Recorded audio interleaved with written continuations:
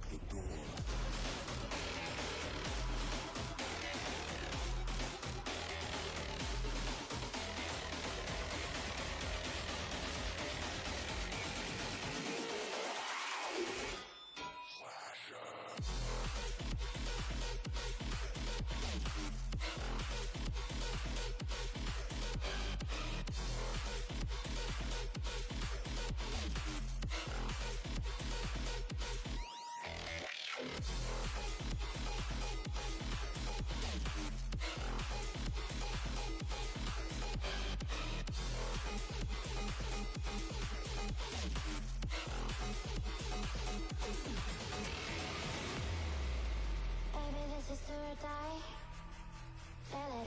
Tonight, emotional suicide. You know it's an eye for eye. I didn't wanna walk the plank. No, but the Mariona, it came like the thunder. I was on my way to going under, swimming in the pain. I was covered in a tidal wave, But I'm a fighter.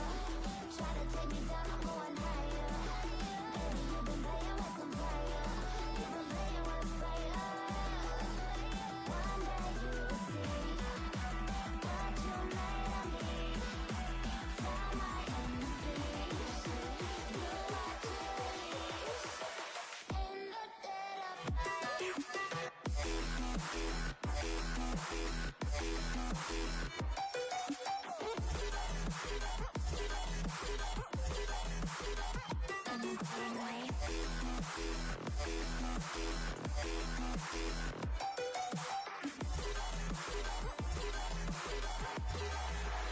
Everyone is scared.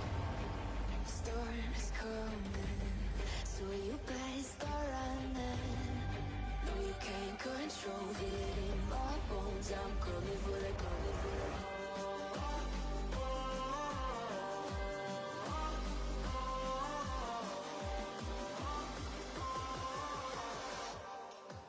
I'm coming for the throne.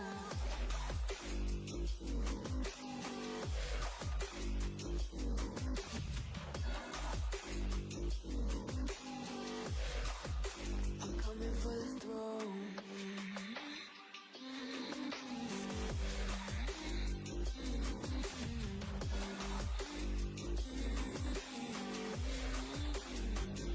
Show you wanna be mine.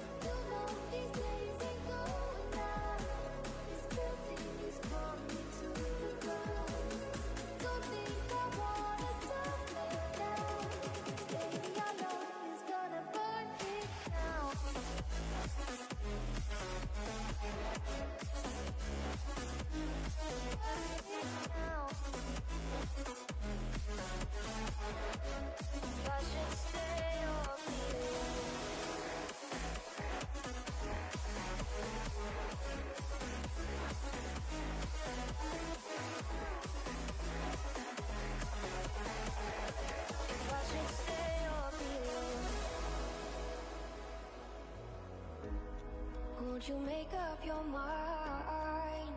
'Cause I'm getting tired of overthinking every move you make. And I can help you decide who you're loving now, and how I'm not quite there somehow. My intuition says to give you up, but my heart can't easily let you go. I try to tell myself this isn't love, but I hate that I never really know if I should stay or be alone.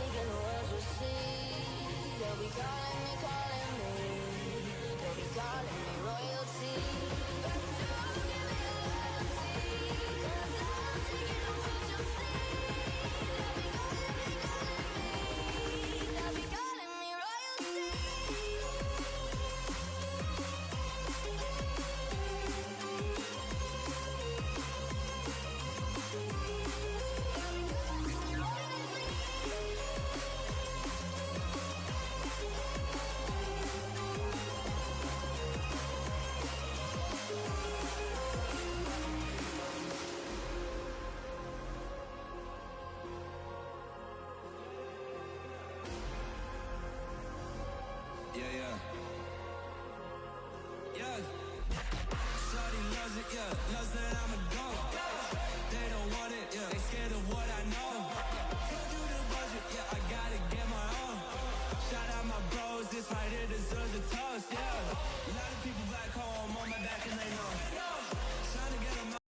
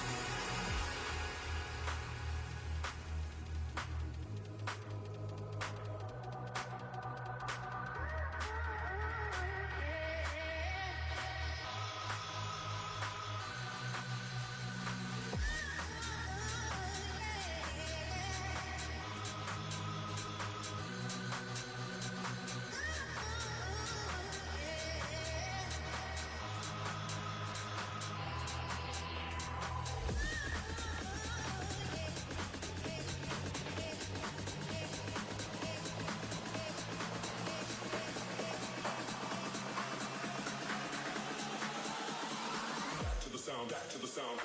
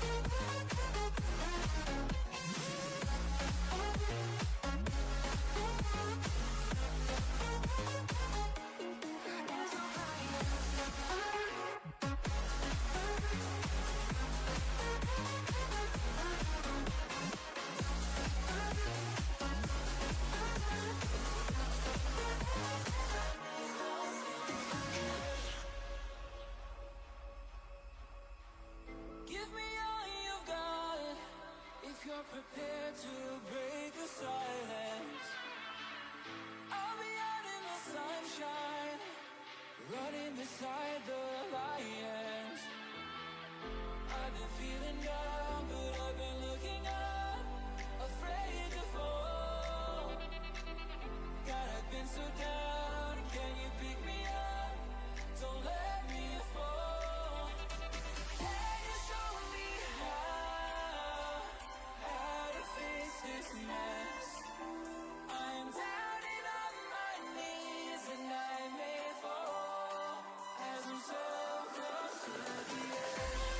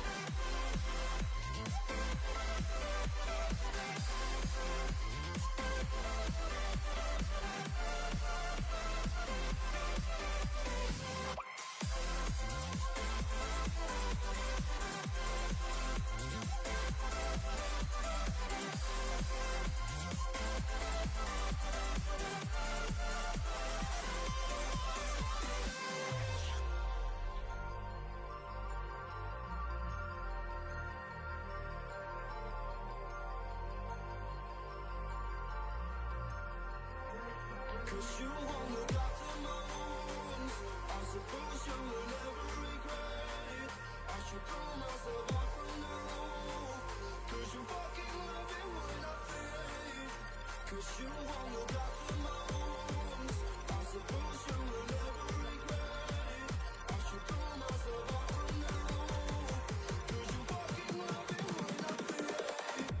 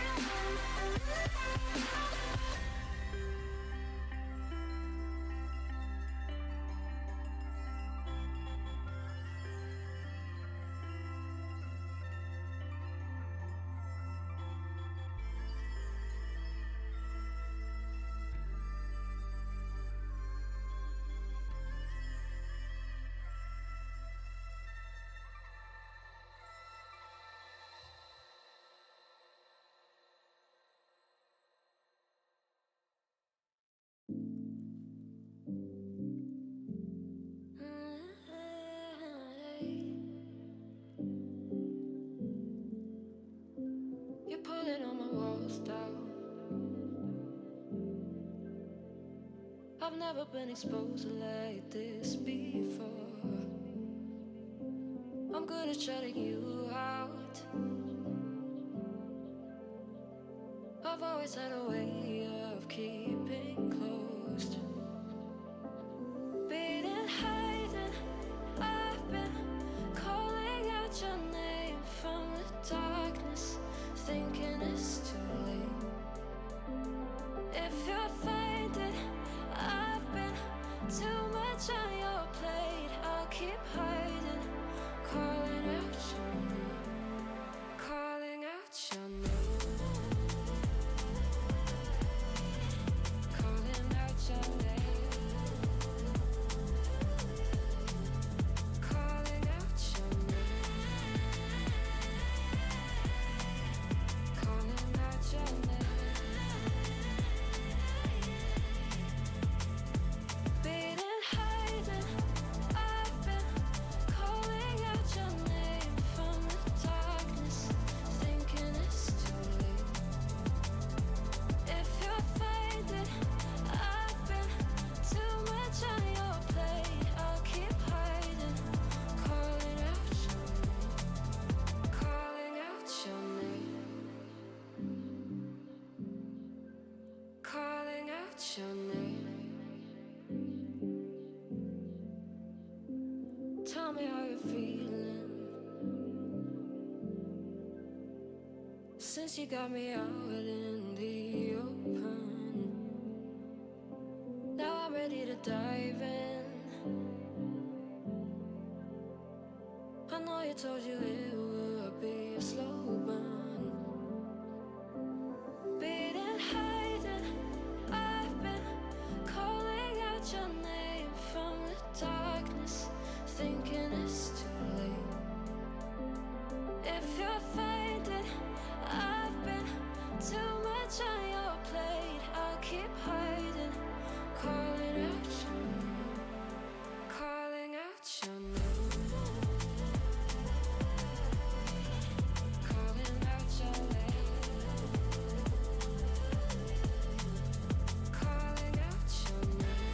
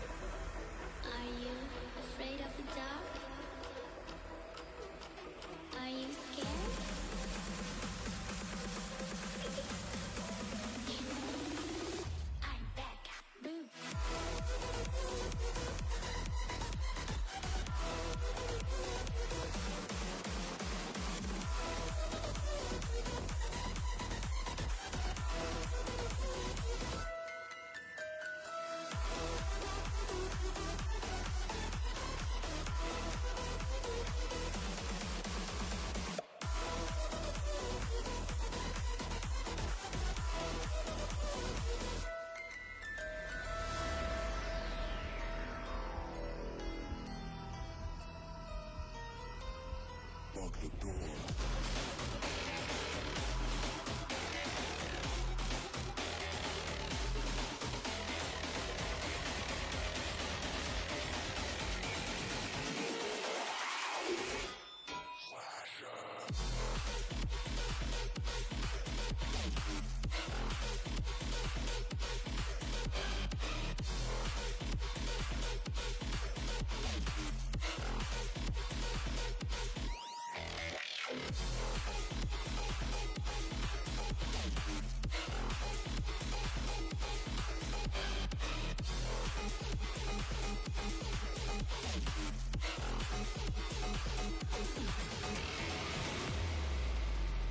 this is do or die. Feel it in my veins tonight. Emotional suicide. You know it's an eye for eye. I didn't wanna walk the plank. No, but the Mariona, it came like the thunder. I was on my way to going under. Swimming in the pain, yeah, I was covered in a tidal wave,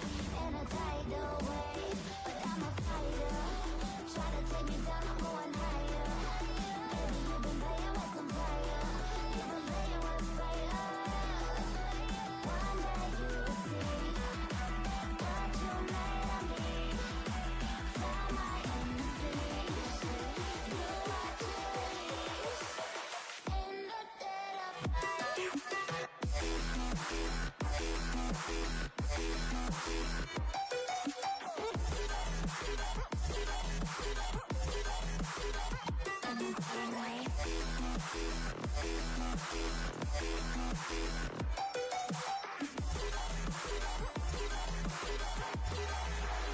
everyone is scared.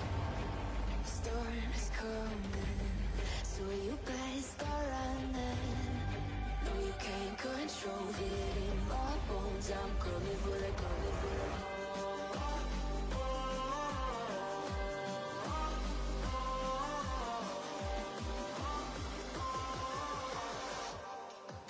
I'm coming for the throne.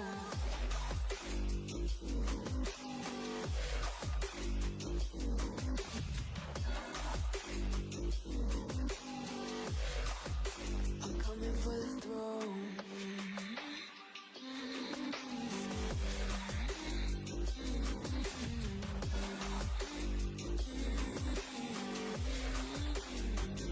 So you wanna be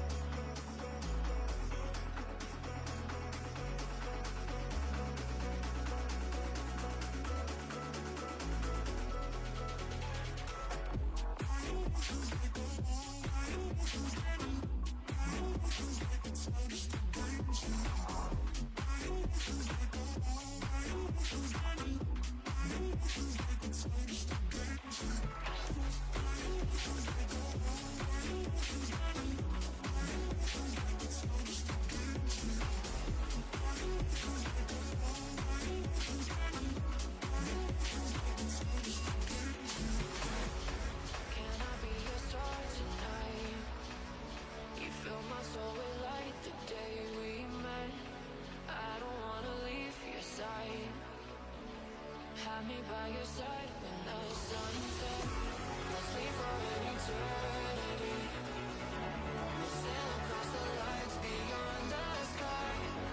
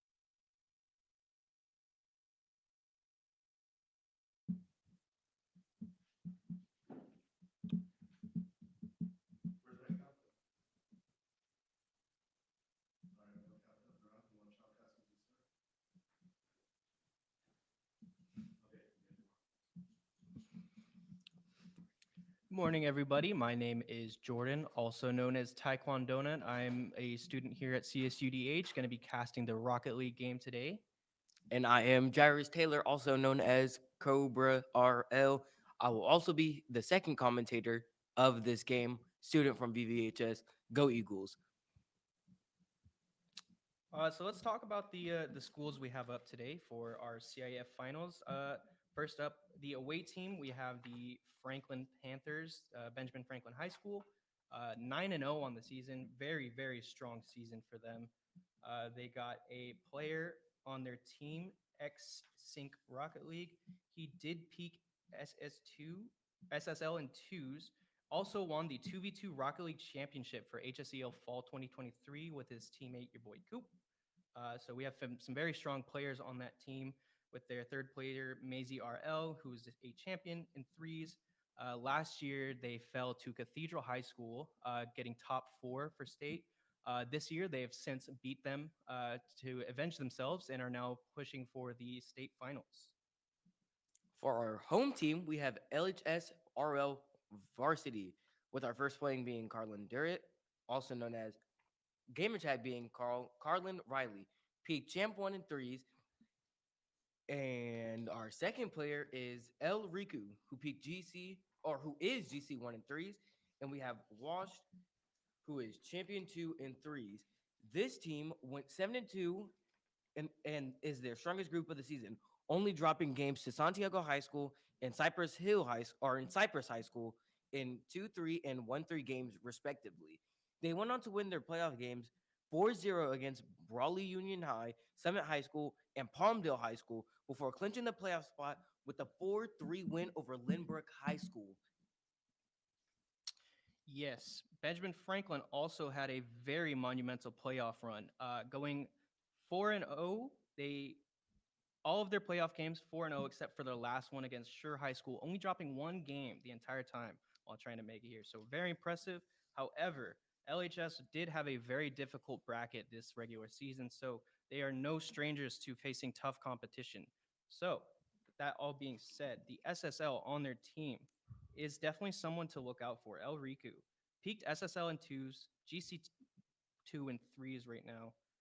It's looking like it's going to be a good game. A lot of high-ranked players out here today. We also have Carlin on the LHS team, is a senior this year. So the last Rocket League season he's going to play. Obviously, he's going to want to close out with a championship. Definitely something he's going to want to shoot for today. And also on LHS, they have El Riku underscore. He is a GC1 in threes, and also is the highest ranked player on LHS. However, do not disregard their lower ranked players, Washed and Carlin Riley, the senior he was just talking. Jordan, my co-host, was just talking about. Washed and Riley are both champion in threes, so do not disregard these low ranked players. They can still pack a punch no matter who they're playing against, which they've proven. Yes, absolutely. Maisie over on the Benjamin Franklin High School team, not as much of a threes player. He is more of a twos player. So it will be interesting to see how he is able to adapt his twos gameplay into the threes. I haven't been able to see any game footage, so I'm excited to see that because I also am a twos player who switched to threes. So I'm wondering if he's gone through the same struggles I have with rotations. It will be very cool to see. And then we also have Washed. As Javier said, he's twos, champ and twos, champ and three still. Pretty good rank. Champ is, not the easiest to get to. He's got a high goals per game average in threes at 2.13, even 1.5 average saves in games. So definitely a force to be reckoned with over on the LHS squad. However, on Franklin, they do have. Oh, we've got the game going on. Awesome. 12 seconds in, we have, looks like LHS is going to be the orange team. And Franklin is our blue team. Good shot there from Hayes, I think. Carlin dribbling the ball, trying to have possession. Pass across field. Shot on net. Nice block, though. Gets past the defender. He goes up, beat again, off the backboard towards the mid. Shot on net. Ooh, barely saved. Nice save. Bad 50 for the blue team. Gonna try and get a clear out. Low on boost, going for it. Bit of a Very clumped in the corner. yes, very bumped in the corner. Maze has all the possession he needs to go for whatever he wants here. Off the Gets ceiling, 50 off good the ceiling. challenge. What a challenge. Still possession of blue though. Ooh, Great shot on net 50. box off to the other side. Being He has no chased boost to down. go for that. I don't think the challenge gets Yeah, beat there by was just one no team. way. Good Good shot by- save. What a save by Wad. Another shot. Ooh, Can't Maisie save is gonna it. get the Maze first already goal of the takes a great game. shot. A minute in. Just immense pressure on the blue side net. I mean, they just couldn't. They were getting boost starved. They didn't have enough to clear it out to get any good shots on net. Not enough for a counterattack. Just great pressure from Benjamin Franklin. And Riley definitely was going to save that. I think he was put in a very awkward position there, trying to save the ball. But now we have blue team with possession, getting 50 in the air. Gets it straight to Riley. Riley gets demoed. Orange team has all the position they need. 2v3 here. Center, both playing high backcourt here, not playing wide defense, surprising to me. But this is all of them. Awkward challenging here. Goes for the shot, but can't. No one playing high backcourt. Great 50 from Orange team here. Very still clumped together, trying to find out where to go for the ball. Still going for the 50. Very awkward right now. He's up in the air, 0 boost left. Gonna go for the pinch. Gonna pass it over to Carlin. Carlin's gonna bump it up in the air. It's gonna get knocked out by the orange team. Another receive by the blue team. Up in the air. Good 50 into the orange side net. It's gonna be off the corner into the middle. Oh, soft clear, but was not able to be punished by Longpop. Shot on net. What I'm seeing here in this game so far is that it's very one-sided in a way of pressure-wise. Yeah, absolutely. Blue Orange team is just getting relentless. heavy right now. With the shot, steal the shot. Oh, so Almost. close. Great pitch. Goes to the net, but can't. Nice Carlin clear gets out. Good 50. Tries to get it out. Passes it straight to the orange. Another shot on net. Playing ones here. The Gets that touch high off the backboard. backboard. Over everybody. Shot. Ooh, Hits the off the crossbar. post. What a save from blue team here. Very close call for the blue team there. Orange putting on a lot of pressure, but it's back in their half now. It's going to get a clear out towards the mid. Touch, but not good. He's a 1v0 in the corner. Can't get the back pass. Going to get a 50 in the corner towards the mid. Blue's going to receive, clear out into the opposite. Chase downs, get the demo with no boost towards mid. It's going to drop it to the teammates. Going to get into the corner. Just straight to orange. Oh, double? No double, unfortunately.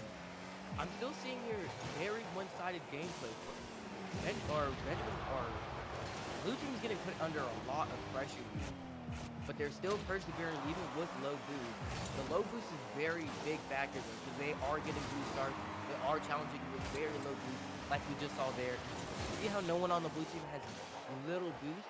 They're still putting up good pressure though, especially with 0 boost.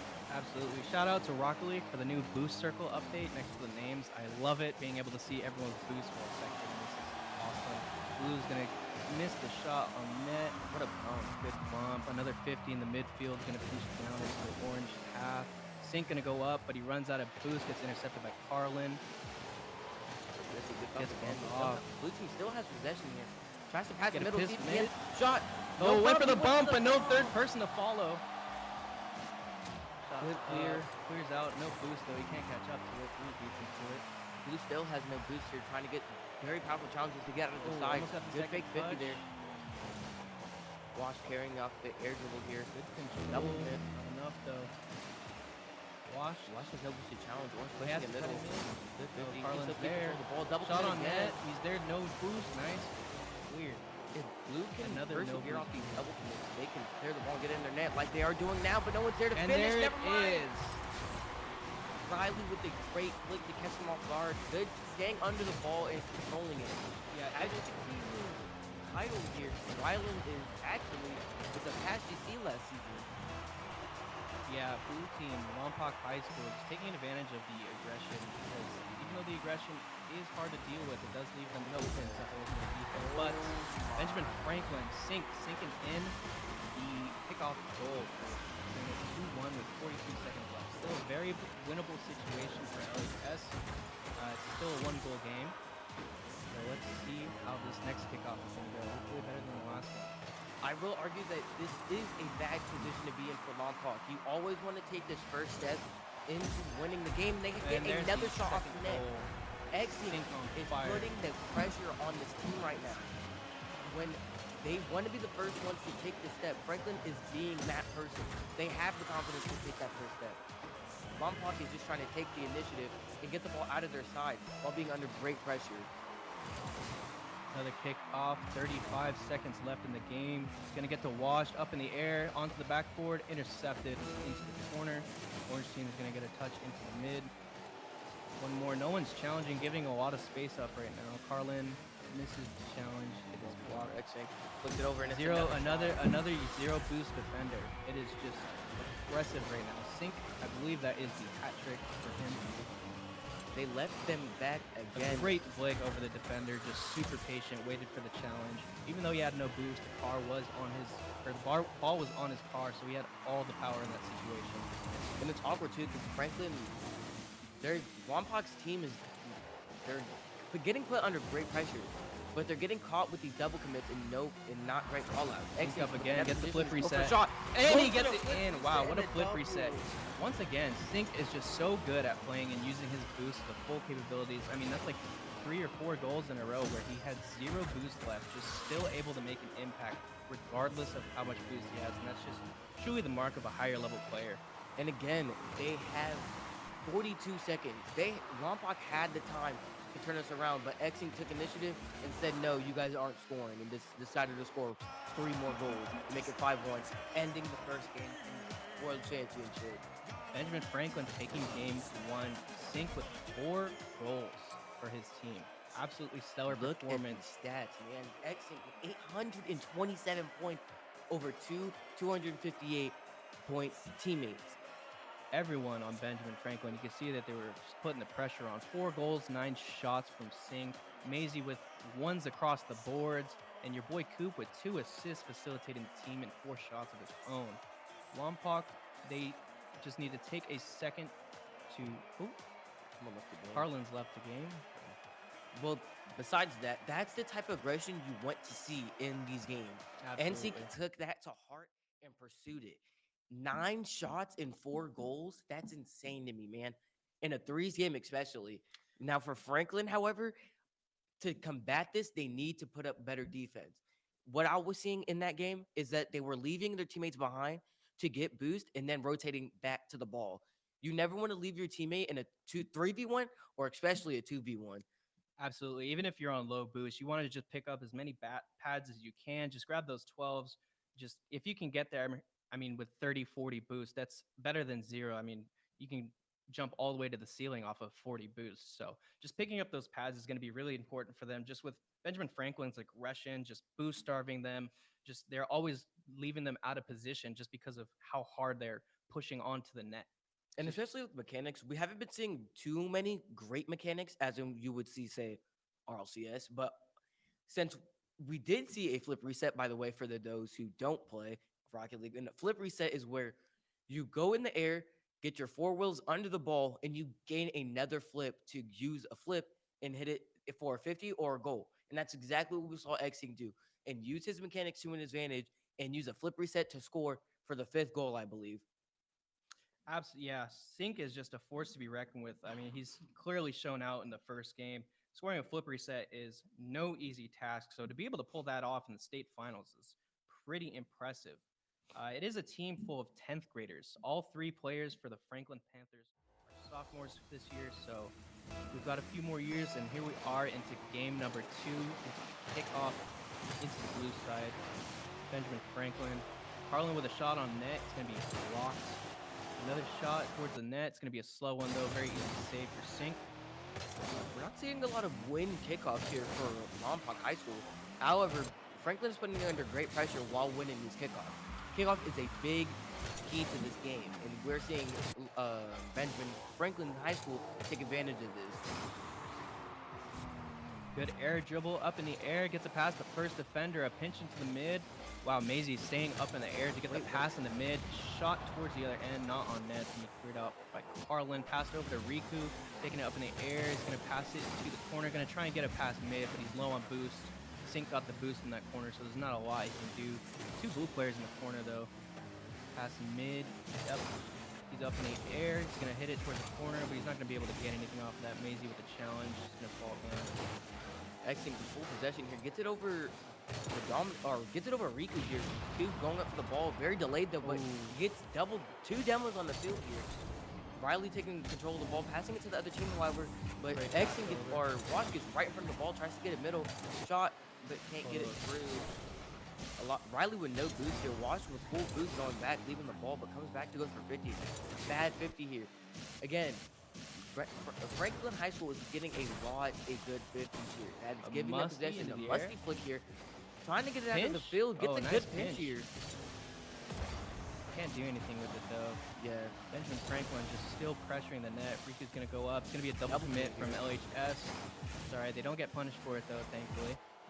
It's weird to see that clear though, what that Riku did, the dominance player. You never want to go for two mechanical shots in the air while you're trying to get it out of your net, because if you mess up, it's consequences. Riku, however, trying to prove me wrong here, goes for the shot, double can't get it though. Just a little high. Another Coop double with a commit. counter Back attack with no onto boost, the blue Wash is net. there though. Wash is there to save it though. Gets demoed in the process. Zero boost. Coop goes for the challenge, doesn't get it. Sync with zero boost, heading back to the net, passing to the mid. A great save from the backboard. What you say from X-Sync there? Don't see those a lot. Gets bumped here. X-Sync with no boost though. Just clears it out, see if he can do anything. Riku with full ball possession here. Gets a good clear. Tries to pinch it down. Another pinch. Really Demo. likes those pinches on the ground there. Demo from Washed here. X-Sync taking full control here, taking his time, but leaves it for his teammate. But no one's Oh, challenging. Riku's there. Good Gets the 50 good from Riku, 50. but still loses it. Sync's gonna X-Sync. go up, see what he can do with it. Gets another Arsenal flip reset. Gets a fake. Oh, fakes the Go for the flip. bump. Gets the Shot. bump. Oh Oh my my God. goodness! Oh my Maisie God. finishing the shot Oh my off of God. Sync. What an incredible display of card control. Gets the flip reset, fakes it, bumps the last zero boost defender, and lets his teammate finish it off. It was absolutely stellar play. from Shout Benjamin out to Franklin. Arsenal for creating and popularizing that Arsenal flip shot. reset. Gets the Arsenal flip reset and uses the fade. It's crazy, man. You don't see those a lot, but he used that Arsenal flip reset to fake his opponent and get the bum. Gets the dunk.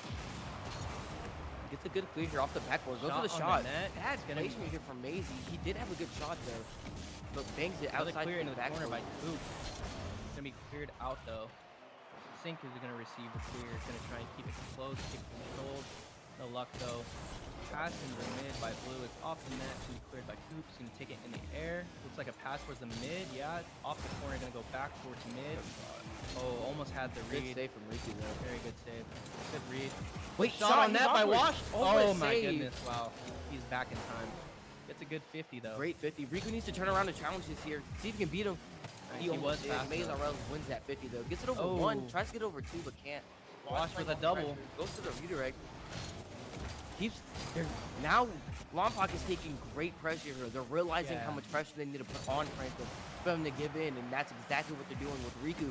Taking the ball over, trying to get it back to their net. Pitches it past one of their players. Gets it over another one. Can someone get the double, but no one's there. Wait, goes for the shot. Good Just shot. off. Carlin up in the air. Ball is falling slow to the net. Back in the corner to Carlin. He's going to stay and get another touch, but it is cleared out. Goes for the redirect. Oh, goes for the another. shot. Oh my What a goodness! Wow, save. a great shot and an even greater save. Carlin's Riley's going to get another there. opportunity, but he's not going to get a good touch. The opponent's getting a good 50. Riku trying to control the ball and get it. Ooh, a nice pinch towards the corner. Awkward Wash 50 at there. Gets zero. a pass to them. Oh, But saved by the blue team saves it teammate. himself. Oh, you hate to see that. Just classic Rocket League. Oh my God, they're all clumped up together. They can't get a shot on net.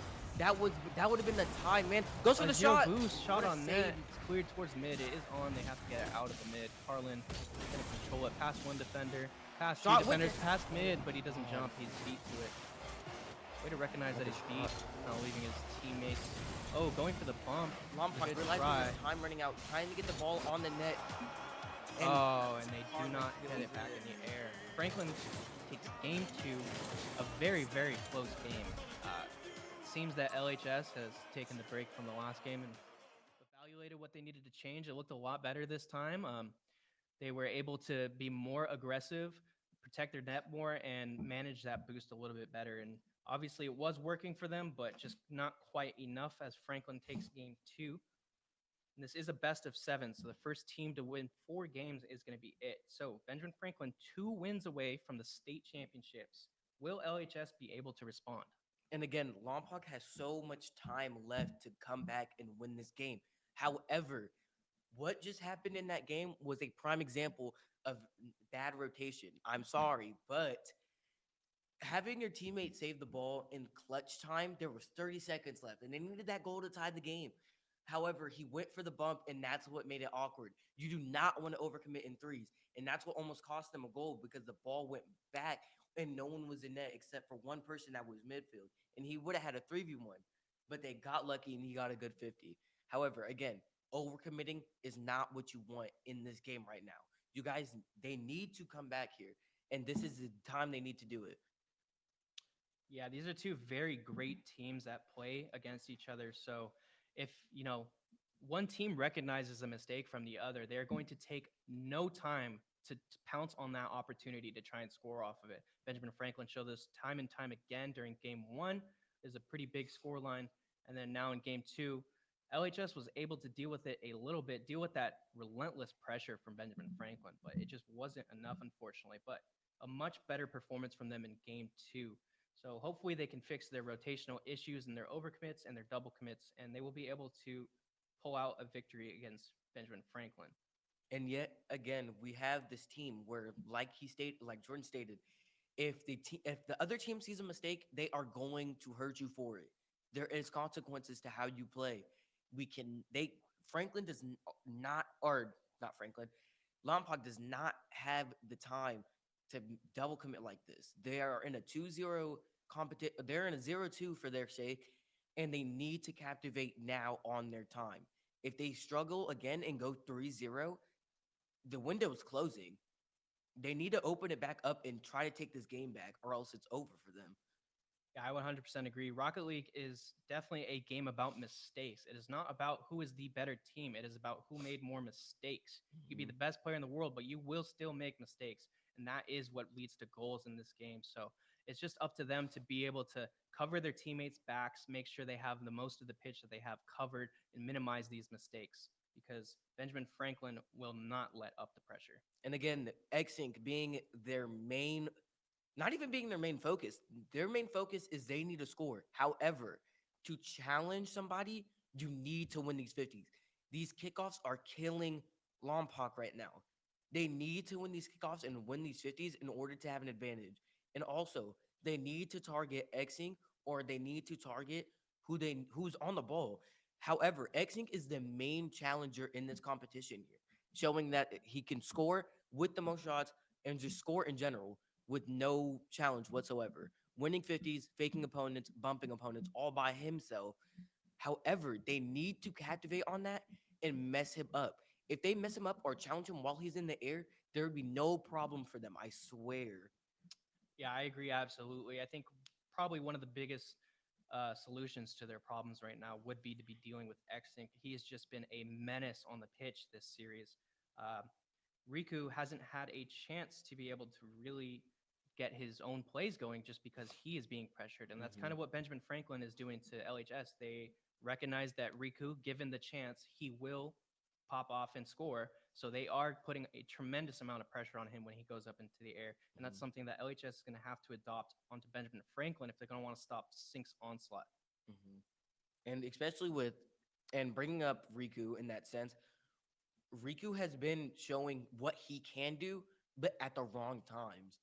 That clear, I'm like, he's doing good. Don't get me wrong. Like, those pinch clears are key to him. Those are getting him, those putting the pressure on Franklin.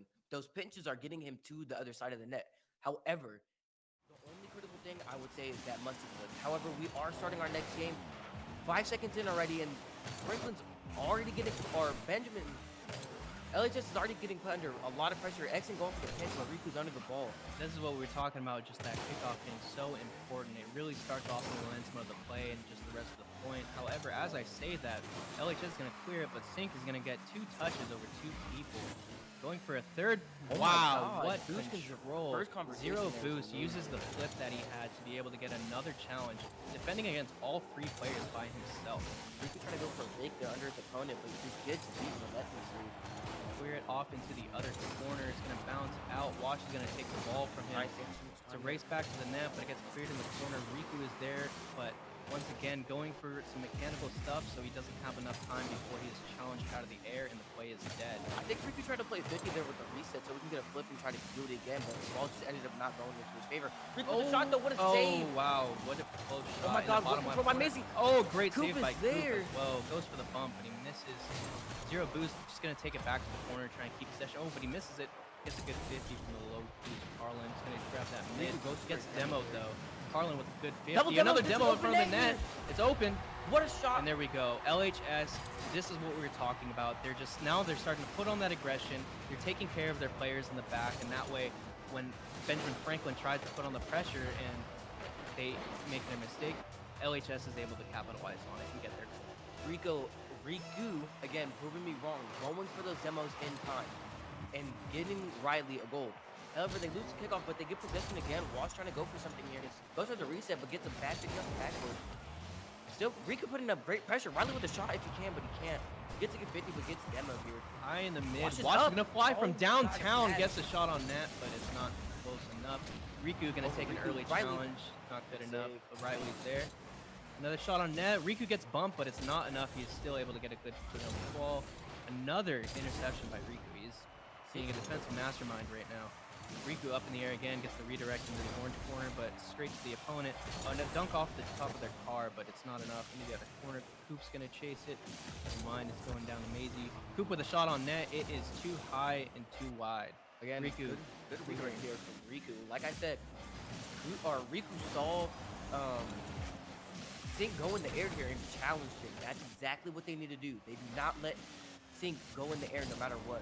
However, they're getting put under a lot of pressure here, but Riku has full ball possession. Gets a bad 50 that's on net kind of, but Riley has to take possession here and just get a good clear. Now it's a 1v3. All of them pushing up actually. Has good control from Coop here, taking it across the field. Goes to the Taking it with 50. a good Riku with 50. the good 50 there. Sink's gonna take it up in the air. Just go into the corner, not much of a threat. Not a lot of scoring opportunities to be had from the corner, so LHS can relax a little bit, seeing him go through Sink. there. But a shot on Great net. placement from Sink there. Sink with another goal for the series. A double commit by LHS once more just leads them too wide open. Carlin trying to find his way back, but it's just not quick enough. They practically gift wrapped that goal. Coop gave him a great pass off the corner there, but no one was there to read the corner ball. Yeah, like I said, mistakes make goals. That double commit was just nail in the coffin on the end of LHS. Benjamin Franklin gonna have pressure in the corner though. It's gonna be cleared out by a Wash. It's gonna be received by Coop. He's gonna take his time with it, grab the boost. Gets demoed, but it's cleared out. Riku's gonna go up in the air. He gets bumped off in the mid. Sink up in the air. He's gonna miss zero boost. Up in the LHS corner, gonna be cleared There's a out rule towards one mid. happening in middle, so it's a 2v2 practically. They're not breaking. Oh it. yeah, rule 1. I can't Those see are the which players resets. those are. But we're now in a 2v2. Both players honoring Shot, the he rule can't get the 1. doozy dish. Love to see it. They're still running here. That's right. I believe that's Riley and Maze stuck in a rule 1 there. Rule 1 is where two players are stuck together and they won't break. He goes for the shot. Sink Exceed goes for the shot. off the rule 1 2v2 does put the goal in. Yeah, And that's the key there. As Franklin, it's a bad Great play. decision to stay in that rule 1. You need all three players to captivate off of that, and Riley just stayed in it and didn't break it, and that's what costed them that goal. you have to respect it a little bit though. Rule 1 being a pretty sick and unspoken rule in Rocket League. So the fact that even in this state finals, they're still honoring the Rocket League Rule 1 is just great to see from the community here. But Sink gonna take it up the wall, gets a shot into the ceiling, gets a flip reset. Ooh, off target though. Could have been a peak in the state finals. Coop clear to mid. Open net, but Bad shot. Going He up can the beat wall. Coop Coop can beat again. Riley here Off the That's backboard. down in the middle, but Sink misunderstood the bounce. miscalculated.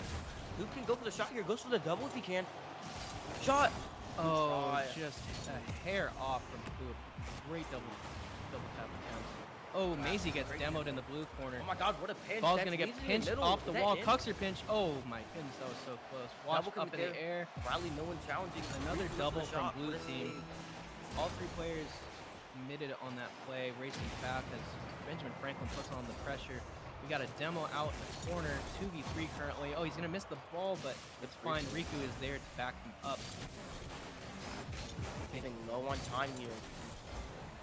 Lompoc needs to score now. They need one more goal to tie up the game and bring it to overtime. It's a 2v1 here, 3v1 here. Washington's gonna keep possession here, try to set it over. Gets a good touch. Benjamin Franklin is best option here is to kill it, but they're Riku gonna with the let flip Riku reset. go up. Riku with the fake, gets Went a for the bump. pinch, gets the double, Pinch but up. it's going towards the 0 wrong way. seconds still, and it's game. And they weren't able to keep the ball in the air. Benjamin Franklin takes game number 3. That Like- was a very great game. Wow. Like I said earlier, if you are Lompoc, you do not want to stay in that Rule 1. And I understand that It's respect to the game. It's been a respect factor ever since the game started. However, in clutch moments like this, you are down 2-0 and it's tie game and you're in a Rule 1 and you want to stay in it. I understand that, like I said earlier, it's a respect factor, but yet again, you do not want to do that in clutch time. I don't care where you're playing. You're in the state world finals, right? You don't want to stay in that Rule 1. You need to break that so you can help your team and win. Yeah, it was an unfortunate situation. I mean, these players, they have been playing just so well.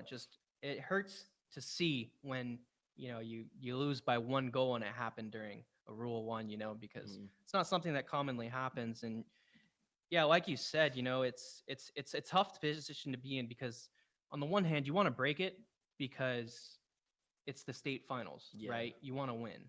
That's the point. That's why we're here. But on the other hand, it is a game, right? We're here having fun, and this is something that people do in the game. And I think it's just all in good fun that they kept the Rule 1. I think it was Yeah. a fun little moment between the two teams, just a little camaraderie, just Yeah. having fun together, because that's really what it's all about. Yeah, but game-wise, Franklin Lompoc just need to up their defense. And again, we start off again with the ball on Lompoc's side with great pressure. Exton going for a double tap here. Can he get it? Wow, What a what shot. an angle. It was on, but it was saved by Carlin. Carlin going to get a shot on net. Looks like it's going to hit. Oh, no. Gets Good touch intercepted. there. Carlin tries to get a little past mid. It's not going to hit. Riku changing his car here. Now Switch in to the Octane. Sticking with the ball here. Gets beat. Tries to go for Sink the going pinch. for it. Gets a good It's shot, kinda but it's open off. here. Carlin with a good save. Coop's going to go receive towards net again, but it's going to get cleared into the opposite corner. Riku going up. Maisie's going to go for the challenge. He's not going to get it. Sink goes for the 50. It's going to be a pop up towards the other side of the net. Carlin's up for it. Ready. Goes for the double. Doesn't get it. Maisie goes for the challenge. Doesn't get it. All in the good there. demo on the orange side. Just going to leave it for the teammate. Good pop up in mid. Another touch playing towards the one, goes for the backboard double for the between double. it. Doesn't get it. Oh, went for the finish. Didn't get it either.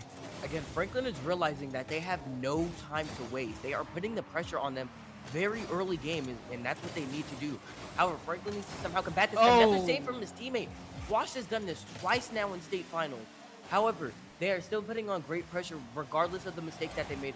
Good shot from him. They still have time though. Somebody could turn around Oh, a and shoot good that. demo. That's open. Carlin's up. It's Riley open. gets It's a bad little- shot though. No Yeah, it's just power, too so they slow. can execute, or Maze can save it.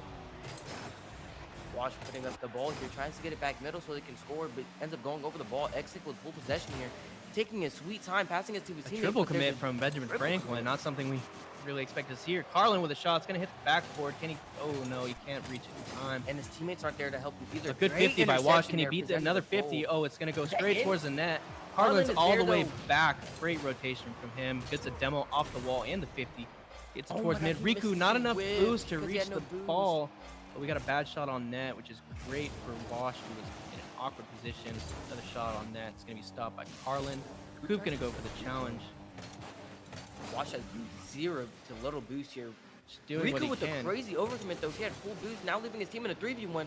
Never mind, they're all back in time. Again, those Shot towards mistakes mid. is not what Carlin we want. awkward right now. Bounce towards mid by Maisie. Wash is gonna get a touch out, but That it's could gonna be a shot stopped. attempt. Backboard. Sink trying to get a finish, but towards the backboard again. Just accuracy is not there currently. Tries to go for the pass, but no one's there to reach him. Riley going for the pre-jump here, gets it. Wow, actually gets the pass mid, jumping from mid. Wash Wash no with a boost. shot.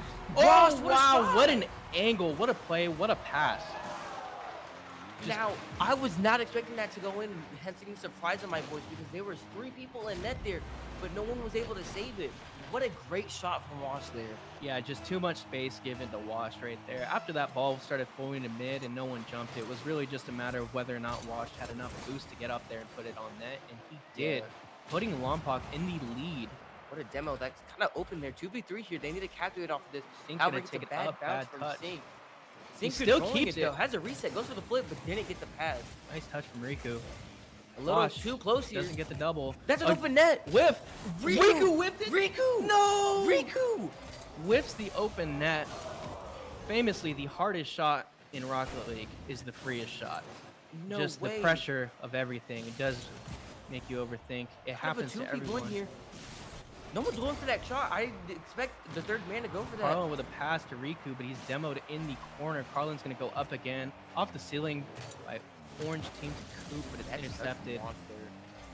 Someone needs to challenge that. I would have challenged that in the air. Xing taking his sweet time, though. It's given too much space, but it's still saved, luckily for LHS. Carlin's going to get a good challenge. Riku's going to go meet the ball up on the sidewall. Goes for a ceiling reset, but he's a Goes little for the bit faster on the ground. ball. Goes for the pinch off the ground. It's going to be taken. It's going to be dribbled across the field. There's that early Great challenge reset that we were pass. asking for by Washed. It's going to be cleared off. Riku jumping up, but he is not fast enough. He is beat out. Carlin with a good pass towards mid. from Riku Riku. with the redirect, Another but it is save. saved. Wow. Benjamin Franklin is just putting on a defensive masterclass right What a now. shot! Oh, but a great What a shot, but it's save. not Riley there. can't get there. Maisie with the momentum, bringing it towards the LHS corner, but it's not enough. Riku gets the touch. He's going to go for the challenge. Doesn't get it. He's going to go for the enemy's corner. Gets it from them. That's going to be pretty good installing them. Now he's low on boost. Carlin going to get a small touch, but it's going to end up in Benjamin Franklin's hands. Gets a good 50 in the air. I'm really glad to see these people are Man, that's it. challenging. Oh, No way. Sink just strolls by and steals the ball from out and under. Look at that. Lompoc, they had the lead that they needed with very little time left. All they needed was good defense, and they would have won this game and took it. However, Franklin High School is great at putting pressure, and now they're winning kickoff with another shot. Go on net with a great redirect, whoever that was. Benjamin Franklin, 1-1. They need one goal to hold them there for the state championships. Your boy Coop with a good touch doesn't get the 50 off of the second touch off the backboard. Excuse me. Sink's gonna try and break it up. No momentum though. He's not gonna be able to take it anywhere. might A go shot on into the backboard, a OT double commit. That's a triple commit. See if they can get a good clear. He misses it, and we're in OT the overtime. finals, bro. What? This is Benjamin not what Franklin. you want to see, or this is exactly what you want to see for Lompoc here. They took him into overtime, and now they're realizing what they need to do. Gets Sink a is good bump. bumped Wash, off, however, with very little But no boost. one's there. A little too 50. far back for the blue corner. Riku Coop's gonna go up with the challenge off the wall. gets keeps faked. it Coop low. gets faked here. Riku taking all the A time he good needs. flick. Goes for the shot. Shot! Hits Oh, the so post. close. Just one goal away. The next goal wins it. That is how overtime works. They will just continuously play until a team scores. So, We're going up for the ball challenge. Very Wash intense. gets bumped here. Sink gets demoed. Oh, a That great leaves the demo by ball Riku. free Leaves it for the Riley. teammate. Riley gets is bad saved. shot, Not a though. good shot on net. Riku Riku can get show a his good mechanical touch. prowess here. Gets a good 50. Back into the corner. Carlin goes up, gets it off the backboard, but is overwashed. Riku gets another touch. A shot on net. Oh, so close. Just barely off of the net. If Franklin can get a good enough 50 right here, they will win this game. If they can get a good enough 50 to where they're all up and they can get it over Benjamin's team, or if they can get over Lompoc's team, it's in the game. It's game. All it takes is Gets it past one the exit. goal. Exit Oh, the great shot! shot! Oh, Oh my my goodness! God, what a a save! save! Riku's gonna get the Rico's for the re-challenge. pass. Get a Shot! good pass! Oh, he missed the No, pass. shot. Oh, unlucky. You hate to see that. Pass it back to Wash. Fast-moving Wash ball. playing ones here. Goes for the shot. What a Oh, save. it's saved and cleared. Franklin putting up great defense here. Insane. for Riku Lompok. gonna Lompok take the almost ball, got sent scored on. towards Riku mid. Putting up great pressure here. Howard Franklin is putting the prowess on them, getting the ball all over the three of them. However, the ball's still on their side. Gets a good pinch to clear them. This is great for Franklin here. If they want to do a full sweep, they get a Great good clear 50. out. Goes for the shot. That's an open net. Oh no! Off way. an open net. No Benjamin way. Franklin take the state finals. No, what? Just hurts to see it that way, and that's that double commit we were talking about. LHS had two players in the corner chasing the ball, leaving the last player just not ready for the shot on net. Unfortunate to see for LHS, and congratulations to Benjamin Franklin for their 4-0 victory in the state finals. An excellent series. Congratulations to both teams. This was not an easy place to get to. It had to be a lot of teams. LHS played amazing. They had a great season, just unfortunately came to an end. Second place, nothing to scoff at, though. Congratulations to both teams and all the players for your accomplishments this season. Yes, you. This was a great game to watch, but I'm going to reflect on that last goal by Mays. Oh my gosh. That is what you call captivating on mistakes. There was nobody in net, and two people just got challenged for double commit, and there's no one in net. And he had a free shot, and that's just great placement, man. Shout out to Franklin's team, man. They put up great offense, great defense. LHS did a great job as well, but they need to fix those mistakes on double committing and defense, man. That's it's insane. Shout out to Franklin for winning state, man. Yeah, Franklin just had an offense that I don't think LHS was prepared for. We did talk about LHS having a tough bracket this season, and while they did face some great teams and had a very tough season and fought their way here, Franklin, the Panthers were just too much for them with their immense pressure. I don't know if Lompoc even won a single kickoff that series. Franklin just had a great kickoff every round. Every time we hopped in a game, it was already in the blue corner or a shot on the blue net. Just insane pressure from Benjamin Franklin and just a stellar performance, Yeah, especially by Sync.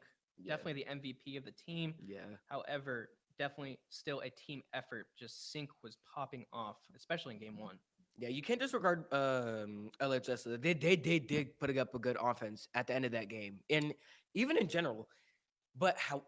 I'm not even going to say however. Franklin or LHS did amazing, especially with that offense. Like towards the end, they picked up on what they needed to fix.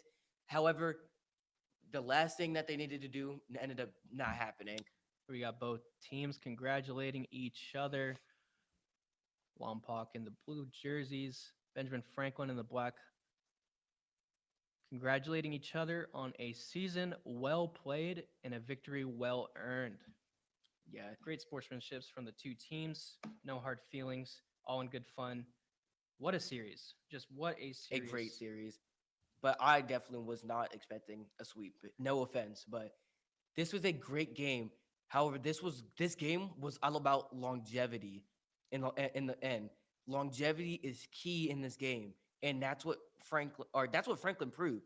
They were able to extend their lead no matter where they were in time. They were down 1-0, I think, in the third game, and they came back two goals without even going into overtime. There was 28 seconds left, and they just came back with two goals. That's longevity, and that's exactly what they needed to win, and that's exactly what they did. Yeah, and we're not taking away from LHS at all. Even though it was a sweep, they were very close games, albeit not the first one. First one, LHS was just warming up, so it's all good.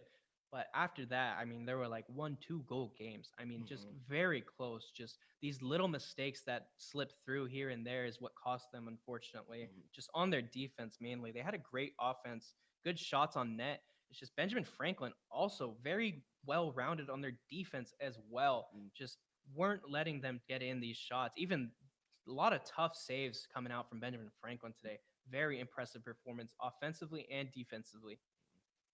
Yeah, this game proves how tedious mistakes can be in this game. If you genuinely make a mistake, you will get punished. Like even if you don't, you realize that you made a mistake and you need to fix it. Franklin saw their mistakes, or not Franklin, LHS saw their mistakes and fixed it kind of, but in the end, it cursed them. It messed them up and caused them to win one game in state. Yeah, that's Benjamin Franklin forcing LHS to adapt on the fly just to their super aggressive play style. I just don't think they had enough time to be able to really pin down and learn how to beat this team. They put up an excellent fight, though, I will say. LHS, congratulations. Benjamin Franklin, congratulations.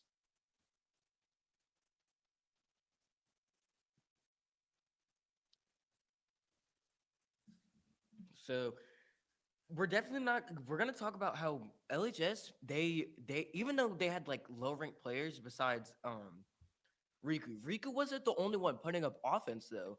I think that's something definitely to highlight. Riku, even though being the highest rank out of his team, was not the only one putting up the offense. Riley was especially putting up great offense, and especially Wash. Wash was taking the initiative and even got that one high shot goal off the ceiling, or practically off the ceiling. That shows you don't. It doesn't matter what rank you are, you can still score.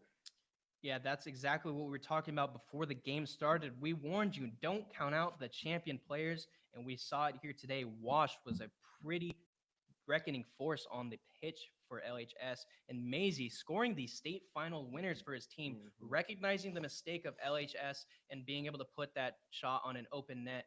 That's just good game sense, you know. And he's a champ, but he's at that level to recognize these mistakes and take advantage of when he has scoring opportunities. Washed, he was great on defense and he was great on offense. Great mechanics. Even though he's only champ in threes, he's still a GC2s player. So, like we said, you know, great player. Just shout out to the champion players holding it down, being an inspiration for the rest of us. Absolutely incredible. And we have Sync, you know, just putting his mechanics on display today. Yeah. Scored that great flip reset goal. That's just great car control. You know, flip resets are kind of what sets apart high level players and low level players, I would like to think. So, you know, being able to use that flip, it's really just that flip just gives you so much mind games like potential, you know? I mean, once you have the flip, you're threatening constantly every second you're near that ball. I have a shot on net. And it's up to them to either make the first move and you just flip right over them, or they don't, and then you have a free net. It is a very, very tough thing to defend against. So it's no wonder that shot made it in. I'm not sure how used to LHS is to seeing this. I'm sure Riku is used to seeing flip resets in his games. But like we said, Carlin as well played an amazing game. Unfortunately, didn't get his state championship.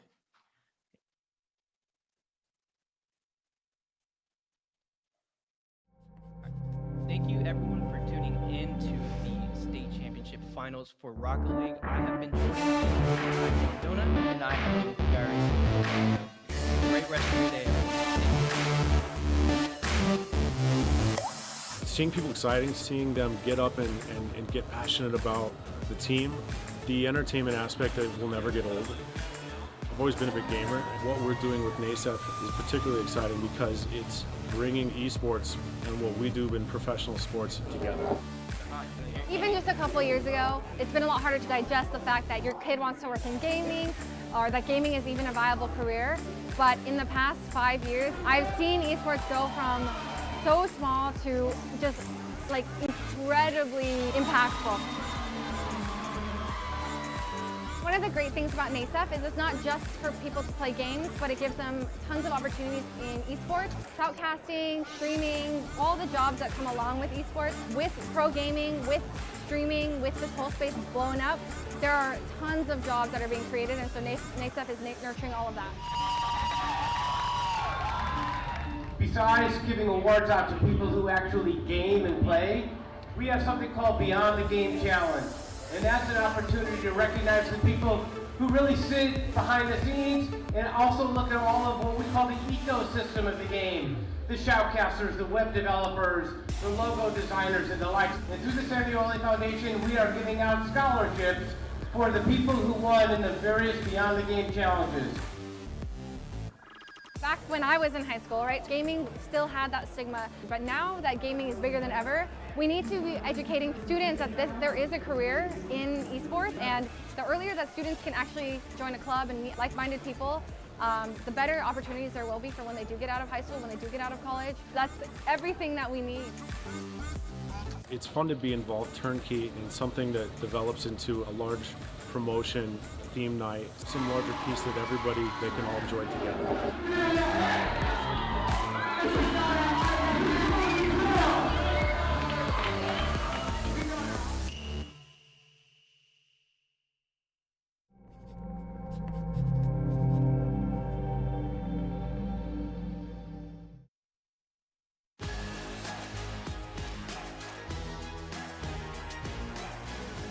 High school sports are one of the things that make living in California so great. But sometimes the behavior in the stands can overshadow our achievements on the field. I love it when my parents show up for me. But being booed for missing a play could be crushing.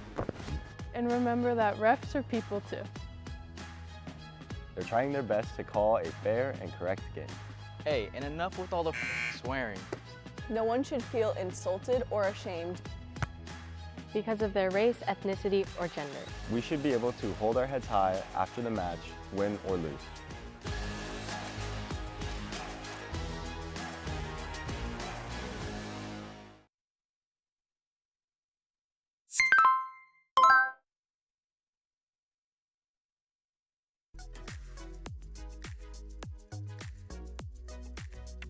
My biggest success has been just how much we've grown our esports conference. The biggest success has been running the Rocket League team that James Wood set up. The successes that we've had this school year have included fielding a Rocket League team and building a Minecraft Rube Goldberg team. Got the green light for the BTEC Esports to be launched in the UK. Successes have definitely been the Rocket League that we're playing in and just getting more students involved throughout the whole western region of the United States. Our school actually embraced esports this first semester, right? Because traditional sports aren't even an option right now. I finally got an approval to create an esports program in several different levels of correctional facilities for kids. That we now have around 40 educators related to us. We are working really hard to get the tournaments and the courses. And right now I developed the outline for the final course, so I'm really proud of that.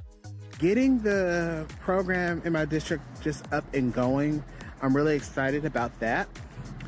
And just really discovering how very supportive the teachers have been in this process.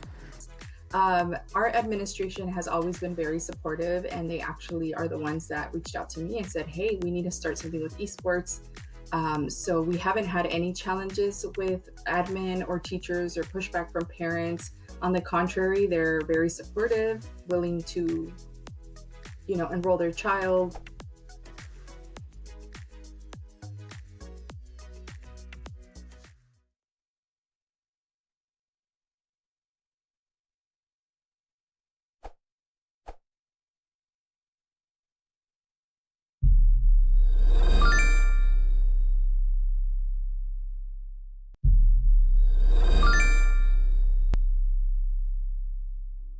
This is clearly one of the biggest, if not the biggest, growing entertainment industry in the world. And esports is at the forefront of taking this medium of video games and bringing it into the sports entertainment sphere. So not all people were going to play football or basketball. Esports gives them an avenue to be part of a team, grow together as a community. Esports crosses all boundaries, where a lot of other sports really can't say that occurs. You have to be, either physically gifted or the case is. Yes, you need to be gifted in this stuff too, but at the same point, the opportunities provided, it's not just for a limited crowd. NASEF really impresses me in that this is an organization that's really doing what needs to be done in esports right now, which is not just looking at the industry as it is, but looking at the industry as it could be and hopefully will be someday, in terms of empowering these schools to empower young people to find careers. Because we live in a world right now where it's the internet age. In a certain sense, you kind of have to make your own career, and esports is one of the best places to do that. Everyone that plays within the sport learns to communicate and solve problems that are happening within the team and between each other. That's something that could be used in any aspect of the esports field, could be used in any field, really. I mean, all it takes is a couple Google searches and you will see what everyone else says, that esports is huge, it's growing even more than that, and it's definitely not going anywhere.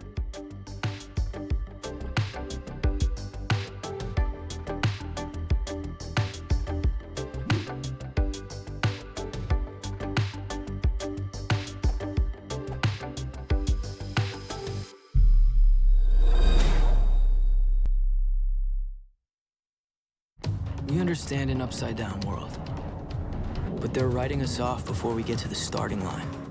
A stalled generation? Who do you think is gonna fix all this? We will, because our future is the future. So we're going to build bridges and hospitals in a day, and feed those left in the cold. We're going to do all this and more, because we have an appointment with destiny.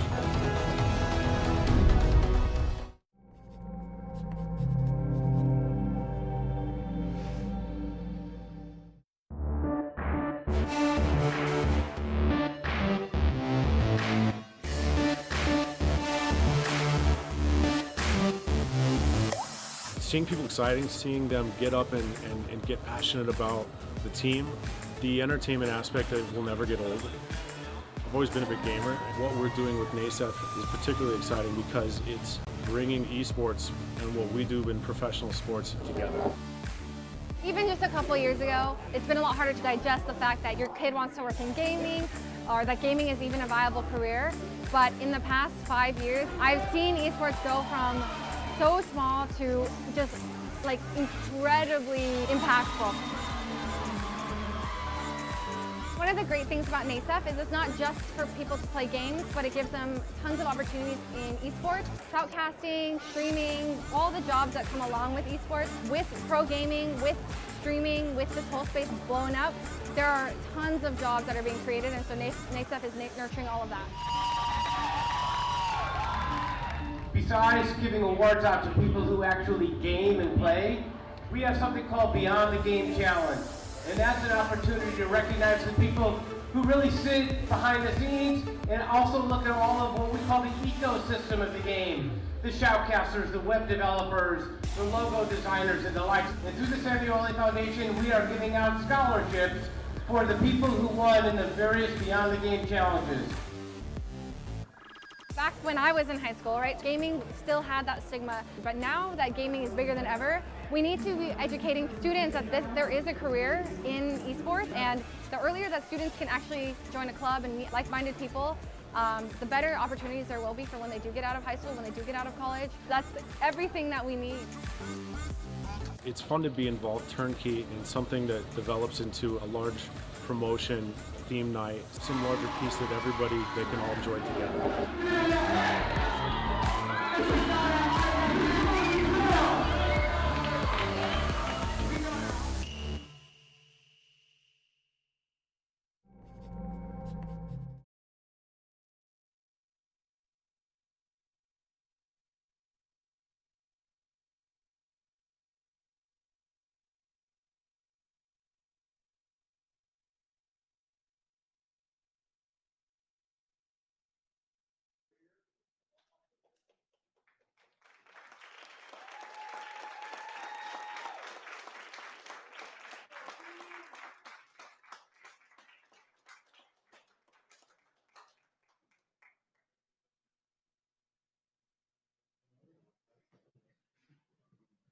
Test. Perfect.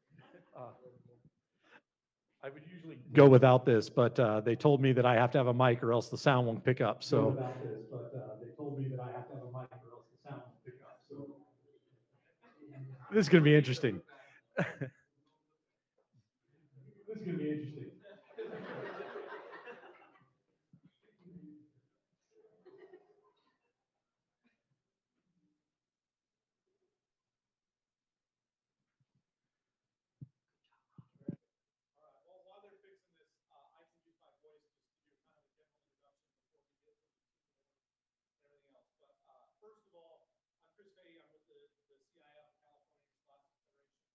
We are so excited to be here today, having our first in-person championship.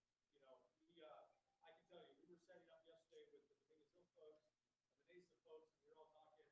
And honestly, I didn't know if 5 people would show up to watch, or nobody would show up to watch, or 1 million people would show up to watch. And at the end of the day, the most important thing was having the 2 teams talk to each other, being able to shake hands, and playing together. That was the win, you know, and I think the experience they had in the lab was unbelievable. And I walked in right before the very, very first goal of the live in-person championship happened. And it was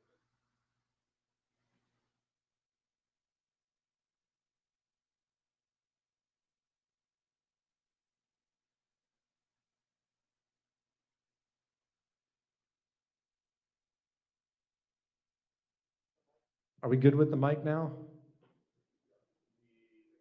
Are we good with the mic now? No.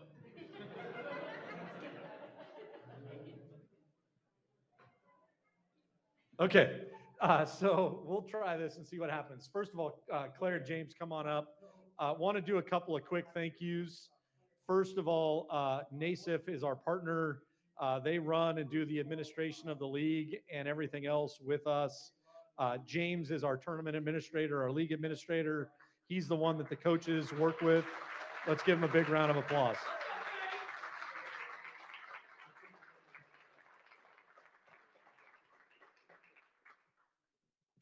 And then Playverse is powered by, does the technology side behind, want to thank them as well. And then up on the stage and helping us with our awards presentation is the California Army National Guard, our presenting partner. So we want to thank them for their help to be here. And then lastly, we started looking at where we could host this and look around. And I will tell you, Kevin and Bill, sorry, from Dominguez Hills, we couldn't have asked for more. You guys all saw the lab, the parents, when you saw it and went in. It's incredible. The experience for the kids to see the lab was incredible.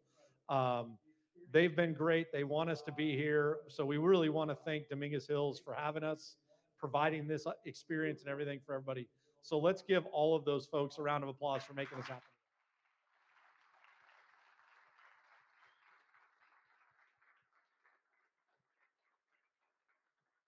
And then before we get to the trophy presentations, again, you know, we had, James, 90-ish Rocket League teams, 109, 32 teams qualified, and the 2 teams in front of you today made it. That's quite an accomplishment. People don't understand, the state of California, we had about 260-ish schools total playing esports. Our total membership is 1,600, but if you take the 200-ish that are playing esports, that's bigger than almost every other state association across the country, other than maybe Texas, Ohio, Pennsylvania. So being here alone is quite an accomplishment. I mean, this is like winning, you know, being here is unbelievable, but it's about 5 times bigger than being at a state championship in any other state in the United States. So let's give both Lompoc and Franklin High School a huge round of applause for being here.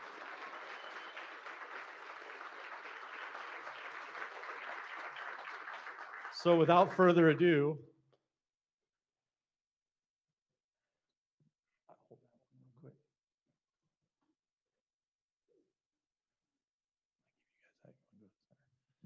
So with that, we're going to present the 2024 runner-up Rocket League plaque to Lompoc High School.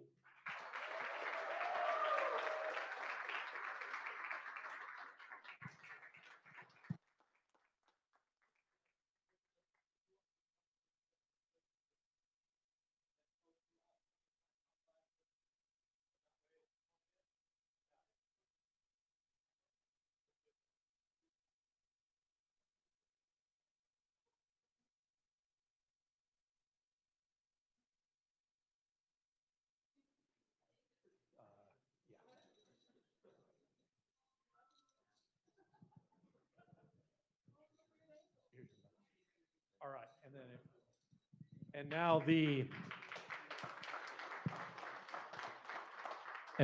2024 CIF Esports Initiative Rocket League State Champions, Benjamin Franklin High School.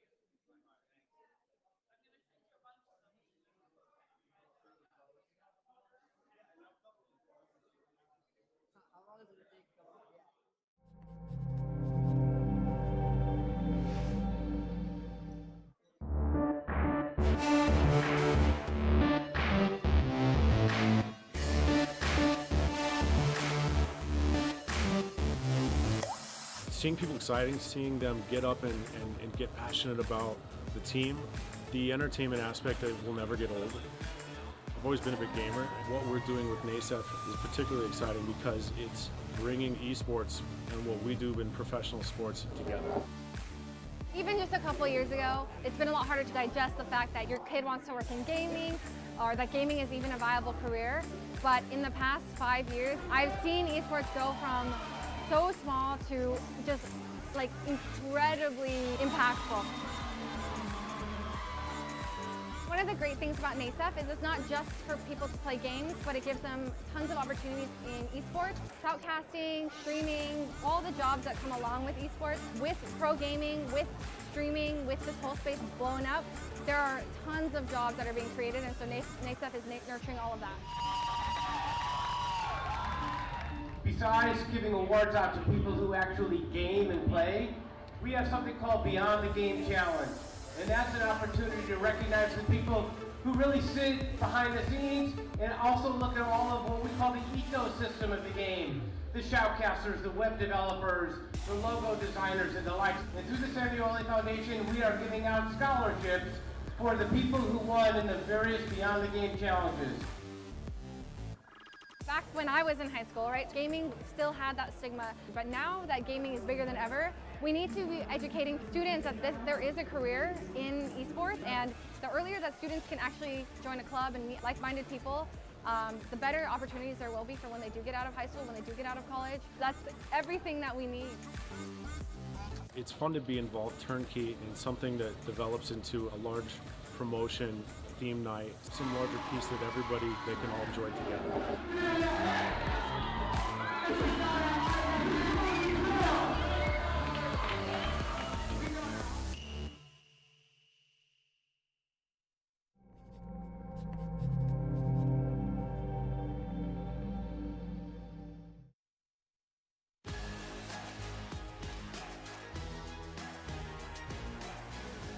High school sports are one of the things that make living in California so great. But sometimes the behavior in the stands can overshadow our achievements on the field. I love it when my parents show up for me. But being booed for missing a play can be crushing. And remember that refs are people too. They're trying their best to call a fair and correct game. Hey, and enough with all the swearing. No one should feel insulted or ashamed because of their race, ethnicity, or gender. We should be able to hold our heads high after the match, win or lose.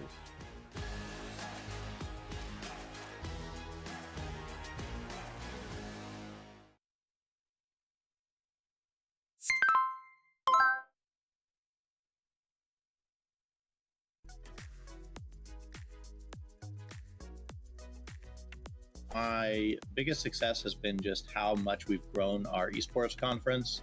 The biggest success has been running the Rocket League team that James Wood set up. The successes that we've had this school year have included fielding a Rocket League team and building a Minecraft Rube Goldberg team. It's got the green light for the BTEC Esports to be launched in the UK. Successes have definitely been the Rocket League that we're playing in and just getting more students involved throughout the whole western region of the United States. Our school actually embraced esports this first semester, right? Because traditional sports aren't even an option right now.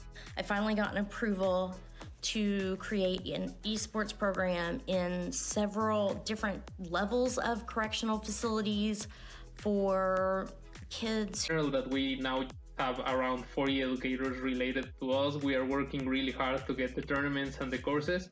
And right now I developed the outline for the final course, so I'm really proud of that. Getting the program in my district just up and going, I'm really excited about that. And just really discovering how very supportive the teachers have been in this process. Our administration has always been very supportive, and they actually are the ones that reached out to me and said, hey, we need to start something with esports. So we haven't had any challenges with admin or teachers or pushback from parents. On the contrary, they're very supportive, willing to, enroll their child.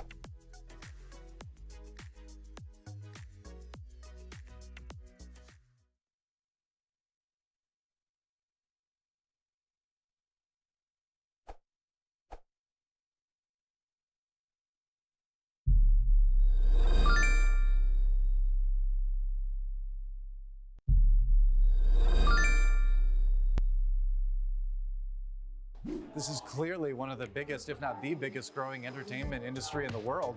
And esports is at the forefront of taking this medium of video games and bringing it into the sports entertainment sphere. So not all people were going to play football or basketball. Esports gives them an avenue to be part of a team, grow together as a community. Esports crosses all boundaries, where a lot of other sports really can't say that that occurs. You have to be, either physically gifted, or the case is. Yes, you need to be gifted in this stuff too, but at the same point, the opportunities provided, it's not just for a limited crowd. NASEF really impresses me in that this is an organization that's really doing what needs to be done in esports right now, which is not just looking at the industry as it is, but looking at the industry as it could be and hopefully will be someday, in terms of empowering these schools to empower young people to find careers. Because we live in a world right now where it's the internet age. In a certain sense, you kind of have to make your own career, and esports is one of the best places to do that. Everyone that plays within the sport learns to communicate and solve problems that are happening within the team and between each other. That's something that could be used in any aspect of the esports field, could be used in any field, really. I mean, all it takes is a couple Google searches and you will see what everyone else says, that esports is huge, it's growing even more than that, and it's definitely not going anywhere.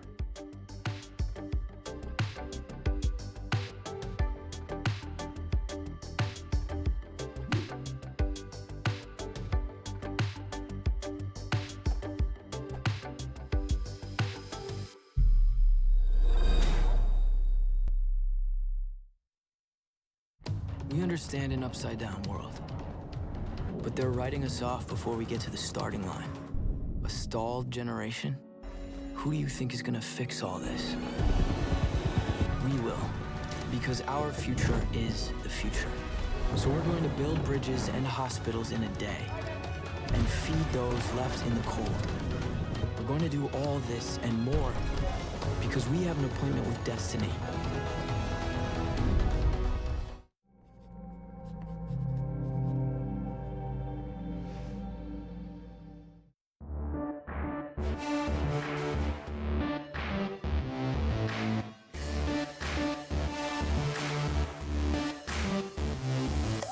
Seeing people exciting, seeing them get up and get passionate about the team, the entertainment aspect that will never get old.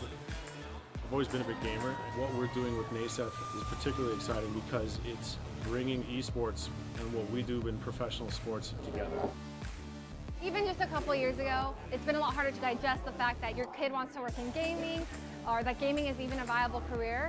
But in the past 5 years, I've seen esports go from so small to just like incredibly impactful. One of the great things about NASEF is it's not just for people to play games, but it gives them tons of opportunities in esports, shoutcasting, streaming, all the jobs that come along with esports. With pro gaming, with streaming, with this whole space blowing up, there are tons of jobs that are being created, and so NASEF is nurturing all of that. Besides giving awards out to people who actually game and play, we have something called Beyond the Game Challenge. And that's an opportunity to recognize the people who really sit behind the scenes and also look at all of what we call the ecosystem of the game. The shoutcasters, the web developers, the logo designers, and the likes. And through the Samuel L. Foundation, we are giving out scholarships for the people who won in the various Beyond the Game challenges. Back when I was in high school, right, gaming still had that stigma, but now that gaming is bigger than ever, we need to be educating students that there is a career in esports, and the earlier that students can actually join a club and meet like-minded people, the better opportunities there will be for when they do get out of high school, when they do get out of college. That's everything that we need. It's fun to be involved turnkey in something that develops into a large promotion, theme night, some larger piece that everybody, they can all enjoy together.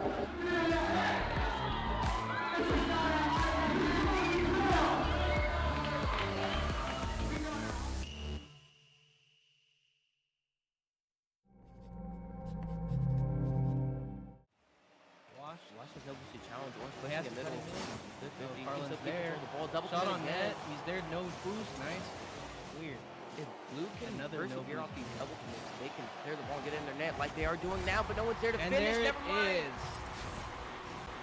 Riley with a great flick to catch them off guard. Good staying under the ball and controlling it. Yeah, as you can see in the title here, Ryland is actually with a past GC last season. Yeah, blue team, Lompoc High School, just taking advantage of the aggression. So let's see how this next kickoff is going to go. Hopefully better than the last one. I will argue that this is a bad position to be in for Lompoc. You always want to take this first step into winning the game. They can get another shot off the net. Exing is putting the pressure on this team right now. When they want to be the first ones to take the step, Franklin is Lompoc is just trying to take the initiative and get the ball out of their side while being under great pressure. Another kick off, 35 seconds left in the game. It's going to get to Wash up in the air, onto the backboard, intercepted into the corner. Orange team is going to get a touch into the mid. One more. No one's challenging, giving a lot of space up right now. Carlin misses the challenge. It is blocked. Flipped it over and it's another zero boost defender. It is just aggressive right now. Sink, I believe that is the hat trick for him.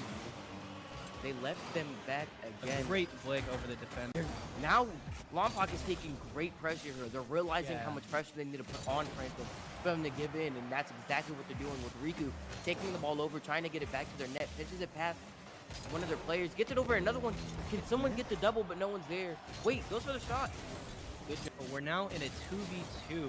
Both players honoring the rule 1. Love to see it. They're still running here. That's right. I believe that's Riley and Maze stuck in a rule 1 there. Rule 1 is where two players are stuck together and they won't break it. Goes for the shot. Sink. Goes for the shot. Off the rule 1 2v2 does put the goal in. Yeah. And that's the key there. As Franklin, it's a bad Sink's gonna go up, see what he can do with it. Gets another Marshall flip reset. Gets a fake. Oh, fakes the flip. Bump. Gets the Shot. bump. Oh my goodness! Oh Maisie finishing the shot off of Sink. What an incredible display of card control. Gets the flip reset, fakes it, bumps the last zero boost defender, lets his teammate finish. Pass off the corner there, but no one was there to read the 50 there. Sink's gonna take it up in the air. Just go into the corner, not much of a threat. Not a lot of scoring opportunities to be had from the corner, so LHS can relax a little bit, seeing him go towards there. But a shot on Great net. placement from Sink there. Sink with another goal for the series. A double commit by LHS once more just leads them too wide open. Carlin trying to find his way back, but it's just not quick. For the ball still on their side, gets a good pinch to clear them. This is great for Franklin here. If they want to do a full sweep, they get a good clear out. Shot. That's an open net! Oh no! Off way. an open net. No. Benjamin Franklin take the state finals. No, what? Just hurts to see it that way, and just accuracy is not there currently. Tries to go for the pass, but no one's there to reach him. Riley going for the pre-jump here, gets it. Wow, actually gets the pass mid, jumping from mid. Wash with a shot. Oh wow, what an angle! What a play! What a pass! Now, I was not expecting that to go in, hence a surprise on my voice, because there was 3 people in net there. Fudge gonna go for the challenge, doesn't get it. Gonna go for the enemy's corner, gets it from them. That's gonna be pretty good in stalling them. Now he's low on boost. Carlin gonna get a small touch, but it's gonna end up in Benjamin Franklin's hands. Gets a good 50 in the air. I'm really glad to see these people are...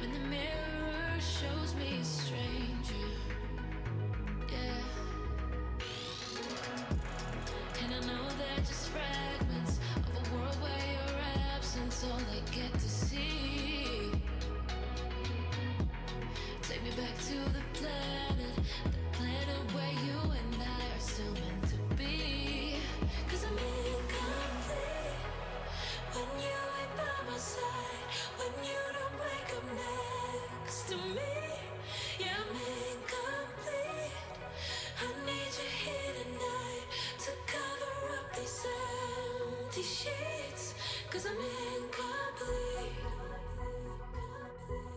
Yeah, I'm incomplete. Hey, 'cause I'm incomplete. I need you here tonight to cover up these empty sheets, 'cause I'm incomplete.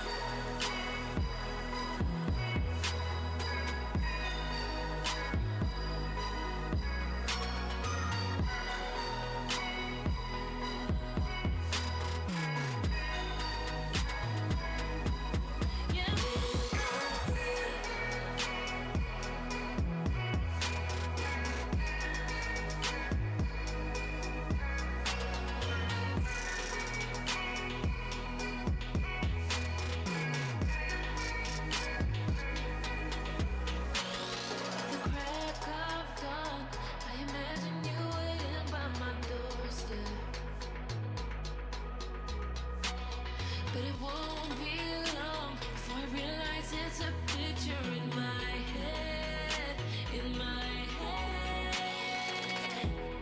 And I know they're just fragments of a world where your absence all I get to see.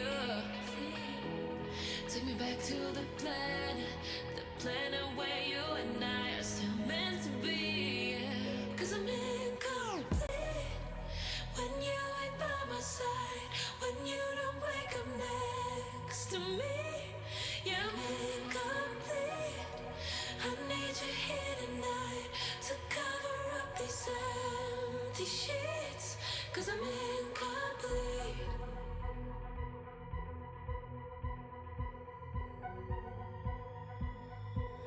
Cause I'm incomplete. I need you here tonight to cover up these empty sheets, 'cause I'm incomplete.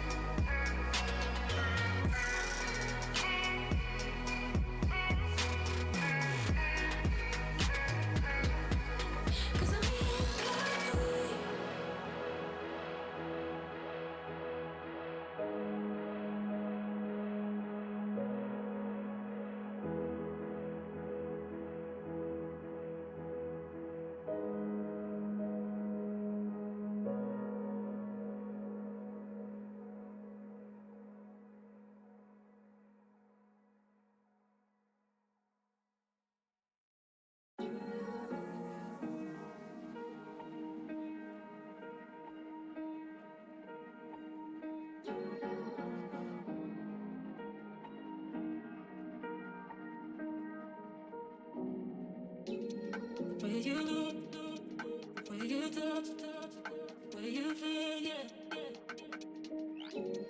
Where you look, where you touch, where you feel, yeah. Can we talk about me and you? Can we talk about the truth? I wanna know, I wanna know. Can we talk about me and you? Can we talk about me and you? Can we talk about the truth? I wanna know, I wanna know. Can we talk about me and you?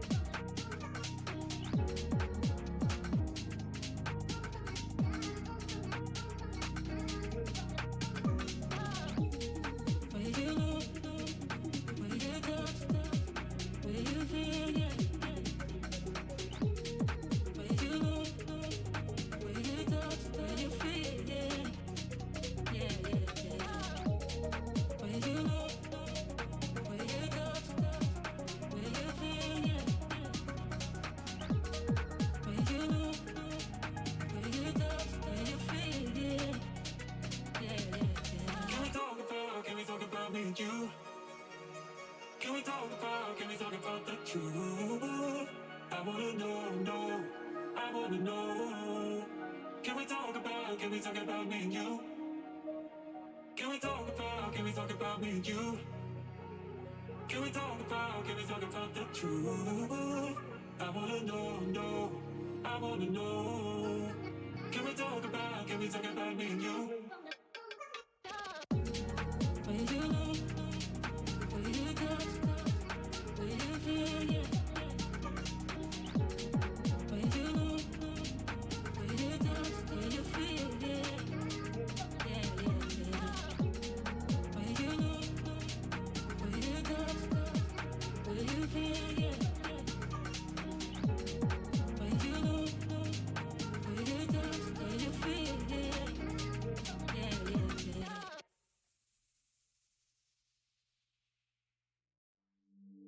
Bear with me, don't gotta worry for the both of us. Put you in the driver's seat, don't gotta hurry and I need love.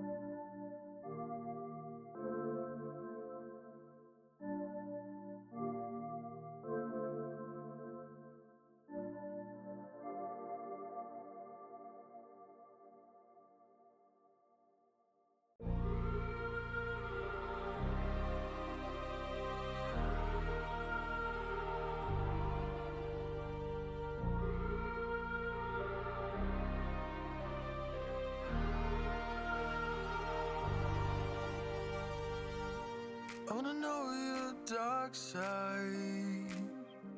I wanna know your secrets. I wanna be your lifeline.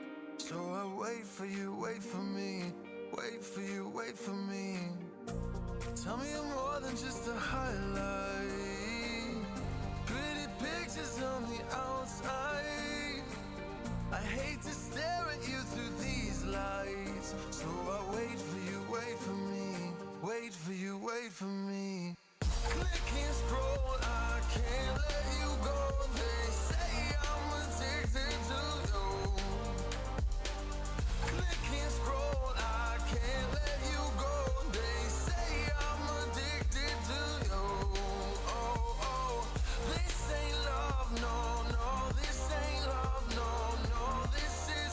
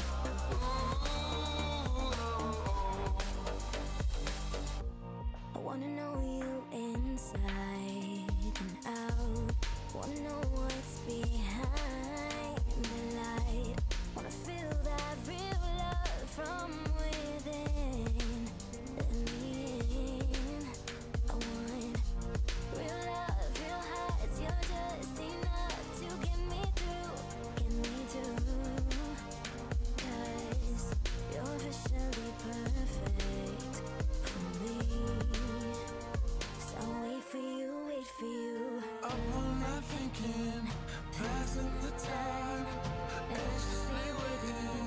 You're on my mind, losing and winning. Can't get it right.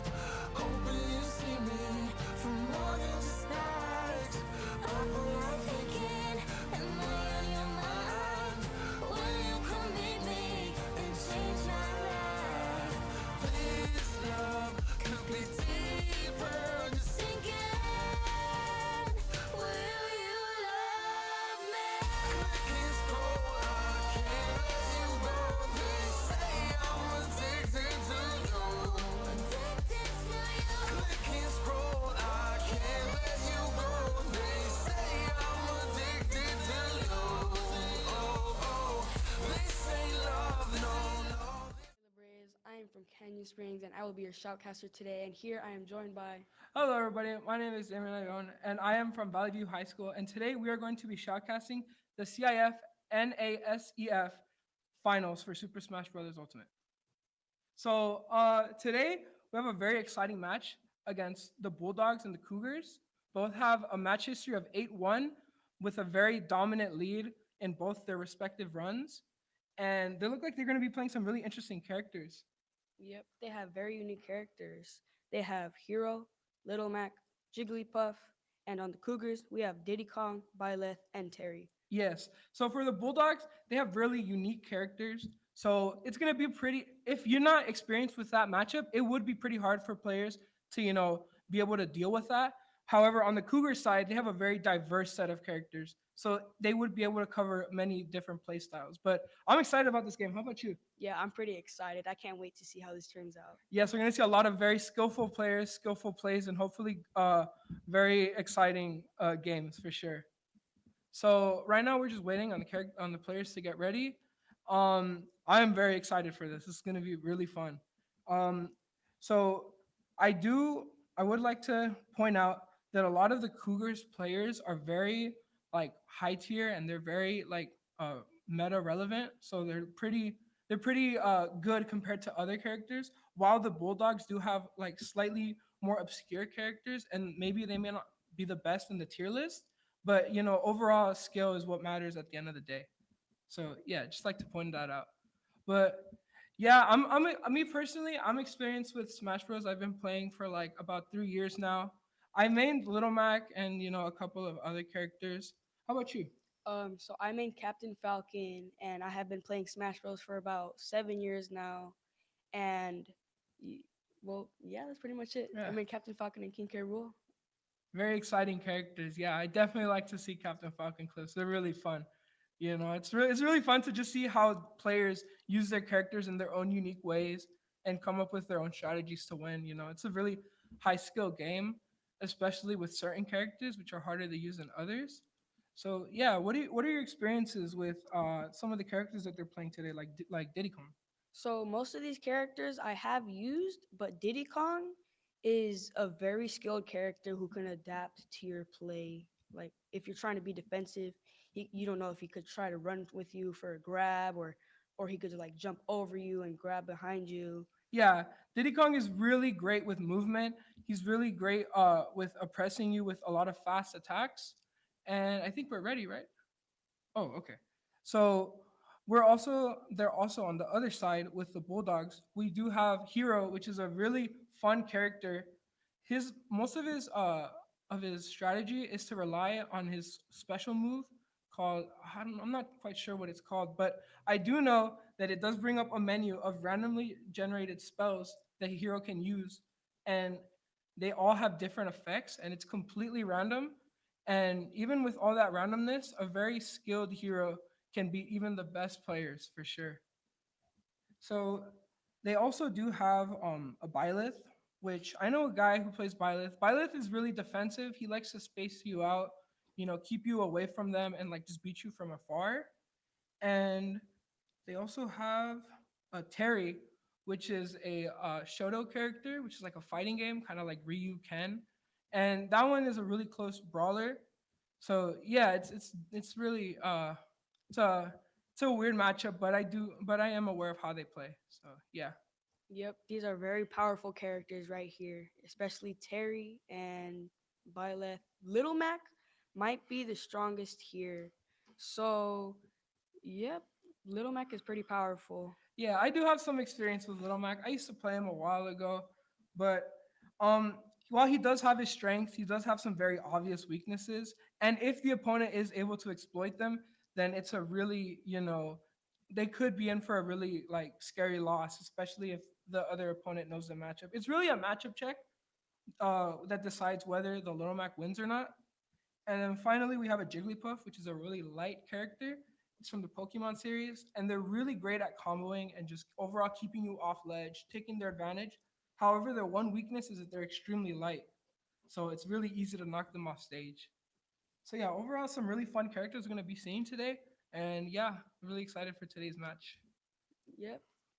Okay. So I'd also like to point out. Okay, gotcha. 3, 2, Okay, we're gonna start off with the hero and the Terry. Oh, okay, some controller issues. Well, anyways, today, we're gonna be starting off with the hero and the Terry. These are both really unique characters, and I'm wondering how it's gonna turn out with how these play. It looks like the hero's gonna be playing with Joy-Cons, and the Terry hasn't connected yet.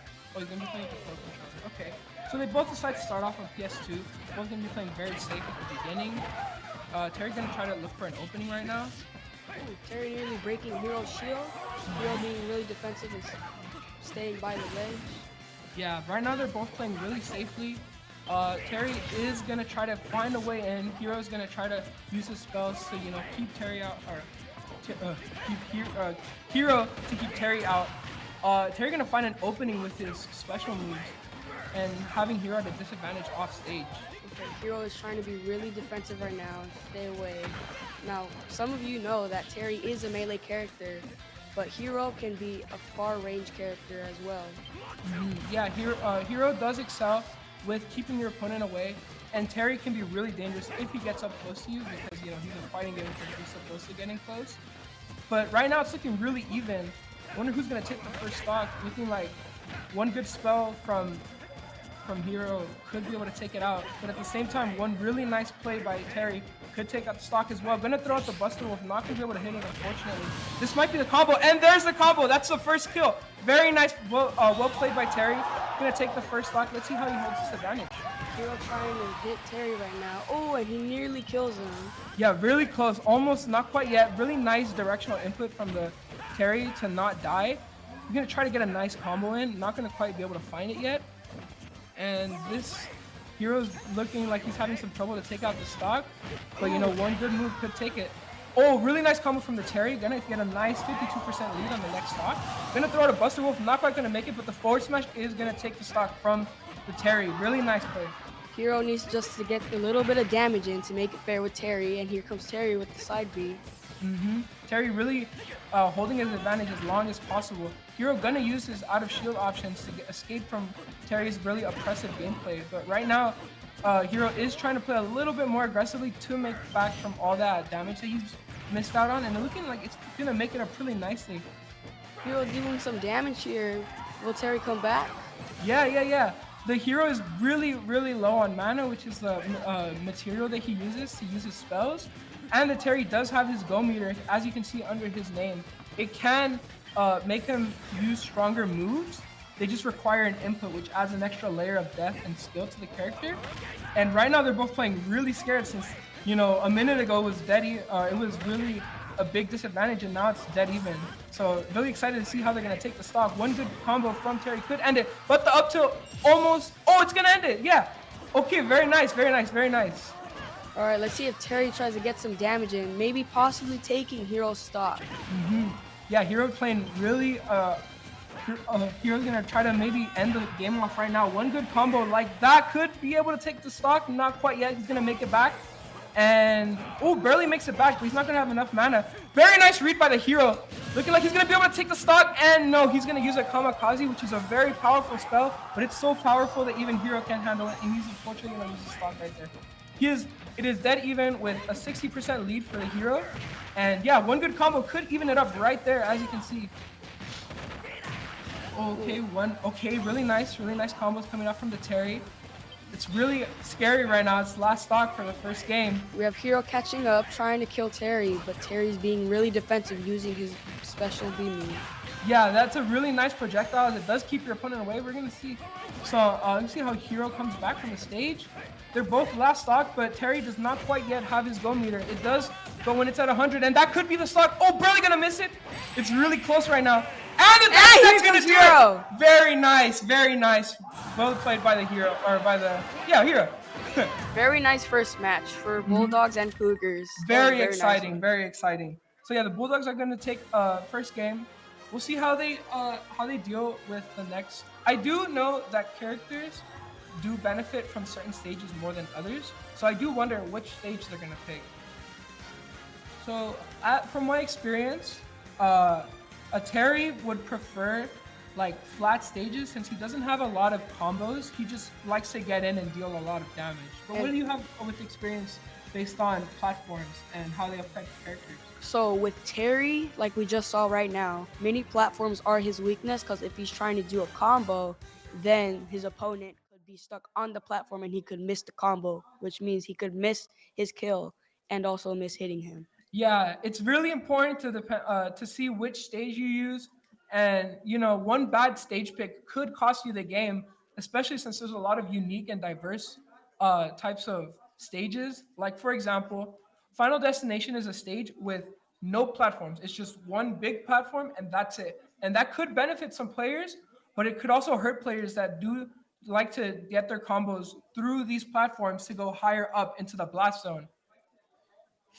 And while there's also some other stages, such as like the one shown right now, Pokemon Stadium 2, which is considered the most neutral stage in the game, as it does have two platforms on the edge, and it is pretty balanced for pretty much all the cast of characters. But yeah, looking like a really nice first match, well played by both characters, and we're going to see which characters they decide to pull up next.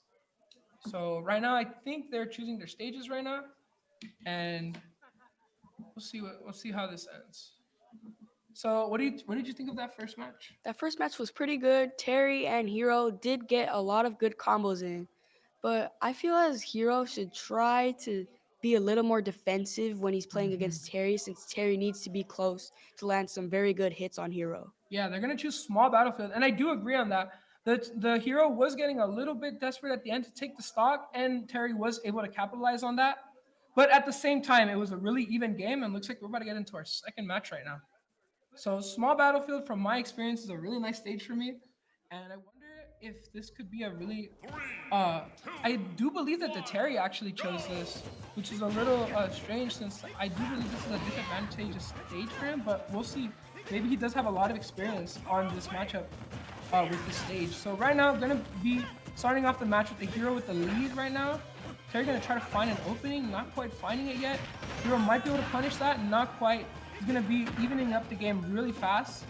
And yeah, it's looking like pretty much the same as last game, both playing really safe. Side B gonna do a lot of damage, and Terry at a disadvantage state being off stage. All right, Hero trying to be really defensive again, which is pretty good.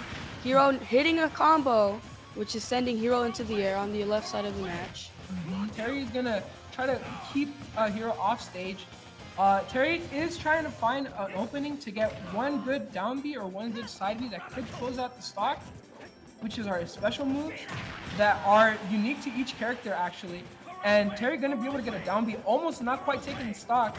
Hero gonna try to maybe get one good spell, could close it out, but he is low on mana, so that could affect his kill potential. Oh, gonna miss that. That down B might take the stock, and no, not quite yet. Hero's barely hanging on by a thread. Gonna get the zoom, which does allow him to spawn somewhere randomly in the map. Gonna be a free recovery. Both gonna have a really nice neutral game right now. All right, Hero trying to hit Terry, but Terry threw him. Really keeping him off stage, keeping that advantage. But I do notice that this Terry is struggling to kill this Hero. He is taking the stock, and that might be the first game. Barely gonna escape it. Really nice. Here, Terry does have his go meter now, so one good hit could take out the stock, especially if he messes up and gets one of those inputs for free. Hero is using a lot of his mana, but you know, it's really important to his gameplay, but it does affect how well he is able to recover. And that is definitely going to be the first stock. Really strong power dunk by the Terry. Let's see how he capitalizes off this advantage. All right, Hero nearly missing the kaboom, sending Terry flying in the air. Goes up for the for the psych up. I can't tell. They're both the same. Yeah, they're spells that do increase your attack power. Up throw barely. Oh, it does take the stock. Yeah. So right now, that was really nice for the Hero. He evened up the game right now. So we're gonna start a rerun of the first stock of basically both players playing it super safe. Really even. You know, both really skilled players at what character they're playing. You know, what do you think? How do you think these players are playing so far? So they're playing really defensive, and they're basically being really nice neutral B coming up from the Hero. Gonna take the Terry off stage. They're both very technical players using a lot of advanced techniques that not everyone could pick up. So it's a really matchup dependent on how they play against each other. So right now, Terry is at a disadvantage, but he does, barely gonna miss the side B. That might have taken the stock. Gonna get a nice combo in, gonna read the air dodge. That might be the first stock, and not quite yet, no. Hero is barely hanging on. Once again, gonna get the zoom spell, which is completely random, but I'm pretty sure it has a 10% chance of spawning when he uses his spell list, which is really impressive to be able to get it twice in a row. But yeah, this is looking like up throw is gonna take the stock once again. Very, very, very crazy match we're having right now for sure. And right now, Terry looking like he's about to maybe take the stock back, but Hero is gonna try to, nope, down B gonna take the stock, and now it's an even game last stock. Wonder who's gonna take it this time. All right, Hero trying to stay away, keeping his distance. Terry shielding a lot. Both players playing really defensively, so this could bring the game to game 3 match point. So, you know, this is really a scary position for the Terry to be. He is going to take a lot of damage from that neutral B. Might be able to end it off with that up tilt, not quite yet. One good spell could end it, or a forward smash. If he lands another up tilt, that might be it. Terry looking for a nice combo. He does have Go Meter, and not quite losing his stock to Thwack. So that is a spell that does kill when hit at higher percent. It has a higher chance of killing, but neutral B, down B gonna be able to take the stock out, and that's 2-0 for the Hero. Really nice play. I was surprised that Thwack didn't kill. He was at 130, which is supposed to be more than likely to kill, but you know, he did end up getting the kaboom anyways. So very well played by both characters. Going to the last stock, very excellently well played. Very good game with Cougars and Bulldogs. That was a very nice match. I loved watching that. Okay. All right, I will be taking a short break. I will see you all in a minute.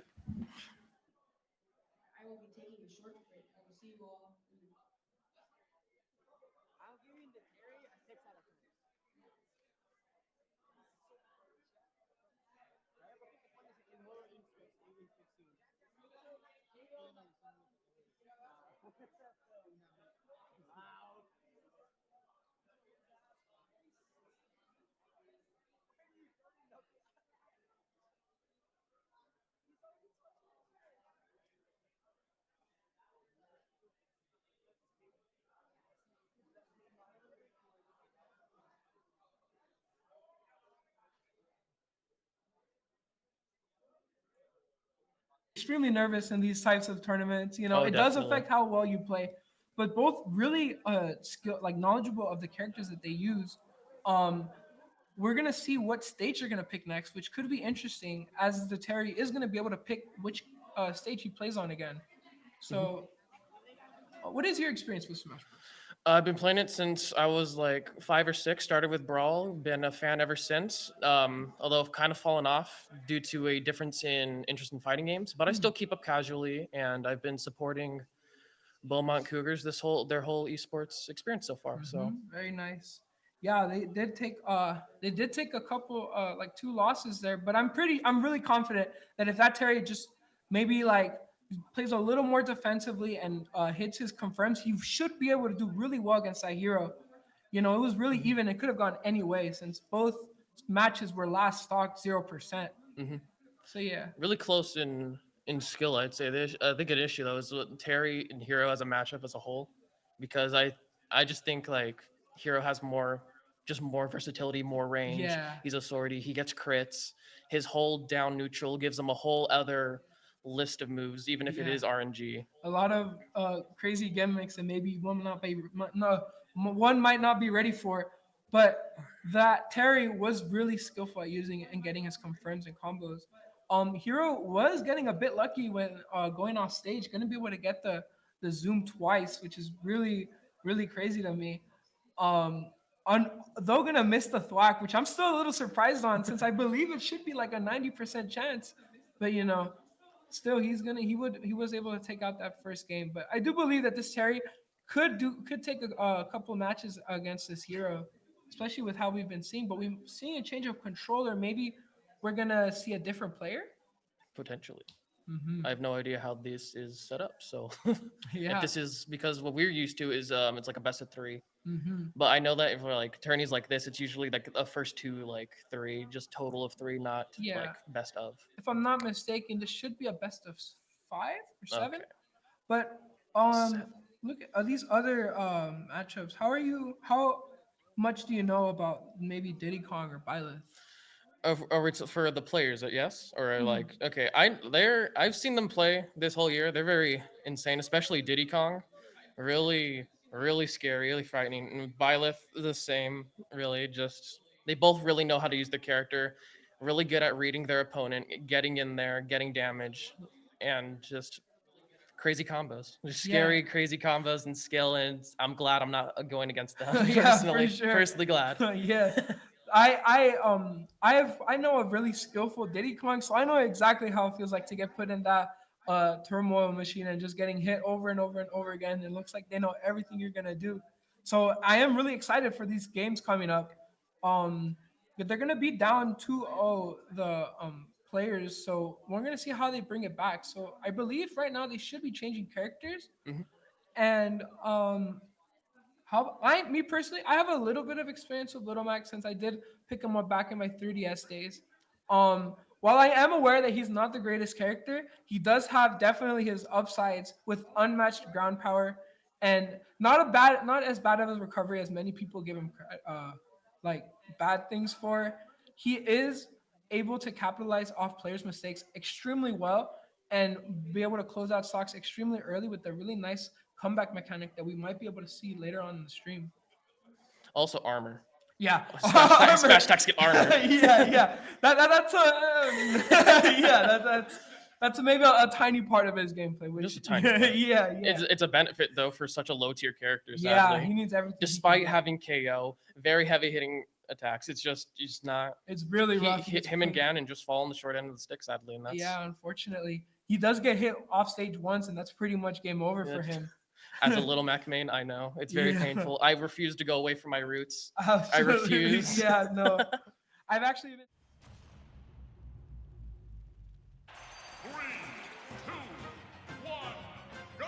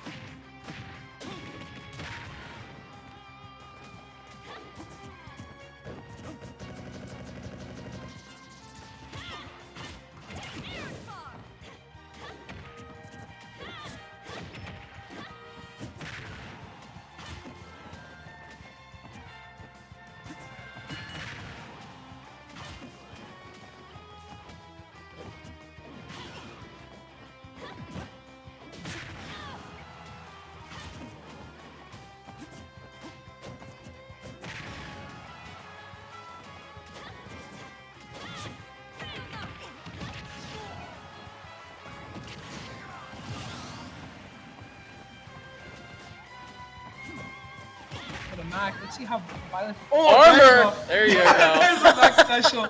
Yeah, that definitely might bring things in Mac's favor, especially if you know how to use them correctly and space them. Mhm. It's really hard for your opponent to punish them.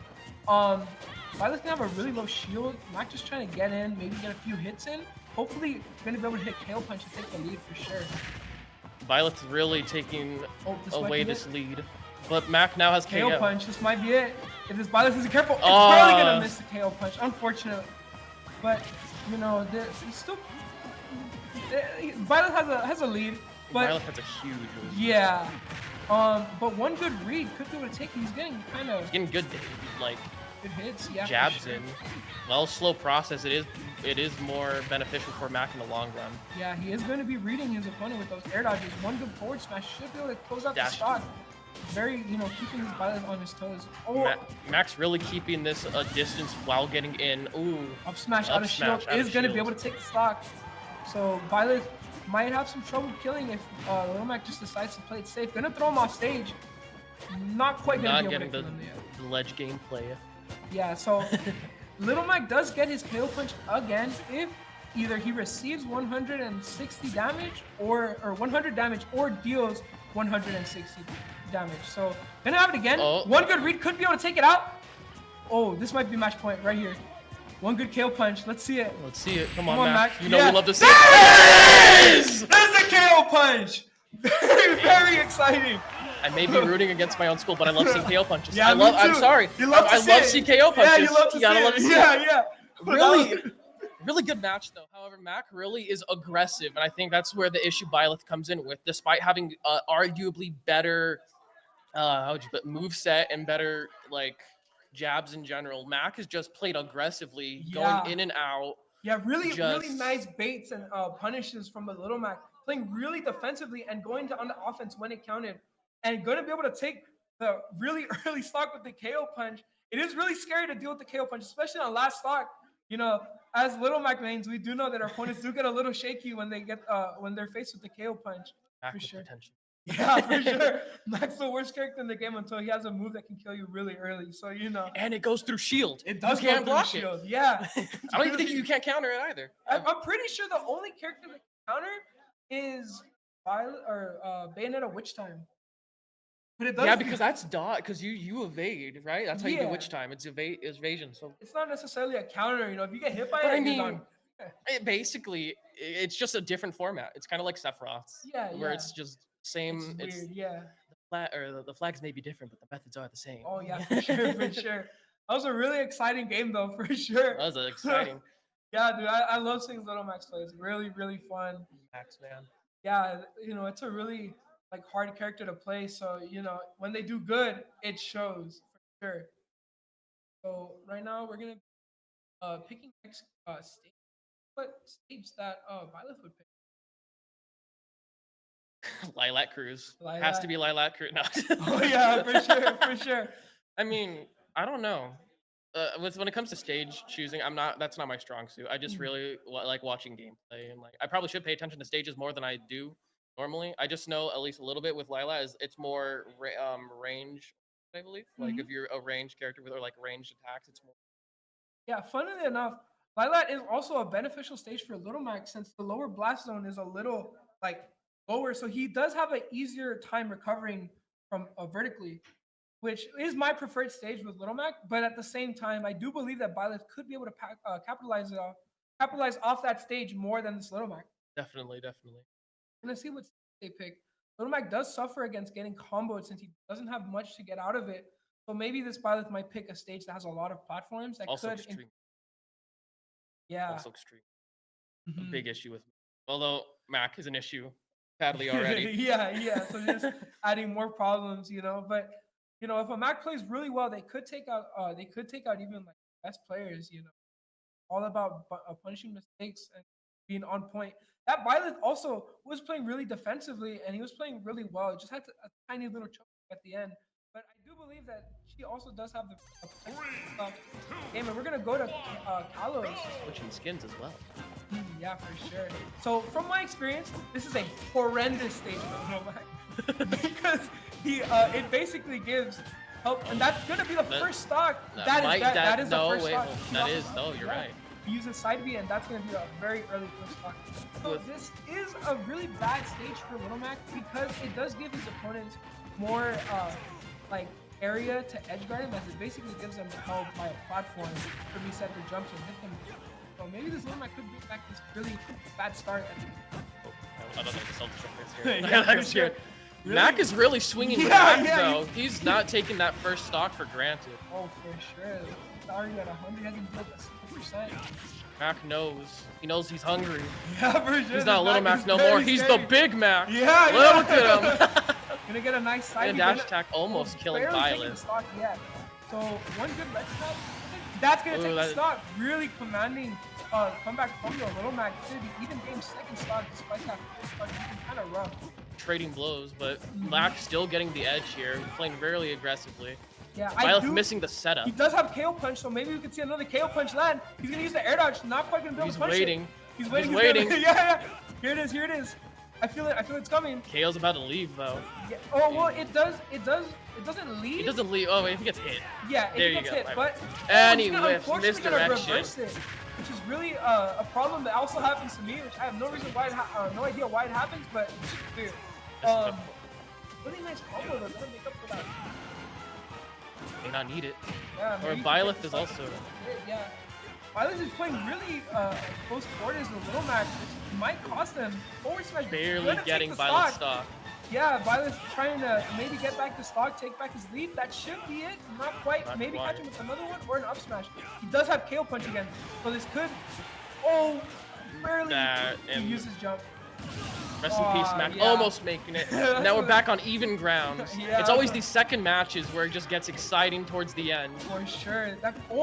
If he had caught that jump, that would have been the stock right been there. stock. This Little Mac is pretty good with recovering, but I do see some. Gonna use a Ooh, counter the to come back counter. on stage. You know, this is being off stage is definitely scary for the Mac. Pro P, let's go. Reading the jabs, getting out, but however, Mac is not having it. So He's get got back a lot in of the game. damage. Nice. That should be That- it. Not quite yet. no. Mike gonna be able to catch him with the down smash or a side tilt. Not quite. Gonna use side B to come off stage. Really aggressive play from Little Mac. He does have KO punch. Does have KO punch. Oh, let's see it. Let's see it. Will he Basically- finish off with a KO? Oh, He's he's playing gonna do too a really safe. nice grab. Really nice grab. Played by the Violet. So one good. Oh, down smash would kill there. If Mac was a little closer, that would have been game. For sure. And his shield break's really, really strong. The footstool. We'll Yeah, see it. for sure. Oh, side Oh. tilt. Maybe gonna take out this first, the last stock. Mac looking for a side tilt or something good to take Nair? the stock. Violet's gonna space That- him out, and that could be it. He does not have his jump, and that is the second game going to the Violet. That was really Now exciting. 1-1. Yeah, Violet's playing really well. Really, really well, capitalizing off Little Mac's weaknesses. But that second stock from the Little Mac was insane. It kept hitting him over and over again. Over and over. Yeah, he just couldn't breathe and took the second stock right back. You know, really, really exciting gameplay.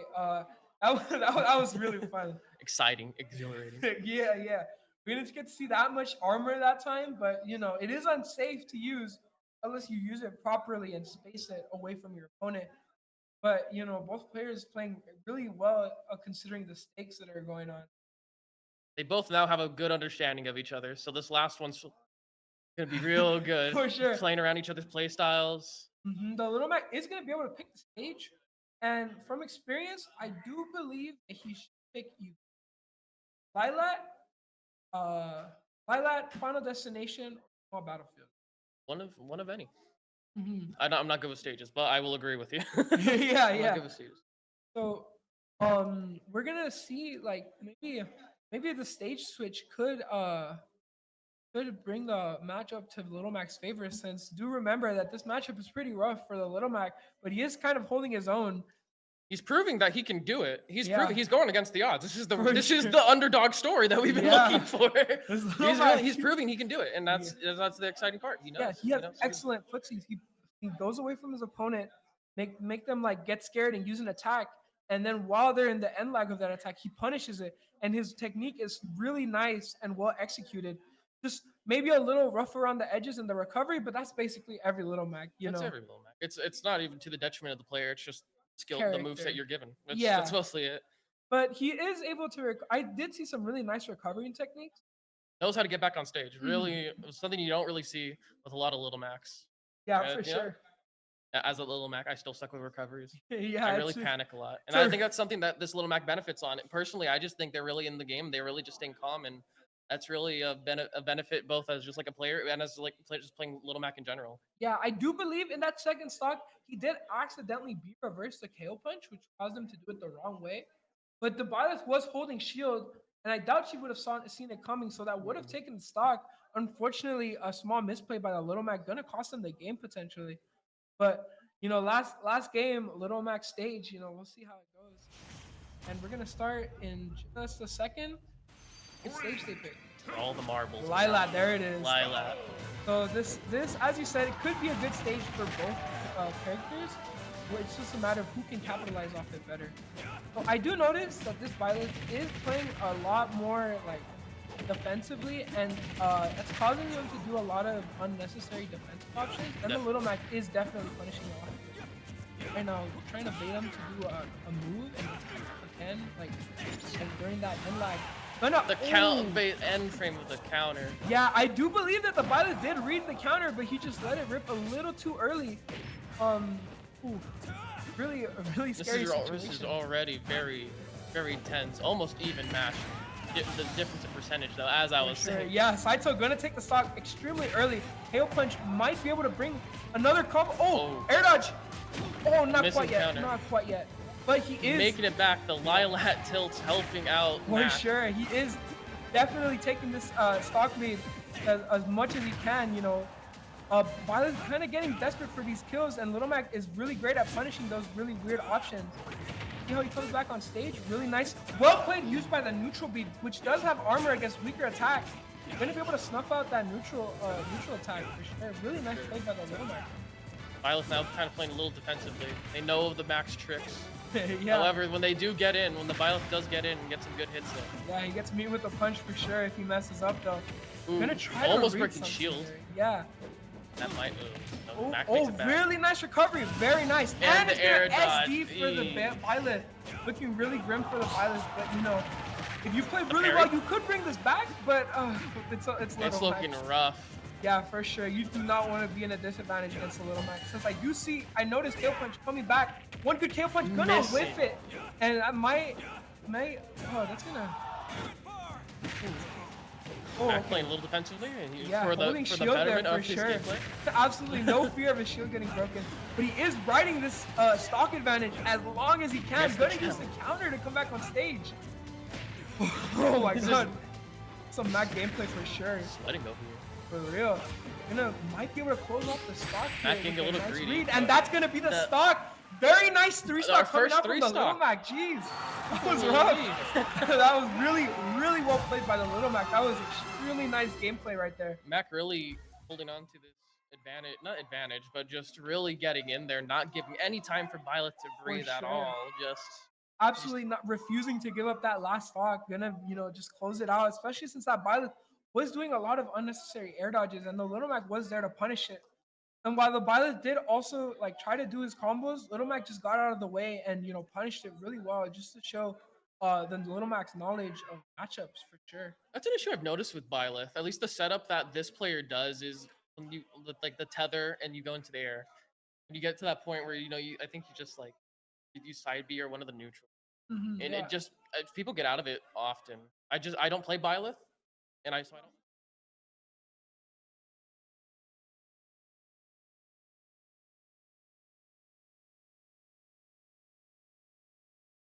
Opponents do get out of combos more often than I've noticed with the Terry or anyone else. Hello everyone, my name is Libraze and I am officially back. Let's go. We're excited. Alright, from what I saw from that last match with Little Mac and 3-stock was completely insane. Byleth did try to keep her distance away from Little Mac, but Little Mac absolutely tried to destroy her with the KO punch, but missed a couple times, but still won at the end, which I thought from this match was awesome. Very awesome. And it's just a thing, again, seeing Little Max play is just, for some reason, so just energy boosting and testosterone boosting. I don't know how I would exactly explain it, but just seeing Little Max play, just very, very exhilarating. And also just seeing this game in general, just plays in the professional setting, and just seeing how everyone just operates. It's just really amazing. And even though Byleth did win one match, at least she did try her best against Little Mac, even though she did win one match though. Is now 0-2 with West Covina. Okay, Vescovina with a two set lead. Beaumont at 0. However, could bring it back. If I'm reading this right, Diddy is up next. What I've seen with this Diddy, really insane. Yep. Really insane to say the least. Diddy is a very fast character who can adapt to your playstyle in any way. Like you could be playing defensive, you could be playing offensive, or you could be trying to keep your distance. But no matter what, Diddy will try to find a way to counter your playstyle. The Jigglypuff's up. I do like characters, although I'm pretty sure Jigglypuff is the lightest, one of the lightest characters, right? Yes, Whatever. Jigglypuff is actually the second lightest character in Smash Bros. Ultimate. Lightest. Pichu. That doesn't surprise me. Makes sense. That makes total sense. I forget Peaches in this game sometimes, which is funny because Yeah, he was, you don't he was see in Melee, right? Yeah, you don't see many players use Pichu, but it is fascinating to see how many people use Pichu and are actually insane with Mario combos. I don't mean to Yep. go away from the conversation, but Lee. Yep. Seen Mario's play. Or dummy. Been a punching bag for 2. So I hear you're play Falcon. Yes, I play Falcon and I am extremely good with him. Oh, and I also play King Roll. I know how to do some crown combos, maybe like 2 jabs, a crown, and then spike, and then maybe up smash or up air. But I usually use Captain Falcon more, and I use King Roll when I need to be defensive, and I just use my crown and my neutral B to keep my distance from whoever my opponent is. What brought you to playing those 2 characters? Anything specific, or just saw the character and like, oh yeah. Yep, the second choice. That makes sense. That was the same. Mostly because when I played, I was too young to remember anyone that was not Mario. So I was just like, man, this looks cool. I picked up Locks, Brawl, and then You just like, like oh, watching some videos on how to play. Yeah, from Well, actually for Captain Falcon, I was inspired by Fatality. Some of you may know as the best Captain Falcon in the world. And I maybe want to be the top Captain Falcon best player in the world, but I still have a long way to go. So let's hope I do it. You know, as long as you keep it up, you got anything you put your mind to. It's going to be challenging, especially in the esports space. From the little I've seen of actual esports matches for at least Smash Brothers, I mostly like to watch Tekken and all that. But that's besides the point. Really, it's gonna be really challenging, but I believe in you. Thank you. Smash may not be the game for me, but I can admire the art and the passion And the fighting. and mostly the fighting. There you go. Right. Here we are with our match against Diddy Kong and Jigglypuff. All right, and they're on PS2. Let's see it. And Jigglypuff and Diddy really playing, how do I put, keeping away from each other. Really keeping away. Diddy getting a good percentage lead for a start. Jigglypuff really not getting any hits in. Diddy trying to... Looks like Diddy's trying to be really defensive with his banana and hitting really good combos. Jigglypuff getting some hits in, but it's not really looking good for Jigglypuff. This Diddy really loves to set up with banana, whether it's just like projectile for extra damage or trying to get reads for the trip banana gives. Just really knows how to work with this whole thing. Jigglypuff still trying to get in. Got some good damage in, however, the Diddy being really aggressive and not giving a lot of time to victory. Really taking this 40% lead to the max. Jigglypuff trying to keep her distance, but Diddy throws her off the map. Trying to use the banana peel once again. Ooh, and kicks her off the map. Will Jigglypuff try to be defensive or be offensive? Looks like a little bit of both. Really trying to keep away while getting some good hits in. Any little bit of damage will help Jigglypuff. Alright. She's getting good forward airs right now. Alright, Jigglypuff hitting Diddy, getting him up. Really making this a close match right now. Both are just going blow for blow. Both are flying across the map, and Diddy Kong takes the first stock. Diddy's not Jigglypuff. He's not one firing the coconut one. And using, see, as I was saying, using the banana to the fullest right now. Not really trying to give this Jigglypuff his stock. As you can see in this match, Diddy is really defensive with his banana and hitting a lot of unique combos. Ooh, and Jigglypuff takes the stock. However, 42% lead may be the difference, especially with this Diddy Kong. the trip, and then the setup with Tide B. Right, Jigglypuff got at least one hit in. Diddy trying to be offensive. Ooh, and The up nearly smash. kills. Nearly kills Jigglypuff. Throws a banana once again. Misses. Misses the forward smash. Misses the up air. Jigglypuff trying to stay away. The trip up for a combo. Yeah, I'm just- Diddy trying to get the stock. He's getting really desperate. Jigglypuff throwing Diddy off the mat. Jiggy's really getting pressured right now. Right, Jigglypuff is trying to... The air trip. The Ooh. command grab! And that barely doesn't kill Jigglypuff. The coconut gun, putting in the work right now. Ooh. And then forward air to secure Diddy. A really good lead. Only taking about 40% damage and holding a stock. Alright, let's see if Jigglypuff can at least try to get the stock. Meanwhile, Diddy is doing some damage. Ooh, Jiggly has... Ooh, Jiggly dropped the banana peel. It's Diddy Kong. Diddy Kong might die here? No. Oh, nope. Jetpack coming back. Really not letting Jigglypuff just do a whole lot. Yep, Diddy getting some good hits on Jigglypuff here. Jigglypuff getting good hits in. However, the issue is these hits aren't really big enough to do a big difference aside from just slowly ticking towards the inevitable potential destruction of Diddy. Right, Jigglypuff trying to get some hits in. Ooh, kills! Back air gets the kill. However, Jigglypuff's not in a good position. While both are down to their final stock, Jigglypuff will need to put in a lot of work to secure winning this round. Jigglypuff trying to get some hits in. Ooh, gets hit, and Diddy Kong takes the match with at least 14%. That was a very good match right there between Diddy and Jigglypuff. Very fun to watch. Really awesome, really fun. However, it is very...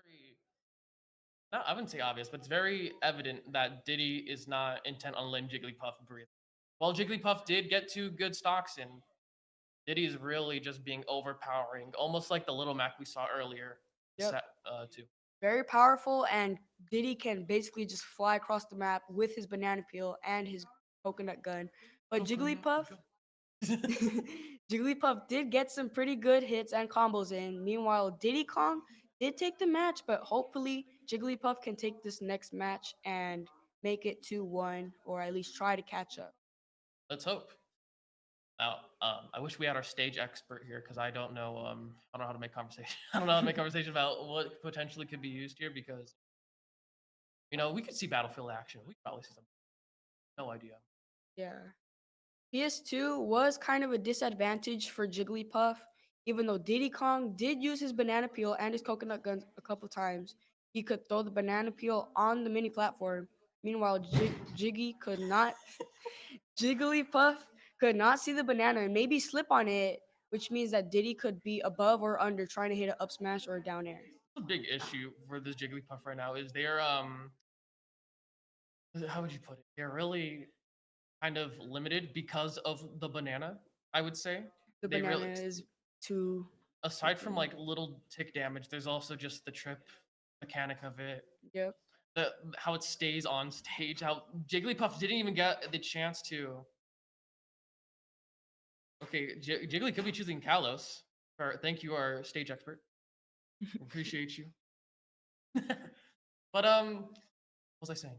Yeah, Jigglypuff didn't even get to use the banana against Diddy, which another big detriment, but at the same time, not getting any space to breathe at all. So, all right, let's see how this match turns out with Jigglypuff. Hopefully, she does get some good hits in and good combos, and maybe tries to tie it up. hope. Yep. Although Diddy Kong is good. although Diddy though. His banana is too OP. They need to nerf that. Don't worry, he won't come back and smash. Since if that's even happening, I don't even know. Smash News is like down, just gone down. But Yep. All right. So Diddy sponsored Kong. by Gatorade and Lenovo. I gotta make conversation. I'm sorry, I don't know. What's the deal with airline food? I've never been on a plane. Very plain. What, McDonald's? Airplane and food. Oh. Very plain. Oh my. The joke does usually go over people's heads. Yep, it does. I'm funny, I know. All right. Anyways, Greatest dad joke of all time. No, I would have said Titanic, but that's not a good icebreaker. All And right. we're back. All right. Diddy and Jiggly on Final Destination. I had to process that for a second. Here goes Diddy with the first move for the banana peel, throwing it twice but missing it. Jigglypuff nearly breaks Diddy's shield. They're going blow for blow right now. Both have a deep-seated anger. Diddy got Jigglypuff at least 50%. Jigglypuff trying to keep her distance, nearly missing almost all of her hits. Diddy playing a little aggressive, not really trying to give the Jigglypuff any opportunity to plan anything. Yep. Oh, they got the banana! Oh, down there? Okay. All right, Jigglypuff. I didn't know about that game you had. My bad. Diddy making it back to stage, though. Fairly even start. This could go both ways, honestly. All right, Diddy nearly missing his back air, sending Jigglypuff off the stage. Diddy's Gets getting some forward good air. setups. He just cannot execute for now. Using The his parry, banana uses peel. the banana setup. Oh, he into up kills with the smash. down tilt and A up pretty smash. sick combo. Really keeping up the energy here. Jigglypuff does have at least the advantage in percentage, so hopefully they can use this to their advantage. However, Diddy's really being slippery. Jigglypuff hitting some good hits, but not killing Diddy Kong. Diddy Kong hits him with the Down grab, combo. but misses the setup. The Byleth syndrome, if you will. All right, Diddy Kong getting two forward He's back. airs. His forward airs are going crazy, man. Yep, hit him with the back air, down In the tilt. banana. Oh, he threw it off stage. All right, Jigglypuff trying to be really defensive here. I just hitting realized Diddy off Jigglypuff hasn't tried to use sleep. I just realized that. All right, Jigglypuff trying to be really defensive here, nearly losing her shield to Diddy. Diddy using his banana. Oh, she throws him off the map. All right, Diddy misses the map. No, oh. Diddy self-destructs. Jiggly nearly dies off stage. All right, Diddy Kong hitting It's her hard off to kill a stage. Jigglypuff off stage. They can just go under the stage. They can just go. All right, Jigglypuff hitting a 3-hit combo. Ooh, Yeah, okay. pretty good hits from Jigglypuff. Really catching Diddy off Ooh. guard. Getting a almost fully charged forward Forward smash. smash, The fully trying coconut to gun get makes this- a return. Getting some good damage. Diddy getting some good damage. Right. Ooh, Both sent trading flying blows off right the now. stage. We're back to even. We're just. Ooh. Jigglypuff is locked in. I'm Oh sorry. my gosh. All right, Diddy Kong hit him down tilt and a forward air. I could not tell. Everything was happening The too banana fast. slip. Banana slip. Jigglypuff trying to be really defensive here. But Diddy how Kong hitting too some close? combos. Yep, way too close.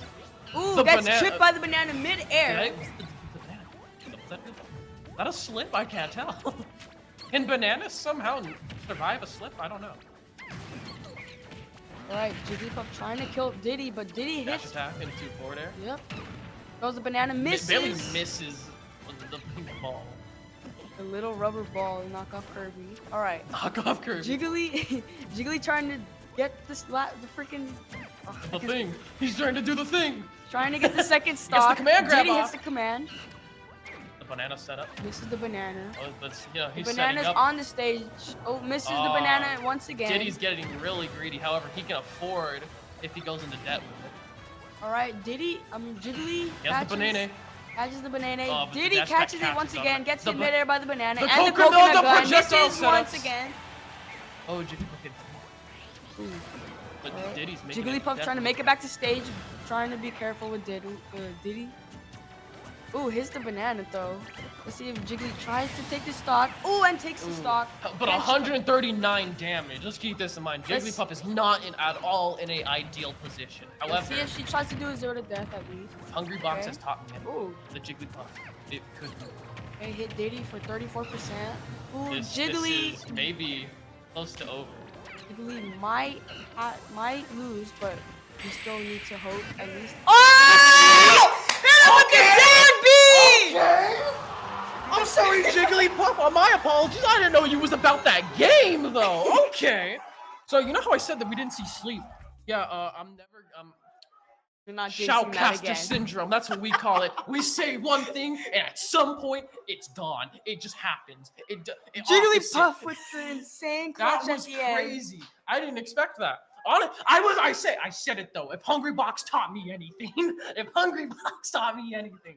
Right when that happened, Jigglypuff kills Diddy Kong with the down B and sleep, and he dies. That was actually an insane 0 to death right there. I don't know about you guys. I'm sweating in this polo shirt, dude. Holy, like I'm feeling like, golly, we got air conditioning in here. But anyways, that was a great match. Really, Jigglypuff really did subvert my expectations from first round. Well, I'm not trying to be biased. I did like in the first round, it just looked like it was Diddy dominated. However, Jigglypuff, while cutting it close, did manage to pull that second round. Well, let's see if this third round to see who is better, Jiggly or Diddy or I'm sorry. I'm so sorry. Oh, you're good. I do the same Jigglypuff, thing. Jigglypuff or Diddy Kong can see who is better, which as you just saw in the last talk, Jigglypuff came back and eventually killed Diddy Kong with the down B, which is actually insane. You know, I've never seen it aside from like the actual like sleep setup where you put the enemy to sleep and then just. But you know, aside from that, I've never seen someone just do it raw in the air. You'd love to see it, dude. Hopefully Jigglypuff does come back once again, maybe trying to hit a little bit more combos and being a little bit more defensive. Overall, that was a really good match. Really amazing match. Can't wait to see that. This is really couldn't be close. You know, if Jiggly wins, then that's it. No? Yeah, that's it. But if Beaumont wins, they have the potential to make a comeback. However, in the game. Might not. Oh. I'll be honest. I'm happy to see not a lot of DLC characters. Yep. There's only 3 DLC characters. Half and half. Nothing against DLC characters. I'm just tired of seeing them. I'm just tired of seeing DLC characters. They're too common. They're too common. I know they're good. I know they're good. You know how many The only bad thing about DLC is that they're too common and actual common characters are like rare to see them. Like you barely see base roster. You barely see base roster, don't get me wrong, but you see like Falcon, Fox, Mario, Falco, Falco, Luigi. Maybe a Wolf every now and then because everyone was stoked when Wolf came back. Yeah, I wish I had more experience with Ultimate. I did get a Switch for the sole reason of Smash Ultimate, but honestly, I just didn't keep. Did I buy both passes? Yeah. Did I pre-order the game just for a stupid Piranha plan that I did not? No one expected, by the way.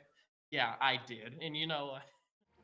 Piranha Plant is actually a good character. Oh, and here comes our third Oh, match. we just didn't even get to see Jigglypuff. the screen. That's fine. Diddy opening the gate. Oh, they're both opening the gates, going band for band. Jigglypuff getting a good playing off stage, really defensive. Who's getting off stage combo? All right, Diddy hit. Oh, Jigglypuff hitting a combo. The sleep! The uppy. Diddy Kong hitting her with the dash attack. Diddy really getting a punish. Throws the banana, hits it. These platforms are really advantageous. I feel like for both, but more so Diddy, just because of the nana. If he what he just did earlier when he's like falling, but it doesn't land on the platform, he gets banana. And Jigglypuff just happens to land on it. That gives him so much leverage. Jigglypuff off the stage. Diddy Kong trying to throw the banana at her. Jigglypuff catches it. Tries to. Ooh. Into the jab. At least 2 hits. Jigglypuff is not in at all. Diddy Kong missing the side B. Jigglypuff. Oh, and up smash getting Diddy the first stock. However, 94%. Oh, 110. Jigglypuff playing a little greedy. Ooh, Jigglypuff hit Diddy Kong at the stage. Will he make it? No, he does not make it back. And as D. Jigglypuff, this is even. This is back to even ground. Jigglypuff up at least 30%. Jigglypuff trying to. Ooh, nearly broke the shield. Diddy Kong nearly broke her shield as well. Throws the banana, catches it midair. Alright, Jigglypuff got at least 2 hits in. Alright. Ooh, Diddy with the parry. And the nair. That was in there, yep. Alright, Jigglypuff misses the banana. Battle gets hit with banana. the nair again. Ooh, gets hit with the fair. Okay, Jigglypuff being really defensive right now. Diddy Kong misses the side B, gets hit off the match. This is the uppy against Jigglypuff. Gets the parry, but not really able to do much with it, aside from slowly slap at Jiggy's shield. Alright, Jigglypuff hit Diddy Kong. Barely gets to sleep, but will we see it? He woke up, we but see it was too late! Jigglypuff in a great position, however, the sleep may have been... Diddy Kong did throw Jigglypuff off the map, but Jigglypuff makes it back safely. But reads into up smash. They have become the background. Alright. This is where it is, folks. The final stop. This is down to the wire. Will Beaumont be able to stay in the game just a bit longer, or will West Covina take it all flawlessly? Alright, Jigglypuff trying to be really defensive here. Diddy Kong hitting some really good hits. Alright, misses the banana throw. Does it once again, hits it. Does a forward tilt. Ooh, Jigglypuff getting the down air. Misses the forward air. This is scary. This is close. However, like Diddy's getting a good lead, but Jigglypuff just now, as I was saying something, is really. Jigglypuff really getting hit by the uppy. Ooh, hits Diddy Kong off the stage. Does he make it? Not it. Diddy, he makes it. Back. Okay. Diddy's Jigglypuff. Oh, big neutral game. Jigglypuff parries both the banana and the freaking edge Recovery. attack. The The recovery. Missing the banana throw. Jigglypuff's in a good position. Diddy's not letting them hold on to it for long. All right, Diddy getting greedy for the banana. Banana is honestly just such a fail-safe though. Jigglypuff trying to Taking kill. a banana. They're both. Oh, Jigglypuff kills And Diddy with that's the back air. 3-0. West Covina. Oh golly, this was great. Seeing Jigglypuff triumph, but rest in peace, Diddy. Such great skill from both players. All players showing great potential, great skill, great everything.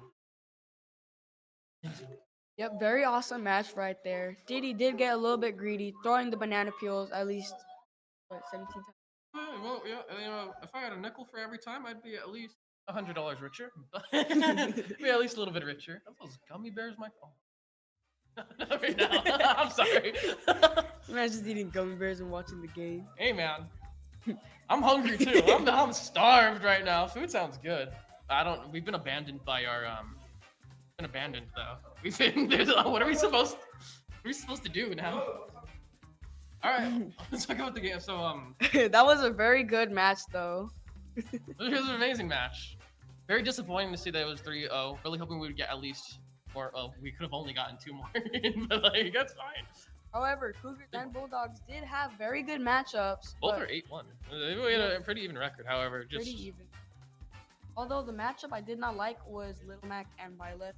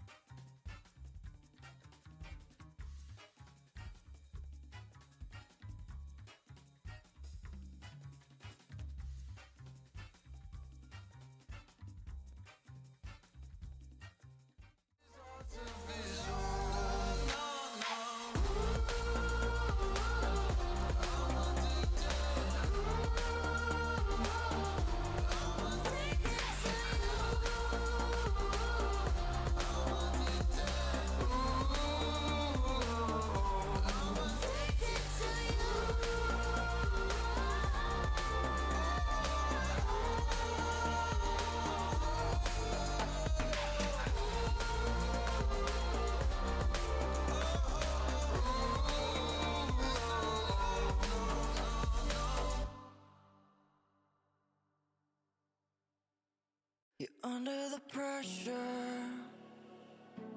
I lost my temper. I said something foolish. Did I go and ruin this? When it started to feel so real, could feel it running, running through my lonely veins. When I started to heal, could see myself loving, loving for the rest of my days. No, I don't want to be alone so late at night.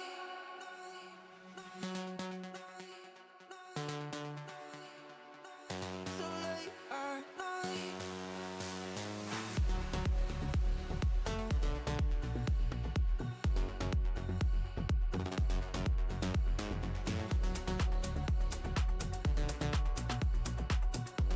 No, I don't wanna sleep 'cause then I'm dreaming and you're not real, my mind to keep.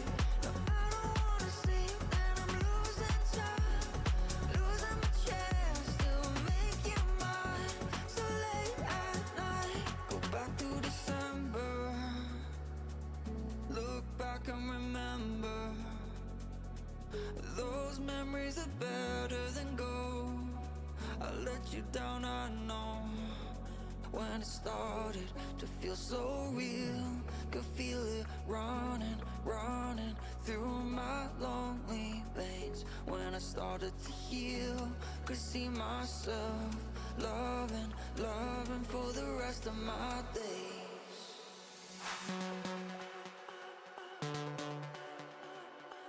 So late at night.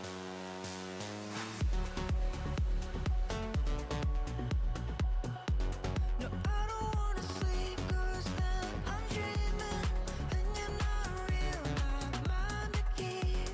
No, I don't wanna sleep and I'm losing time, losing my chance to make you mine.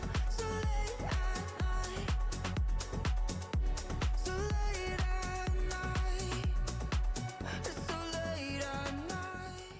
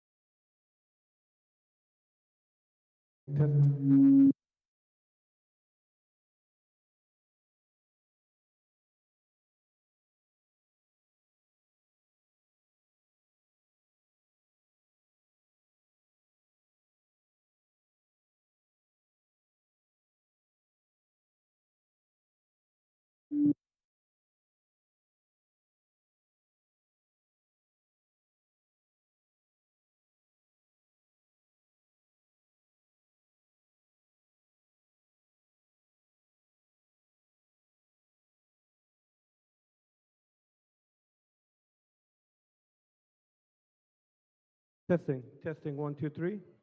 Audio check. Okay, much better. All right, can you hear it? Okay.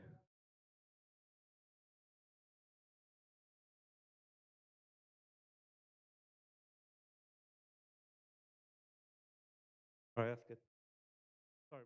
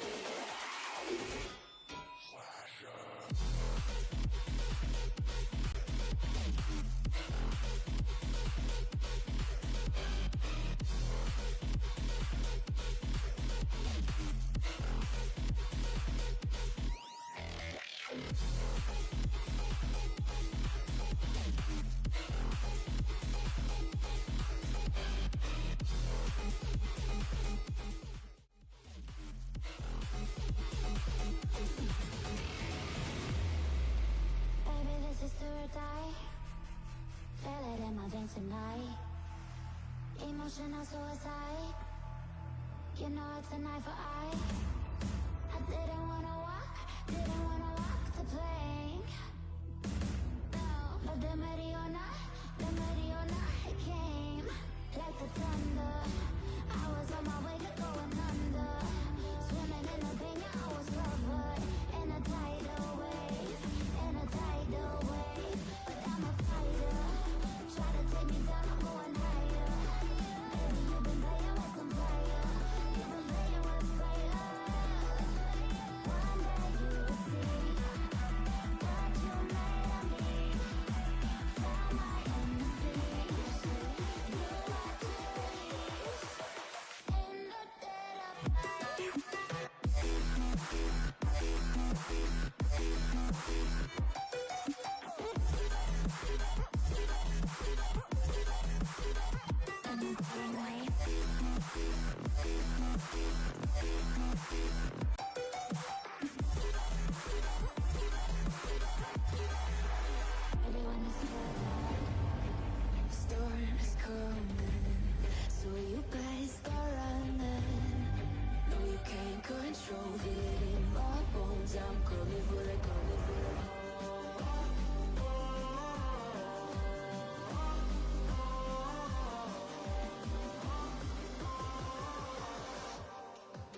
I'm coming for the throne.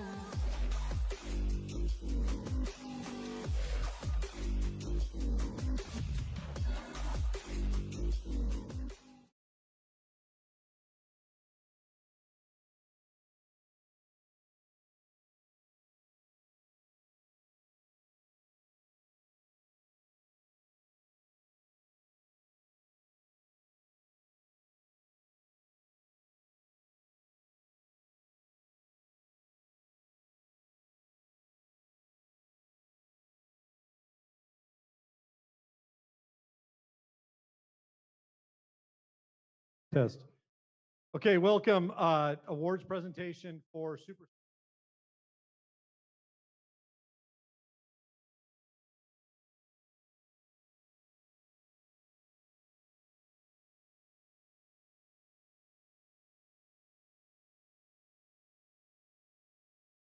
Imagine you hear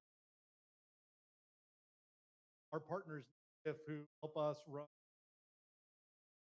James and Claire from NASEF are here. Let's give them a round of applause.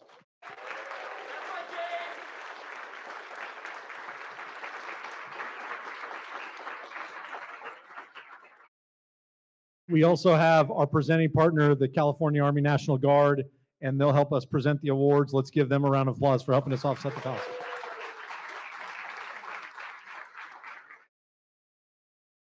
And Bill's in the room this time. Again, as we said, CSU Dominguez Hills has literally opened their doors and given us the run of the show. And I think these young folks would tell you the lab experience that they had and everything else was first class. So Bill, please raise your hand in the back, but we really want to thank Dominguez Hills for all their help.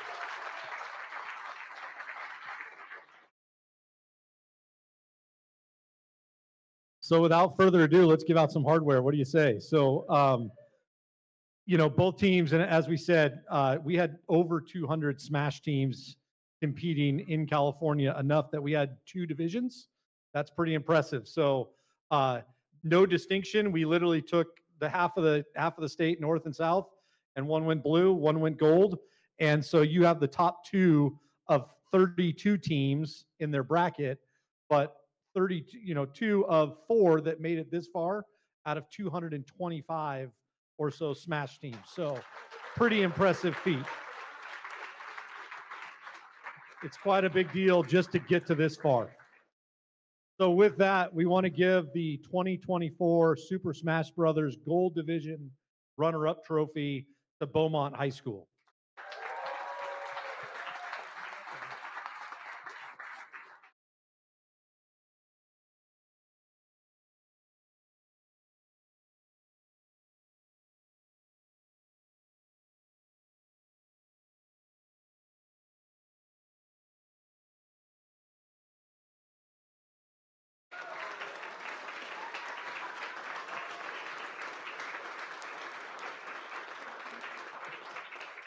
And your 2024 Super Smash Brothers Gold Division, Super Smash Brothers Ultimate Gold Division CIF Esports champion, say that 5 times fast, is West Covina High School. Congratulations.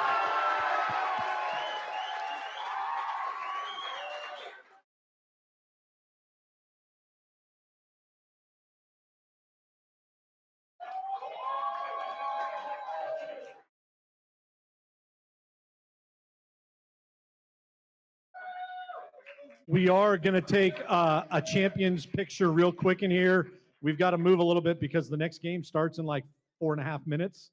But both teams, we're going to have you, if Beaumont, if you want to follow Claire, she's got some interviews for you outside. West Covina, if you want to hang out right here, we're going to get a picture for social, and then we'll have you follow and do some interviews outside as well. Let's give both teams another round of applause.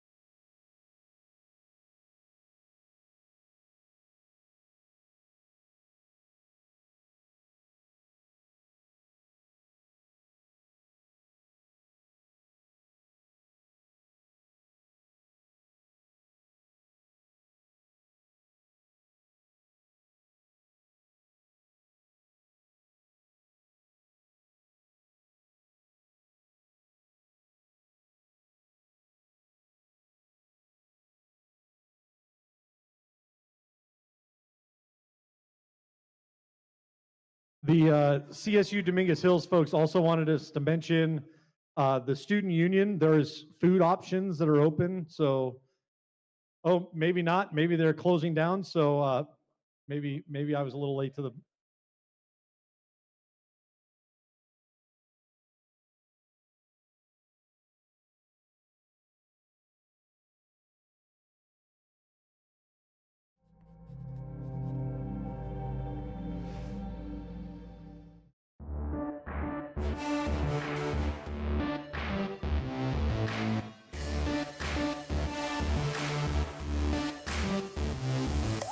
Seeing people exciting, seeing them get up and get passionate about the team, the entertainment aspect will never get old.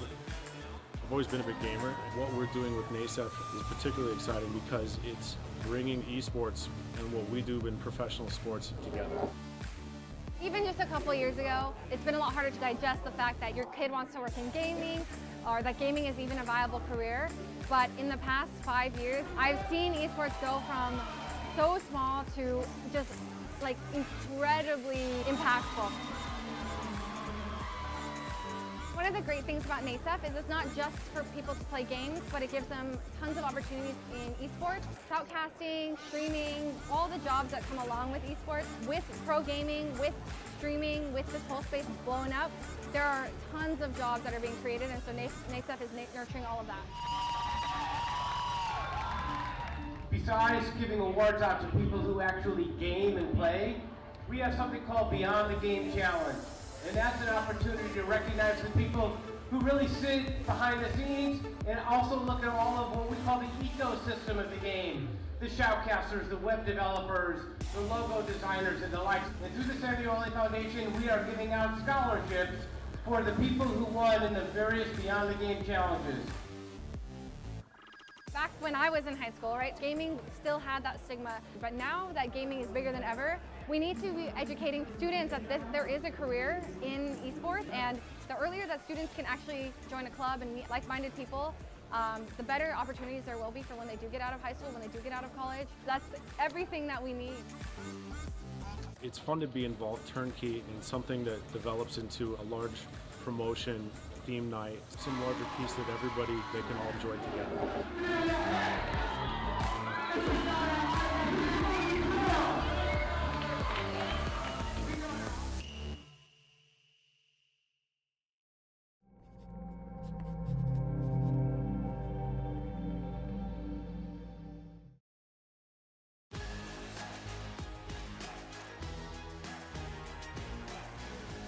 High school sports are one of the things that make living in California so great. But sometimes the behavior in the stands can overshadow our achievements on the field. I love it when my parents show up for me. But being booed for missing a play can be crushing. And remember that refs are people too. They're trying their best to call.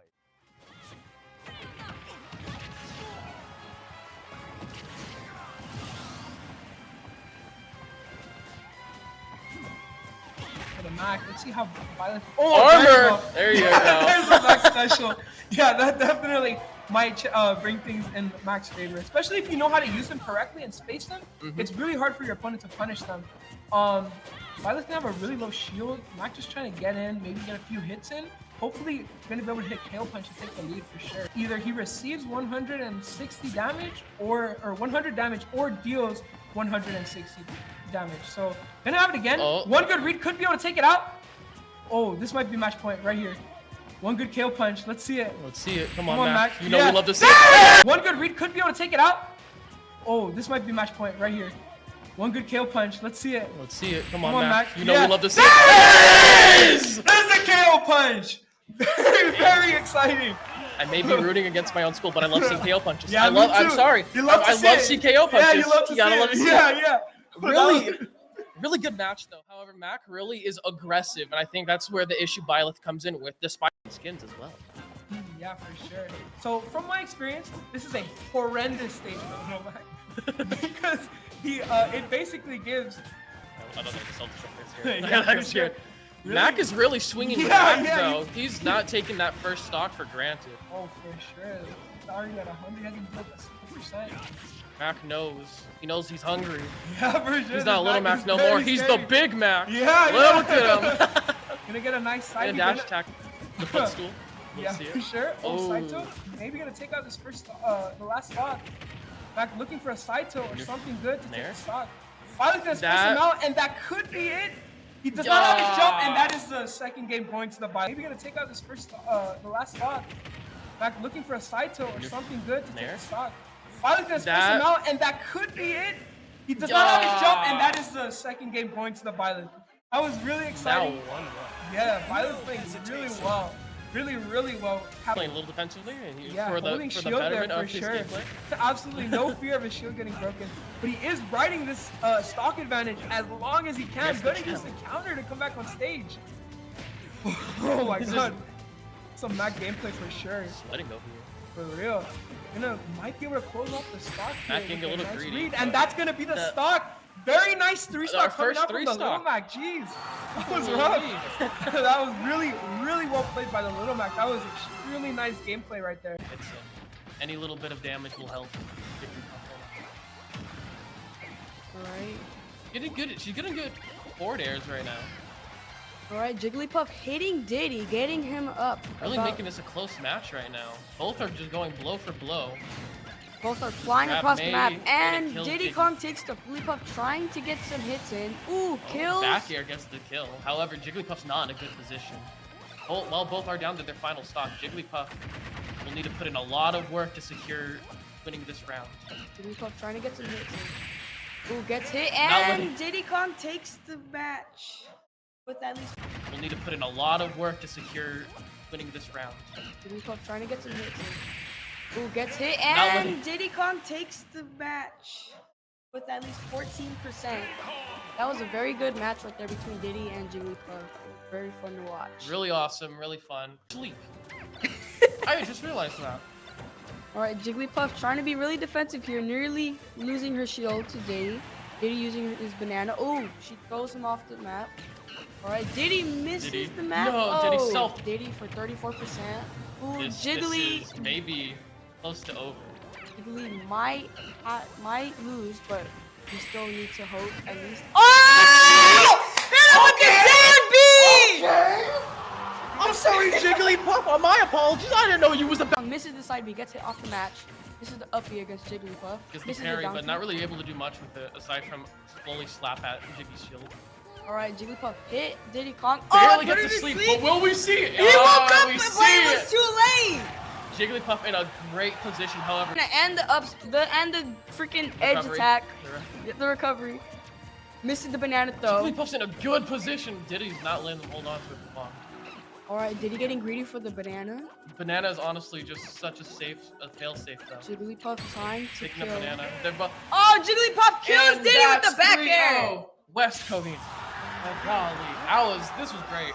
Seeing Jigglypuff triumph.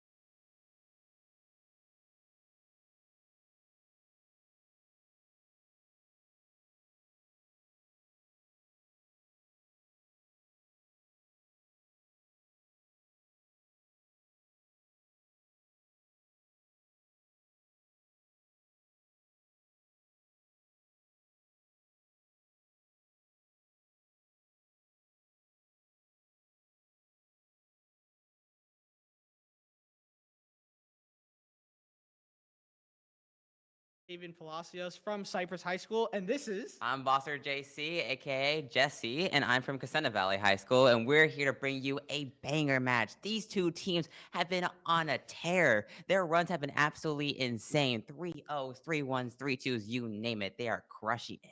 Yeah, and one thing we're going to be seeing a lot today is definitely a lot of DLC characters. If you don't Oh, know what yes. DLC stands for, it stands for downloadable content, which is characters that you would pay for separately from the game.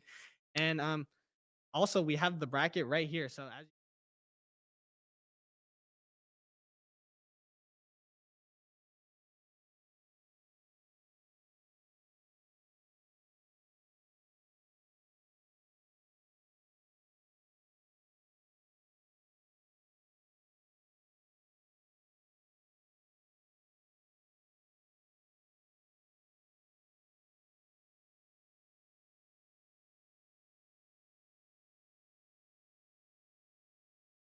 the first team to get 3 points wins. So basically a 3 out of 5 or first to 3.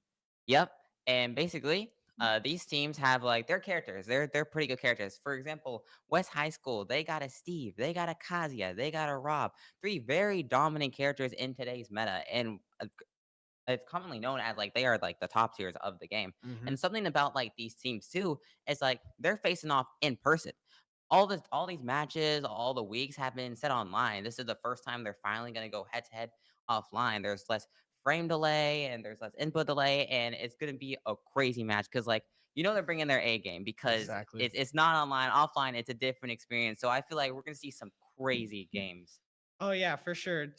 One thing that, like you said, Wi-Fi and in person, two very different things. Very different. Very different. And it's just that one thing of like it's all mindset. In normal in sports, you would think, okay, like it's a lot of physicality and stuff. But what is one thing that you have to do before actually doing a single action? You have to think. You have to use your Yeah. mentality. It's the same exact thing. You have to think. Like they've done a study, and when it comes to fighting games, that you have to make hundreds of decisions in just a minute. And think about this, Smash Bros. Ultimate has 89 characters, meaning you gotta account for that many matchups in the game. It is absolutely insane. If you play one character, that's good, so you can like just practice every single matchup. But even then, there's a lot because you gotta review the characters, and you might not have like VOD reviews of like these players. You could just research them, and you just gotta like take notes. And that's what the big thing about like players. And I feel like what it could come to play in this match is they do their notes on the characters, their abilities, and what their characters can do against other characters. Because matchups, obviously, there can be like some bad matchups. Like, for example, like Rob Game & Watch is like very bad for Rob, but it all comes down to the player. And it looks like here we're starting out with the Mario and the Kazuya. See, the thing about these is it's really hard. With the first match, you just got to go in completely blind because it's like, who do we send in first? Who are they going to send it? It's literally like a luck of the draw, or you just got to think, what are they going to do? Yeah, the first match is definitely one big gamble, is what we like to say. It's a big rock paper scissors moment where it's a blind pick from both teams, so you don't really know how it's gonna go down. And we're going to our first match here, Mario versus Kazuya. Yep, this is it. Blue bracket, ladies and gentlemen. Everyone in the crowd, I want you to start cheering. I want to hear it. Let's get hyped. Let's get into this, baby. That's what I like to see. All right, game one. We're starting out here. Mario versus Kazuya. Mario, really good character, can juggle you pretty well, but Kazuya hits you one touch and you can get to like 1,000,000%, even in stock too. Yep, right off the bat. So we're seeing a very even matchup. So looking, actually, there's a lot of stage control just moving back and forth between both of these. Oh, the parry. Okay, so both of these players are just doing really great. One thing you got to be careful about Kazuya, though, is you have to do great with whiff punishing. Whiff punishing is basically running away, waiting for your opponent to miss. For example, in boxing, wait for them to miss, and then take advantage of it. Oh like my gosh, that. and Kazuya DI's just out Mario getting these combos. With Mario, you have to kind of space those up there, space in there, gets it by the up B, just good DI on that Mario. Kazuya running in on Mario because with Mario, it's kind of hard to get out of Kazuya stuff, but these players know how to DI because a lot of things with Kazuya, you gotta DI, you gotta SDI, all of his moves. We're kind of keeping it chill here, keeping it patient. Oh, Kazuya almost hitting that up B. And you got to be careful here. One thing for all you Tekken players out there, he does have the rage art, but the up smash is going to work. There you go. First stock. There you go. So it's going to be the Mario going to be taking the first stock. Oh, and Kazuya answering back with that up B. We're down 2 stocks apiece at 0% here. Mario getting that early combo here. The up there. A 42%, really good combo. Kazuya, oh, just making it back. Preserve the jump. You want to preserve your jump with the player. You don't want to burn your double up because these two characters can. Oh, 52%. Okay, I saw the down throw. I was kind of scared right there, but you know, Oh, the up airs. He's stringing them. A small battlefield is actually a great stage for both of these characters. Not only can Kazuya take advantage of the tech situations, but Mario definitely uses the platform for his combos. Hold on, wait a minute. Okay, he does good delay with the neutral beat. He does have Rage Art right now. So one Rage Art could definitely change the game right here. He knows Mario can go off stage with the nair, with the back air. Mario can edge guard really well, especially against Kazuya, where his recovery is pretty linear if he goes up or horizontal, but the Kazuya knows. He knows how to delay those. Ooh, Mario okay. getting that grab. He's off stage. Kazuya throws the fireball. Oh, just misses. Tries to get the left trap. Doesn't quite get it. Yeah, Rage Art going to be going offline right now. 150. This is max Rage. Oh, Getting and the down smash. Getting that kill. The down smash definitely going to catch the roll right there. Amazing choice right there from the Mario, as you can see. He's doing great right now, having a lot of advantage state. You got to be careful here not to overcommit, because you could definitely lose your stock at any moment, just like that. Kazuya getting that confirmed up B kill. We are down to final stock here on this game 1 of this first set. Oh, down smash Kazuya getting right the down smash. Interesting decision. Who knows what he's cooking? He's cooking some. Oh, again, almost getting that forward. That would have killed. Kazuya's got to keep the shield here. Mario can do insane damage here. Down throw, turn around back here. This Mario is playing really well. He knows what his character can do. Tries to go for the forward, just misses. Okay, so we do have the Rage Art online. He hasn't been able to connect a single Rage Art this entire match. So let's see if he's able to right here. Gonna parry that, looking for the Rage Art. Oh, no, going Mario kicks it out of offline. him. Mario kicks it out of him. He doesn't want to get hit by that down B because it could kill Mario, because Mario gets the ledge trump, gets the back air. There you go, right there. So game 1 gonna be going to Mario. That is an amazing. So West, honestly, they're Kazuya doing really good at the moment. He's just got to figure out, got to tweak a few things. But, El Diamante, they did win last year, and, they're still staying dominant. Yeah, they want it. They want it. Yeah, that Mario is looking pretty saucy right now, not going to lie. And honestly, I did like how he was just fishing a lot for the grabs. And, one thing with Kazuya is he's really good at playing like out of shield on the ground. And with Mario, just take advantage of your grab game. Go for the up airs, go for the forward air. And especially if you can hit that forward air, the big old dunk, that's going to be huge. You know that forward air is going to get that early kill. Especially the Mario knows his matchup experience. With Mario, you got to throw the fireballs, keep your space, because you don't want Kazuya to get in, but you can find those openings because Mario's frame data is really good. You can space those nairs, space those up airs, the back air, and you can get those grabs and get a lot of mileage off this. We see the Mario getting a lot of damage with the down throw and the up throw and getting the downer, just getting a bunch of damage. Yeah, honestly, I would think that Mario would play a little bit more campy with the fireballs type stuff, because you don't really want to be near Kazuya. Kazuya really likes the close quarters, very similar to Tekken, how he plays in Tekken. Yep. If you aren't familiar with Kazuya, he is the main character of Tekken. And honestly, he's very strong, especially with his moves like EWGF, standing for Electric Wind God Fist, which is a invincible move temporarily and gives him some of the best combos in the game. Yes, and Mario, from the hit series, Super Mario. Yes, I'm sir. sure a lot of people totally didn't know that. Yeah, totally. I mean, I'm so informative. I didn't know Mario. What? That's crazy. Learn something new every day. That's what I'm saying. But Mario, he, as you said, the fireballs keep in the space, doesn't want Kazuya to get in, because Kazuya, I mean, we can see it. He knows his combos. He knows what to do. He knows the inputs, because there's 50 moves Kazuya has and so many inputs he could do. So basically, Kazuya just got to find an opening, get the lasers, and try to hit him so we can get into a combo. As we saw, these two characters are pretty combo heavy when you get their first hit. Oh, yeah, for sure, especially with the Mario up air ladders. And honestly, I'm kind of interested to see what stage they would pick next. I was thinking the same thing, because both these characters, they benefit off platforms a lot. Especially Mario, as we saw on that first stock, getting that upbeat, not quite killing, but if he goes to Battlefield, I feel like if I'm the Kazuya, I would want to ban Battlefield, because Mario can get those combos. And if I'm Mario, I'm banning FD, because Kazuya, again, can get combos, and he can just, on the ground, he's a menace. I think the one thing so Mario benefits off the tri-platforms a lot more than Kazuya, but they both equally matched when it comes to the dual platforms. when it comes to single and no platforms, that's definitely Kazuya's favorite. And it's looking like, oh, Town and City. I kind of like to call this one kind of like a makeshift final destination when the platforms disappear. But you know, honestly, this might work into Kazuya's favor. Yep, going to game 2 here. Mario up just a single game, but Kazuya couldn't answer back. Let's see, right off the bat, looking like a slight lead for Kazuya. Okay, got the fair right there. Got to be careful. Good spot dodge. Ooh, okay, armor through that back air right there. All right, getting that flood, keeping him away. We haven't seen too much flood from Mario. Oh my, getting the up there. Wait, the cheese! F2 to get that kill. Oh my goodness. You know that when the platforms go away, that is definitely a time that you could just take advantage of. And that's definitely going to work in Mario's favor right there. Oh my gosh, Mario knows. See, Town City, even though the platforms go away, they could come back soon. So Mario can see, keep it safe, and platforms are back. So Mario could always still get his ladder combos, as we saw with that F tilt. Oh, the Kazuya air dodging off stage, gotta stall a bit, make it backstage. He makes it back.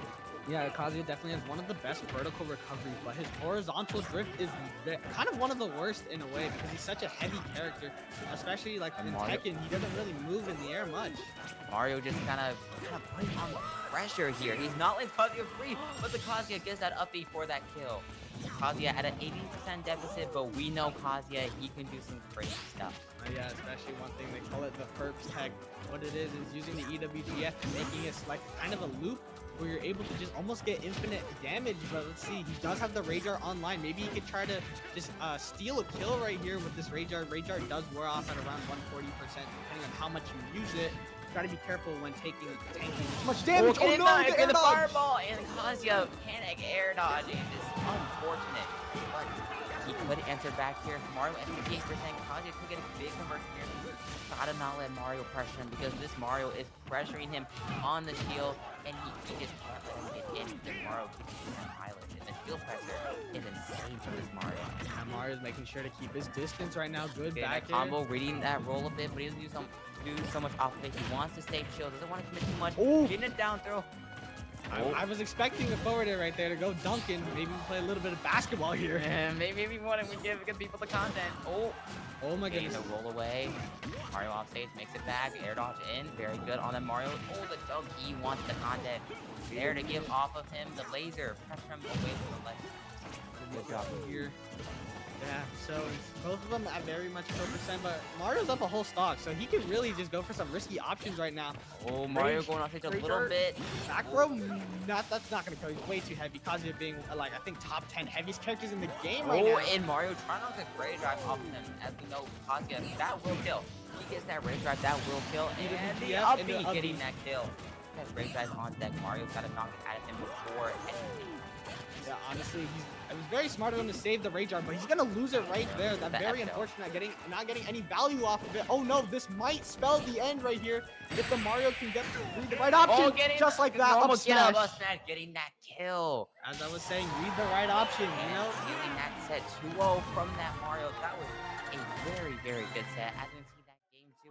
The Town and City platforms, it was it honestly benefited Mario a lot because the platforms, they don't disappear they disappear, but they come back pretty quickly. So Mario was able to get those combos with that early F2 kill and is able to pressure him on the platform, on the stage, able to get those, like you see with those F2s, getting the back airs, just make sure the pressure is shielded so Kazuya couldn't get anything. Because Kazuya, he has a little bit of startup to his moves, but Mario is just like, yeah, he's very, very fast, and the startup frames is one big difference that Kazuya has, especially being out of shield, since he's the only character in the game with the slowest jump in the game to start his jump. Every character has 3 frames before they actually go airborne.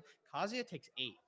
Which is more than double. Learn something new every day, folks. Insane. It's actually insane. So giving him very poor options out of shield, and it's not really a good thing for him, but honestly, the Mario played that almost perfectly. He was keeping his distance, taking advantage of every moment that he had. You know, he was able to get in, almost kind of like the Little Mac from the gold bracket, taking advantage of when your opponent starts swinging when it's unnecessary, and get those combos in, find the kill, boom, you get the lead, then stay away. Yeah, in this next match, see, with the first match, it's hard to choose. You're going in blind, as I said before. You're trying to pick who should go against another character. Who are they going to pick? Because matchups is obviously important, but it ultimately comes down to the players. We saw with Amari was pretty dominant. In fact, he knew what he was doing. Next, we could see either Pyramithra or Lucas from El Diamante, or we could see West High School from we see a Rob or a Rob or Steve. Steve. And this is really important because Steve and Rob, both characters, kind of similar to Kazuya, where they can do a lot of damage. They can keep passive.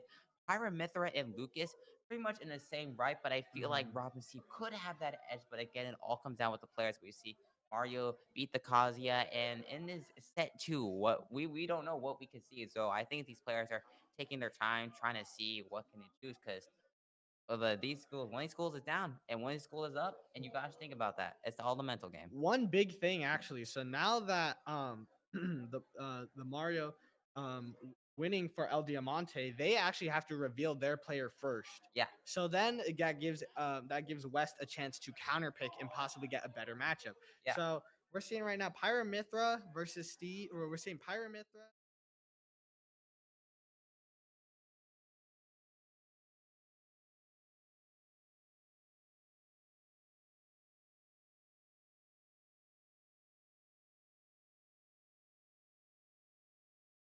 Very well rounded against most of the cast. Now, one weird thing that no one really knows is that Lucas beats Steve pretty hard. Oh. Now, hear me out. So you think, oh, but what about like projectiles and like building block walls? Well, the PK fire, it's different from Nest. It's not like multi-hit, it's a big explosion. Yeah. If it hits the blocks, it explodes and it expands. It can hit Steve through the wall and it destroys the blocks like that in an instant. I mean, you should know as yourself, you are a Steve player, if I'm not mistaken. Yes, I am a Steve player, yes. So I feel like you know a lot about the character. That's really good matchup knowledge to know. So I feel like they could throw in a Lucas against a Steve. As you see, El Diamante, they gotta wait. They gotta choose there first, and then West High School gets to counterpick them. So we could see that. We could see maybe like the Lucas, and he might want to not throw in the Steve, might want to throw in the Rob, because as myself, a Rob player, Rob is really good, I think, at the Lucas and Nest Magic. I feel like his edge guards are really, really good. Oh, in yeah, kinda definitely. capitalizing off of it. Like, he can throw the gyro and the laser, and you don't have to fully charge any of them. So I feel like Rob is really good at catching the recovery, and if the up back to stage, the down air will be pretty good at catching the recovery. Oh yeah, for sure. And one thing, it's like like you said with gyro, especially being able to just throw it off and interrupt, because Ness and Lucas have a very weird recovery. So they spawn the PK Thunder, which comes out of their head, and you have to try to hit it on the bottom to launch them. Yeah. Now, if you mess up the angle, that's gonna It's kinda hurts. that's gonna hurt really much, a lot. But it does take a lot of time for it to go around. So Rob can definitely take advantage of that, throw the gyro, interrupt it, and possibly maybe convert off of it. There's definitely many things that Rob can do in those matchups. And honestly, another thing with the edge guarding, as you mentioned, is you know how they say that they do a circle with uppy. Mhm. Something that Rob can do is he can intentionally get hit by the uppy, so he can steal it, and Ness or Yeah, like he can Lucas cancel will it. just die because Yeah. it will just cancel it, and then Rob can pick it back to stage because he has a really good recovery. And something a little bit of Rob knowledge that I do know is that with Rob, if you spam the B button, you'll preserve more fuel and get that uppy. So if he's like run out of fuel and he wants to catch the Lucas's uppy, he Yeah. can just go up at stage if he just mashes the B button. And if Rob gets edge guard, as we said earlier, if we're off to the side, he can like side B, and if you mash the side B button, that does 21% of damage and a lot of Jeez. knockback. So we're looking at Pyramithra right now Pyramithra, who is versus- gonna be our other player? Okay, It's gonna Pyramithra be the versus Rob. Rob. Okay, so honestly, this is gonna be interesting. So All this right. this matchup, actually, Pyramithra being very prone off stage. Their recoveries are very linear, kind of like Kazuya, where it's very sideways linear or upwards linear. There's no other way around it, and Rob can definitely take advantage of that with the spikes. But let's get into it. Yes. Set number 2, baby. This is what I like to see. Okay, so Rob parting that gyro, getting that laser. As we know, these two projectiles are really good. You don't have to fully charge them. You can fully charge them, they'll do more damage, but you just want to keep the pressure on because Pyramithra, especially when you're so popular with Mithra, you wanna go in Mithra. You wanna go in. You don't want to let Rob. So Rob is just like, no. Stay back. Let me do a thing. Yeah, looking at it right now. So he's bringing out the Pyra. So the weird thing about Pyramithra is it's kind of two characters in one in a way. So Pyra being very slow, very floaty, but she also hits like a truck. She's Exactly. the character that you want to use when you want to close out the stock. Mithra is the character that you want to use for rush down and definitely to start those combos. But looking at it right now, it's looking like the Rob is doing really well in this matchup, being up by about 40-ish percent, 50% right now. Yeah, Rob is just, he just kind of keeping it back here. It's hard for Gyro. Because Gyro, it can, like, especially with the recovery, it can definitely hurt Pyramithra a lot. And he wants, again, to keep Pyramithra back. He gets a down throw. Gets it up there. Good DI on the Pyramithra. Yeah. Oh, getting the catch. No way! Dash Attack get that first kill. No way. You know, I said it. She hits like a truck. You know, more like a monster truck one. How early that killed. Meow. Oh, the back air Speaking right of meow, we got the back air on the Rob, stealing that first time. That back air is really good. If Pyramithra holds a gyro and can throw at it, it can hit the Rob back air and it will extend the hitbox and it will stay off for a while. Oh yeah, definitely. All right, let's see. Whipping that grab, but Rob keeping it back with the border. Border really good at keeping it back. Good fast move. I did see that F smash. No way. Okay, he's switching to Pyra now. Let's see. Oh, the gyro gonna be saving his life. That's Fred, the gyro hitting him back. Oh, and there, up air, good conversion. The laser keeping her away, just like, hey back, I'm gonna take some damage off you so I can get that kill. F-tilt knocking her off a little bit. Oh, the F-smash, good punish. F-smash back, right back at ya. Right back at ya, take it back. Oh, good catch of the gyro right there. Let's see if Diamante's Pyra can try to get a kill right here. I know Rob is at 65%, but you know, it's Pyra. Anything can happen. You know, West High School Rob, he's shooting those side beats because you let go of that and you're taking damage. You want to hold your shield, you want to keep it king. Oh my god. Take it too desperate. Oh, no tech. Into the down smash. Yep, tech situation. That is one thing that Rob is pretty notorious for some of his moves, especially like down tilt. Oh my god. That uppie. The uppie has a really good knockback. Oh, but Rob getting those combos with the gyro. No zero death. He almost tried to get there. 20% knockback for this last off here up. Yeah, he's got to make sure he keeps this lead. Definitely, West Rob just has to make sure that he has more damage done to his opponent. Okay, he has the gyro in his hand. He's gonna throw it up. Maybe kind of save it for later. Oh, that F smash not quite gonna hit him. Oh, Rob the DI. Rob keeping it back here. As we see, as I said, with Uppy preserving the fuel. Ace Pyro just off stage. Pyro's currently off stage right now. Hold on. Getting the grab, throw laser. Off. Okay, nothing to capitalize it. Keep back on stage. Preserve your resources. Rob wants resources. Ooh, up smash. Oh, I was expecting. Oh, my actually, God. he couldn't because he had the gyro in his hand. Exactly. That's why he threw it up. He probably wanted to up smash, but he had the gyro, and he just up smash. We're keeping it chill, and Rob loses that.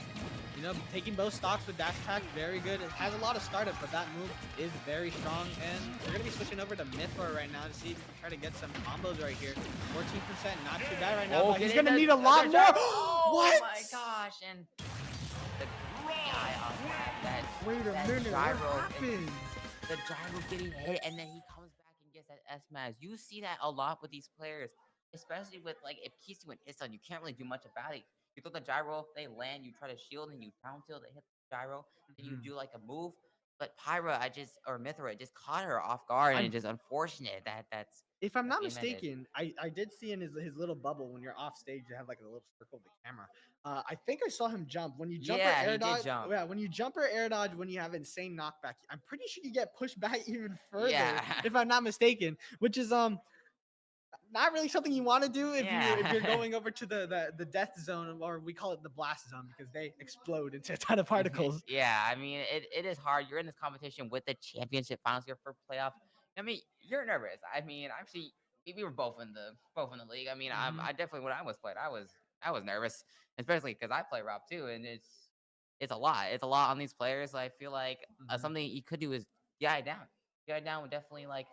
Yeah, that could definitely be a thing, but you know, Rob being a big boy, he's a big boy, he's using the jets on the bottom of his, what are they, feet? they're not really feet, you know, but you know, the foundation of his creation. I guess. I mean, I wouldn't really think that, you know, fire is not gonna hurt, you know. That definitely, especially for how it is, it looks like an explosion. I'm pretty sure that is.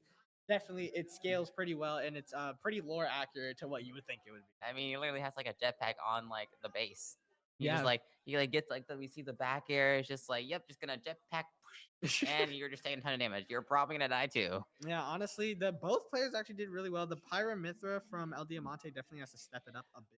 Not gonna lie, if he wants to try to bring this back. But the Rob doing really well from West. Honestly, I'm if I'm not mistaken, I would say Rob definitely wins this matchup, especially with gyro. I mean, Yeah. I know we think about it. We think, okay, what about sorties with disjoints? Well, Rob has a disjoint that he chills. Yeah. That's his son. That's his baby boy. You know, he's doing the work for you. It's Exactly. a 2v1 at that point. You know. Also, what stage are we going to? I think the stage pick is also really interesting here because both these characters they can ladder, and then I don't feel like there's like a necessarily bad stage for them. Maybe like FD Pyramid are kind of bad on it, and then unlike the slants, we're going to small battlefield. Okay, actually, very good choice for both of these characters.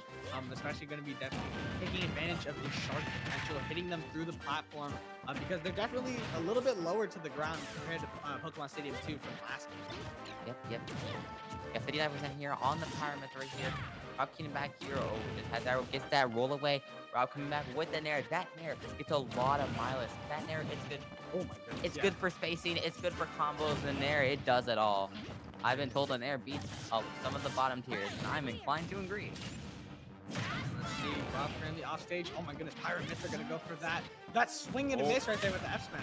But down to not getting conversion off of it. That laser. Rob getting hit by that side beat. But this Rob, I like this Rob. He's really good at throwing the gyro on stage, so Pyramid just cannot capitalize.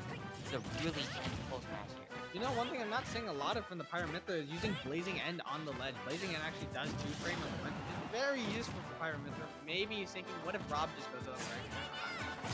Could definitely be a good case, but you know, maybe just try to limit his options. You know, try to condition him to do something else. It's one thing that is really good that you can do in this game is condition. If you can force your opponent to do a move that you want, you can definitely read it. Exactly. This is a very close game here. We've gone a minute. Not single box been taken. Rob taking here. 2-frame up air. The down tilt into the up air. Gonna steal that kill. Rob wants to get right back in there. You see, he's being aggressive. Oh, Photon what's edge. he gonna do with it? He's gonna throw down now, get the grab, and that's gonna steal it. Yep.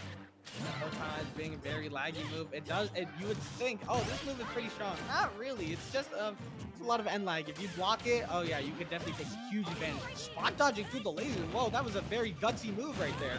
This Pyramid there, he's gets that up smash. That was a very good option because Rob did get a lot of damage on that Rob. 71% on the Rob. He's off stage, but what's probably going to answer back? Gets a forward to jump into the air. Do this, Rob. Back on stage, getting in there. What's he gonna do off of it? Oh, Pyramid coming down with the dare. Yeah. That dare is really good, not only for just like spiking, but I feel like a lot of these Pyramid players, they're really good at using it downer as like a get off thing. Especially with characters like Rob. Yeah, sticking to Pyro right now. He's trying to look for that kill. He has really great stage control right now, just making sure that, like, you know, this territory, it's mine. No robots allowed here, you know? Nice to use Rob using the back air. The back air getting okay. that kill. You know, and then he's going to switch over to Mythra. One thing that you got to do is, you know, switch it up. You got to make sure that you use both characters. Oh, I don't know if that ray of punishment was smart right there. He doesn't have a jump. Does he make this back? Yes, he does. Down here, just missed the timing there on the Rob. Rob can definitely get the downer because it has a really big hitbox, and I've seen it kill pretty early, and it has a big hitbox, especially under the stage. Rob off stage was going to answer back. He is in the air, and now he's on. Yeah, having this great lead right now. This Pyramid player has to take advantage. Oh, the last hit of Photon Edge does connect. All right, here we go. So we're looking at a lot of neutral right now. Both players on the stage. You know what? Never mind. Rob is going to be going off the stage.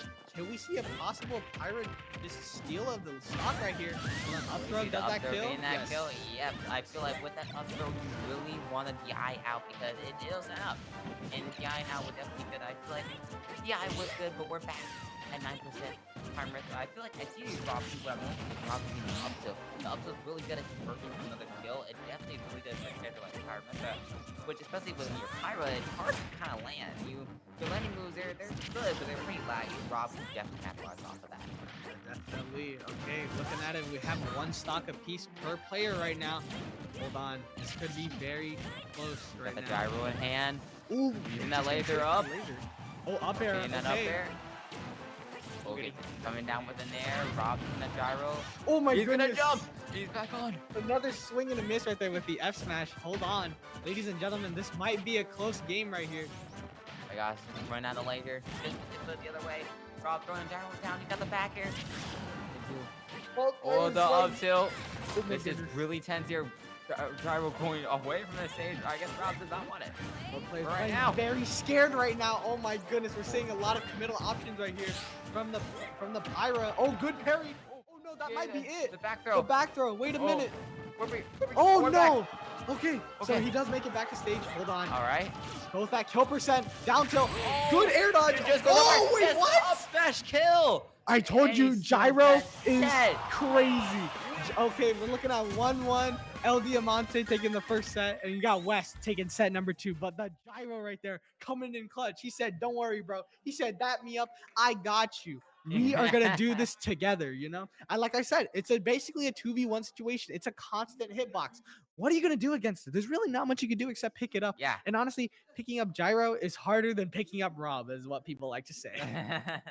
I mean, actually, no. I mean, with the gyro, you see, he was trying to get that. He got the down tilt, but Pyramid just went over the gyro, but it made a bad air dodge, and it converted it into the kill. But it's okay. It's 1-1. It means we will see at least another 2 sets. Yeah. In this thing, we could see 3, which would be pretty hype. Yeah, we're going into set number 3, so we're looking at 1 point per team right now. So we're gonna see the Lucas versus the Steve. Yeah. Okay. So this is the one that I was definitely talking about. So, unless we forgot to mention that El Diamante does have a Terry on the bench. They might bring out the Terry. They might bring out the Terry. You never know. Both matchups, I would say Lucas definitely does better. I would say Steve Terry is more even. Yeah.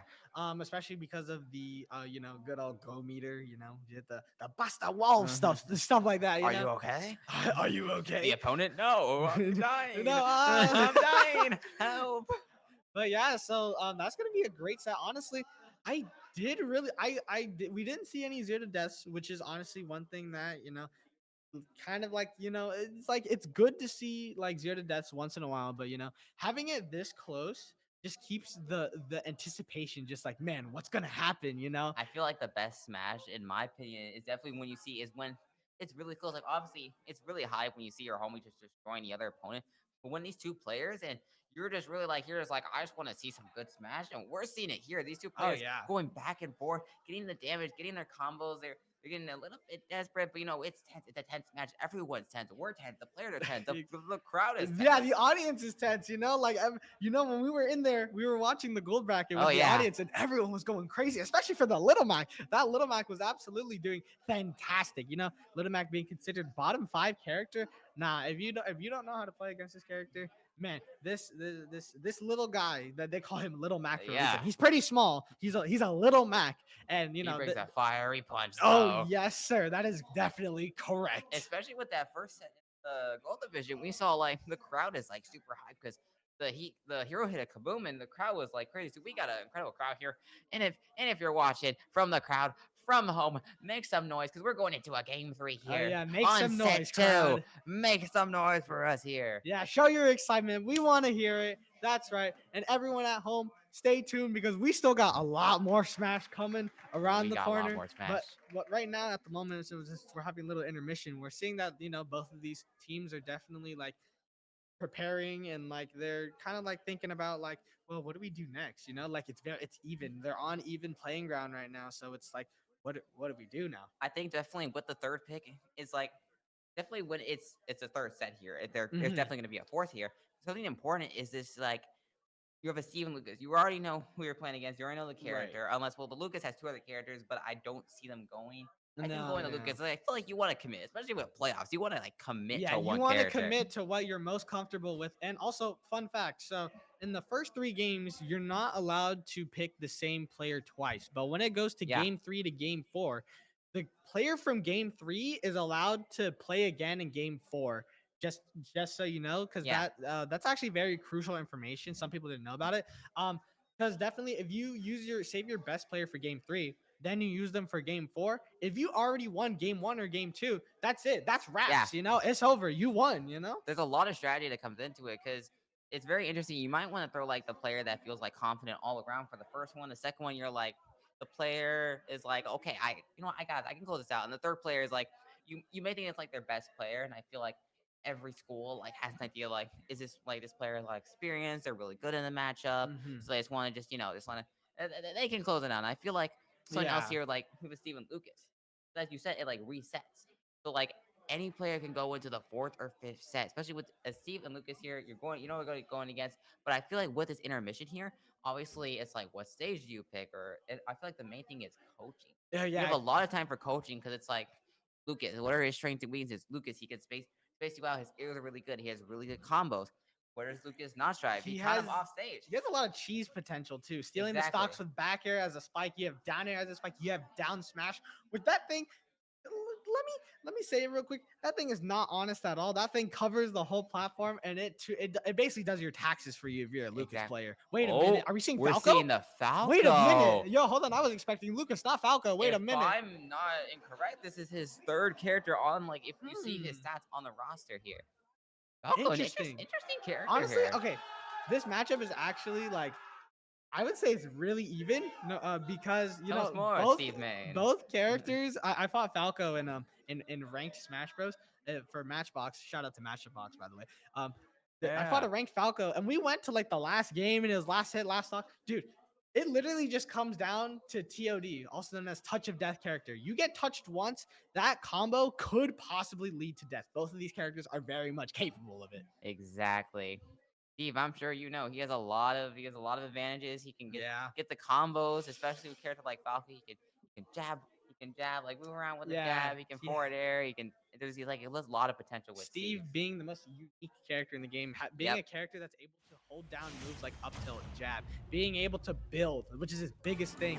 And we're gonna be going straight into the next set right now. Set number 3, dude. Game 1. Honestly, this one is now since we're on even playing ground. This is gonna be a very crucial match to see. Like, okay, if you lose this, they can counter pick you twice. Yeah. But if you win this, you're able to counterpick them if you if you drop one game, And looking at it right now, we're seeing some Steve jabs, baby. Steve jabs, 28% on the Falco. Falco's gotta keep back here. Oh my gosh, the up tilts. Oh my goodness. Wait, what sword already? Oh wait, yeah, that's true. So what sword actually uses the most durability when it comes to attacking? It's kind of interesting. But it is very accurate too. If many of you know Minecraft, the swords are actually not as durable as any the other tools. But he's gonna be upgrading to iron. So interesting thing about Steve, very accurate to Minecraft. He mines, as you can see, when he's breaking the floor, and he gets resources. So he's got to use those resources to build, and you can also use them to upgrade his materials. There's several tiers. You have wood, stone, iron, gold, and diamond. Gold being different because it makes his moves a lot faster, and diamond being different because that thing hits like a truck, like Pyramithra, but like going sicko mode, Fire Pyramithra on Super Saiyan mode. I would see this Falco doing a really good job. I see he's getting some of the grabs here. He's trying to keep it back here. We see Falco's keeping it patient here. He's using those back here, using his mobility. Steve, getting that. What a mix-up! Falco just he off the block was able to get him. Falco good angle on him. Because Steve, that kills. Yep, the piston. The Steve down tilt, it does too for him. So it definitely hurts a character like Spacey, especially Falco here. His up doesn't go super high as Fox does, and Falco is a little more vulnerable, but Falco gets that down smash, and Steve loses his first stock. Yeah, but he does have the diamond online right now. This is going to be very crucial for him. Going for the down tilt into a grab. Yep, you're able to convert into a grab off of that for some reason. He's got the diamond. He's at 35%. You're going to be using the flint and steel. That down tilt flint and steel actually has a lot of weird properties. So it is plus on shield. If you don't know what plus on shield means, it means that basically if it hits someone that blocks it, Steve is actually able to be actionable first before the Yep. You see Falco trying to get these combos here. Steve, character, it's just up. See Falco here. Steve's got the diamond on deck. Diamond does a lot of damage. You go very early. Steve getting that F smash. The air dodge, get the F smash kill. Yeah, there you go, right there. One thing you don't want to do is air dodge inward, because if Steve is able to read your air dodge, he is definitely. Oh my goodness, he's looking for the Steve checkmate. Did you see that? So Steve checkmate is when you put a block, you grab them, you basically throw them behind you, and they'll bounce off the block. If they tech it, they'll still get hit by F smash. If they don't tech it, they're most likely gonna die. Oh wait a minute! Getting that roll away to Steve, getting that F throw. I love wasting the TNT. Falco cannot really. I can't step on that. As we know, Falco has the up B. I feel like up B could come in here to play here. Falco's up B, any fire explodes the TNT, so we could see maybe him putting it on the ledge. Gets rid of that crafting table once. Keeps in it. in the air away from it. But again, Falco has a lot of mobility. Oh Steve my, does whoa! not. That was an interesting mix-up. The right there. mix-up. Utilizing the Elytra bounce right there to just mix up where he's gonna land. And just so you know, Steve's axe just broke. It ran out of durability, which means that his mining on the ground is gonna be very much slower. Falco gonna get that back throw off of the blocks here. Falco using those layers. Oh my goodness! The Whipping grab. the grab. Whipping. Over there. Wait a minute. Okay, so still no Back axe. on stage. He's saving the diamond for his last stock, which is very smart. Honestly, coming from the Steve player from the West. This is so close to up smash. Getting the kill. Wow, I can't believe that hit. Wow. His name is Snacker, and he's snacking on those up smashes. Yum, yum. Okay, so looking like Steve, he's got his materials. He's gonna start playing his game. Gotta be careful with that checkmate right there. Falco keeping it back here. He's keeping it patient, using those tomahawks, as you know, he is a bird. But yeah, and you know, we got Falco the bird, and let's see if Falco he the can bird. maybe he can start flying right here. Maybe taking him to the skies. Make it a good sword. Get that rolling. Down throw forward there. Wait a minute. But he's something crazy here. He gets 12%, a little bit of damage here, but not gonna do a lot. Falco, gotta keep it patient here. 142 Steve, it can hit you with like Anything except the weak sword hit is going to kill. Down air, up Down tilt. air, Wait a get minute, up up there. tilt, up air. Oh my goodness, 52% already. Especially with that rage, forward I throw. think anything can Jump kill down soon. Intense here, keeping it close. Oh no! Oh, he's gonna get that forward air. He makes. Gotta get No, he patient. makes this back. Yes. Up throw. Oh, gets no! the up smash. Kill Steve, getting that up smash. Oh no! Steve's up smash, it strips him super well.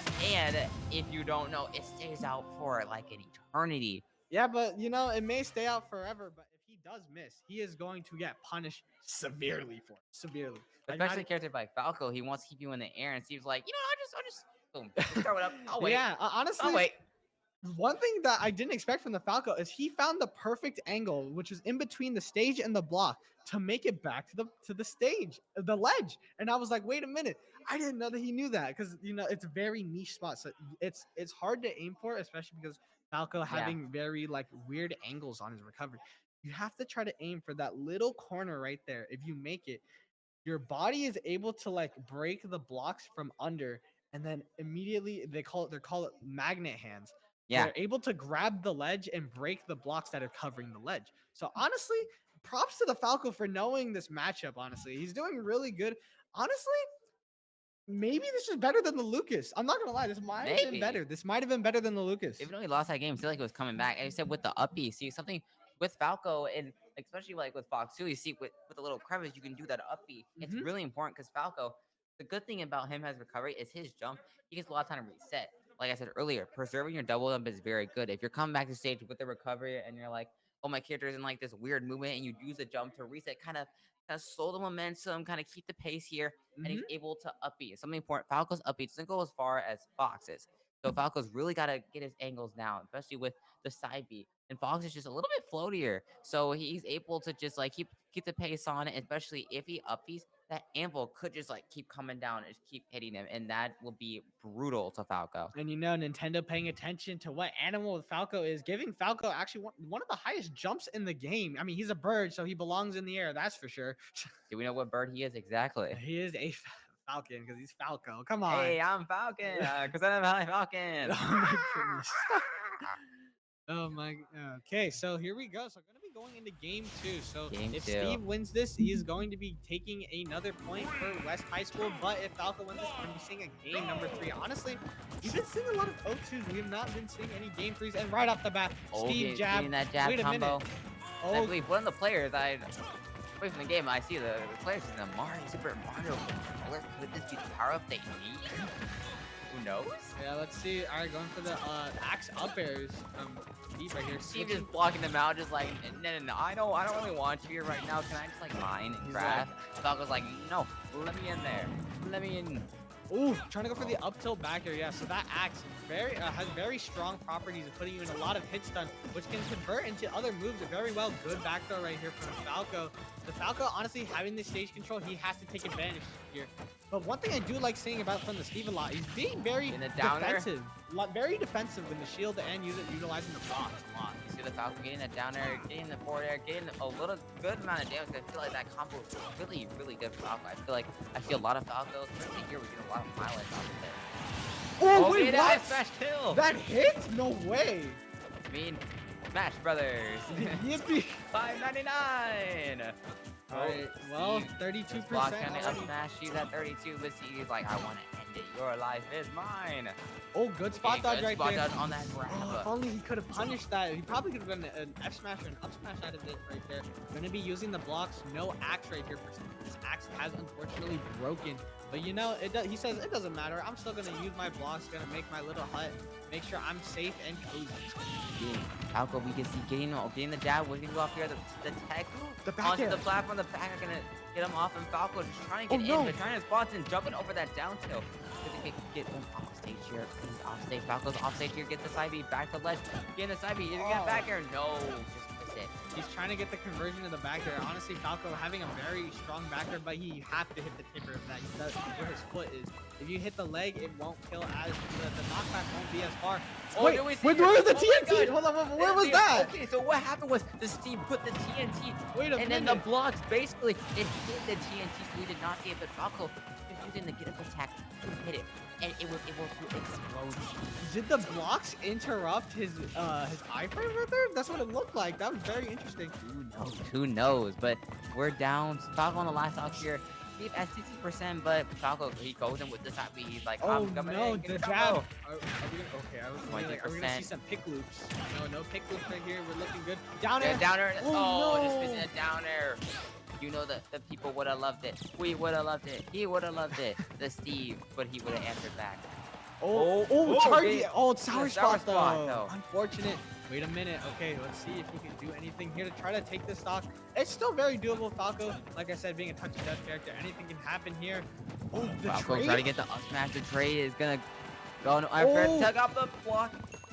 Okay, Falco keeping it back, not getting hit by that anvil.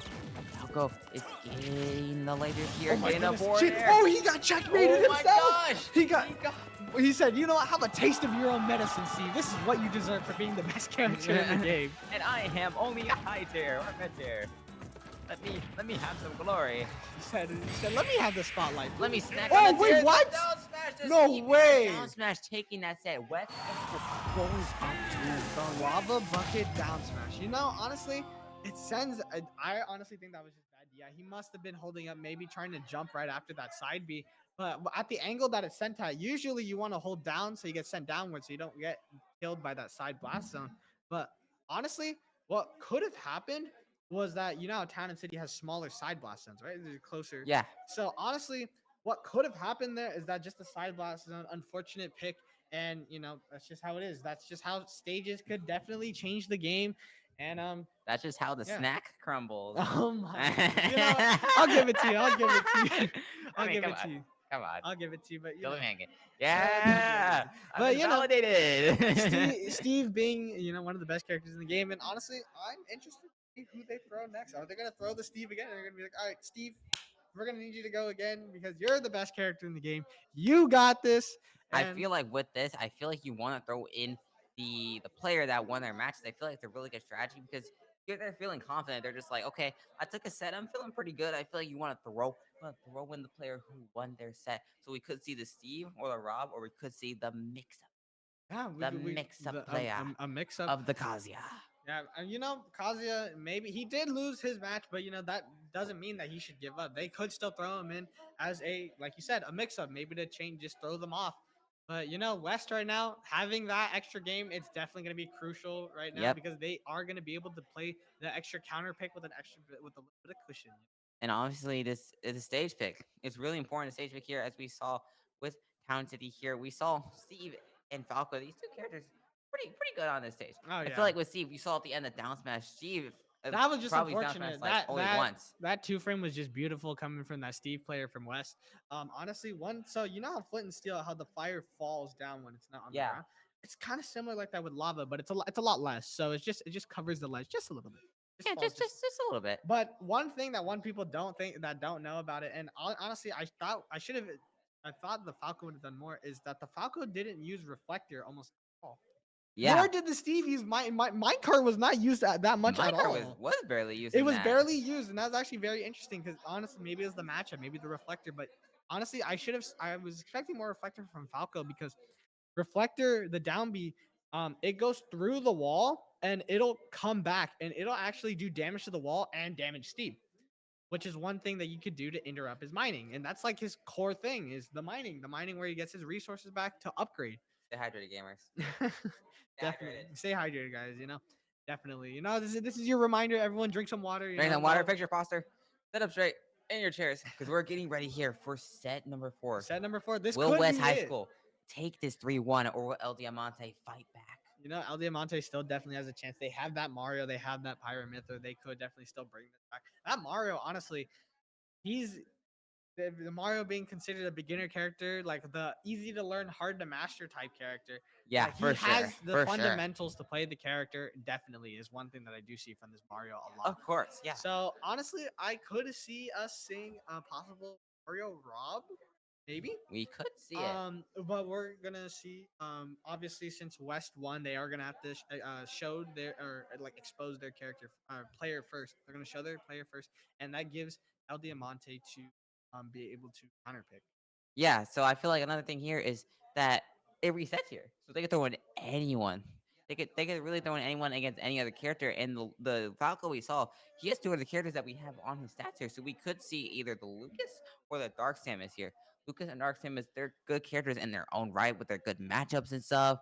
It's a lot here. Especially with the stage too is really important. We saw Light Lab that benefited that Little Mac. We also have like the Town City that this set that benefited the Mario. He was able to keep on that pressure. And like Battlefield here, I feel like it's really good for Rob, and I think it's pretty good for Steve too. It just all comes down to it with your matchup knowledge. I feel like something important here is your matchup knowledge. Like if you're Steve, you don't know the matchup of Falco, say, even though you play on the better character, like arguably, you could still lose. Oh yeah, definitely. It all comes down to matchup knowledge. That's one thing about Smash Bros. Like you could lose to anyone, you can beat anyone. Honestly, we're looking at set 4, and Set 4. I'm kind of I'm pretty excited. I'm intrigued to see what's in store for us for set 4. I'm very intrigued here. Very intrigued, my good sir. Very interesting. Very exquisite Smash Bros. Gameplay I'm seeing right here. Yeah, but honestly, based off how back and forth it is, I kind of called it out. I said both of these teams being very dominant. Yeah. When they match up, it's going down. It's going down. It's going down. Yeah. So yeah, being very dominant in like their playoff brackets, and like I said, it's going to be even. And I kind of want to see a set 5. No favoritism to either team. Obviously, we're supposed to be non-biased casters. I'm non-biased. I think it would be very hype. And especially, I know the crowd would definitely agree with me. I would if like El it. Diamante wins game or set number 4, bringing it to set number 5, and we go to that sudden death, that clutch or kick the bucket moment. Then the set 5 is a game 3 situation. I mean, it's really high. I mean, we could do this more. I mean, I could just sit here and commentate longer. Exactly. Awesome video games. Like Captain America, I could do this all day. And I feel like something I want to mention is that when you play Smash Bros, right, there's so many ways you could practice. There's different ways you can like train. You can go into like training mode, practice some combos, practice your movement, or you play against CPUs to develop that muscle memory, to develop the timing on your combos. Or you could go online and just play against like players online, get that experience. Especially with the CIF, when you play online for the whole season, you have to like get that experience. You have to get used to the input delay, the different lag, and then, like your character, like what's good on your character. And also another thing is VOD reviewing. VOD reviewing is pretty big, especially these players could be watching like top players, like for example, the Rob could be watching like Zamba, how he pressures like different characters, and like the C could be watching like Akala, could be watching Rockman, be watching Onin. Yeah, there's a lot of all those top players. Go off. They do a lot of techniques, or for short tech. They do a lot of tech that you can definitely learn from. And honestly, that's kind of how Smash Bros works, especially Ultimates. It's like you want to. They call it like the game of aerials, the game of cheese, the game of like whatever you have. So it's a game of awesome and hype and amazing. Yeah, I mean that's definitely one thing. But the one thing with like it's just you have to find the potential of your character, find out what they excel at, and just use that to its full potential. Like Steve. Steve excels at camping, excels with minecart, upgrading. That's just what you do. Falco excels at touch of death character, multi-hits, doing stuff like that. You got characters like Pyramithra, like being a balance of combo heavy and kill potential heavy. Like there's just so much that goes into it. And obviously the developers of the game, you can definitely tell how much love was put into this game. Yeah, for sure. There's a lot of stuff that goes into this tech. Like there's some things that you don't know that we've been right up here. Like I didn't even know that like when you spam the B button for the up B, you can go higher and preserve your fuel. And like you said, like I've been taught like when I recently went to Genesis X, I learned Yeah. that like if you like have like Ken is doing like the up B, you can this SCI like away from it. And there's just like this just goes to show there's so much love and there's so much put into this game. Yeah, We're going to definitely. Town and City here. I Okay. wonder what we're gonna pick here. Will we see the Mario from El Camonte and the West High School? We could see the Rob or the Steve here. We're Or going to the sample Kazuya. here. There's still the Kazuya. There is still the Kazuya. Kazuya's still Can't on count the 'em out. table. There's And still- Kazuya, I if you're mean, listening, you are talented, my good friend. honestly, Kazuya being the arguably, actually, I think it's pretty solid to confirm that Kazuya is the most difficult character in the game. Oh, to for play. sure. For Especially- sure. Oh wait, Oh, we're seeing Mario the Steve and versus the Steve. Mario. Oh, you see, I called this. I was like, they're definitely gonna keep the Steve in this whole time. Obviously, a very good option, but. When I go to Mario, honestly, Mario, he did look very prominent in his last set, and honestly, I think that playing Mario is definitely going to be a good pick right here. And we're going into here on set number 4, Mario versus Steve on Town City. We're starting out here, the Mario trying to get his up moves, up tilt, up air, trying to get those moves. Steve trying to get them off of him. I feel like this matchup is. It's not terrible. I feel like if Mario plays this right, it's a good matchup. It's like Steve is a character that has a lot of cheese, but Mario. Oh my goodness! Wait a minute! With the up airs, Oh no! not getting the up air. Wait, the flood! Oh my Oh my goodness! God, That no. flood was insane. This it's crazy. The Show roar him. back air. Hold on. I actually love this Mario gameplay. He's not letting up the pressure right now. Oh, good. He's showing off what America is for. America, the American cheese. Yeah, he's playing the all-American Mario is what we like to call him. Okay, gonna go for a down throw. Can he try to find this At kill? 1.2. Mario taking back here using those fireballs. The Beaver's fireballs. Mario's doing very well. Ooh, trying to get that. Oh, the up smash! Oh, there you go. That's taking that first stock. And one thing about Mario's up smash, his head is actually invincible. So they consider an anti-air prevention. His head is invincible, guys. Nothing can beat his head. It's steel. He's got that big noggin, if you know what I mean. Oh, my get that goodness. roll in the border. Wait a minute. The Wow, up what air is- 60% combo. Mario playing this incredibly well. He's got that perfect. Oh my goodness. The air dodge drift so good. Are we gonna see a Mario up B? No, but we're seeing a lot of up air. The ladder combo. One thing that Mario is always very notorious for. Getting that down smash. Going back up on the stage. He's getting the back air. Honestly, this Mario reminded me of one of the best Marios in the world, Kurama. Really good right now. But the landing, you see that landing hitbox is down air. Whoa. Mario's really Wait, back throw. Back throw. Oh, the block will go away. He's gonna get It that still kill. kills. You know what? He said, screw the block. Let me just throw you outright. You know, I'm gonna be an honest character like I was meant to be. I'm gonna swing you around and show you why this is my domain. Exactly. He's like, you know what? I'm the first character in this game, and you're gonna find out why. Oh, the Mario getting off stage here, using the platform, get back stage. We're playing Mario out here. Oh my It's goodness. Mario Smash Brothers. If I see, oh my, the footstool. What? Asserting his dominance. This Mario is actually doing some insane Oh, stuff. good. Roll Smash not gonna No kill. iron. No anvil. Wait, there's no iron available for Steve right now. This is really good for Mario. West Steve is actually in huge trouble. The air dodge. Oh my that's God, it. the air dodge down. He can't make it back because he has no resources. That could have been intentional because 3 stocks, like we were just talking about. Steve, even though he's considered the best character in the game, he could definitely lose a game. And look at everyone in the crowd clapping because, you know, Steve. that was dominant. That Mario just pressuring that Steve with the up airs and just the grabs and like he stood up the stage like he was grabbing him and then he like kind of let go of the air on Steve and Mario was like, I know he's dead, run out of iron. I think Yeah. you told me this before on like on a different like local we casted where Steve on Town and City and Smashville, it's not the best stage for him because he's So it's pros and cons about Town and City. So pro is it's Town and City and Smashville give him Diamond the fastest. Con is they use his most reliable combo tool, Axe, and also the iron rate is not that good. And honestly, Steve relies on iron more than Diamond.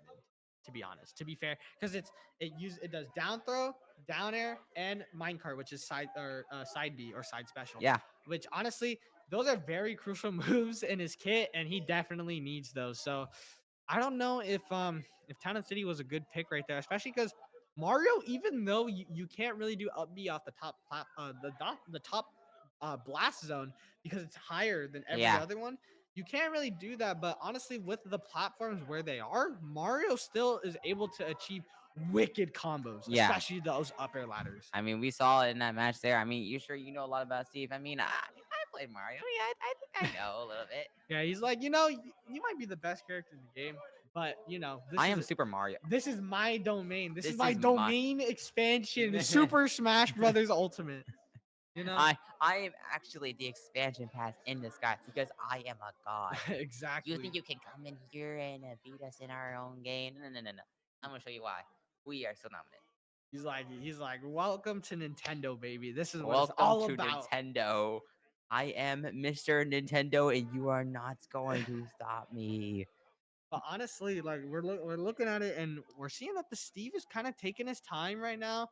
He's Honestly, thinking. I would definitely do the same thing because Yeah. for a very prominent loss, like it was a very big gap. Like the amount Yeah. of dominance that Mario had against It was the a Steve, lot. like El Diamante's Mario is something that Mario is A just a force character to be reckoned number one, he is a force to be reckoned with. Number two, Mario's not really a character you really see that often. They do consider him high tier, obviously, Yeah. with his potential, but he's very short and stubby. His legs don't go that far. His moves are not that far. He His doesn't have a lot limbs- of range. Yeah, but Steve has a lot of range, and like Mario is just one thing that Mario has is the speed and the startup that he's taking advantage of. He's Yeah. able to pressure and not give it up. He's like, I'm not gonna let you breathe. I'm going to pressure you and scare you as much as I can. You cannot take a 1, 2, 3, 4 breath. You are taking a 1 breath, and that's all you get. Yeah. Now tell me, man.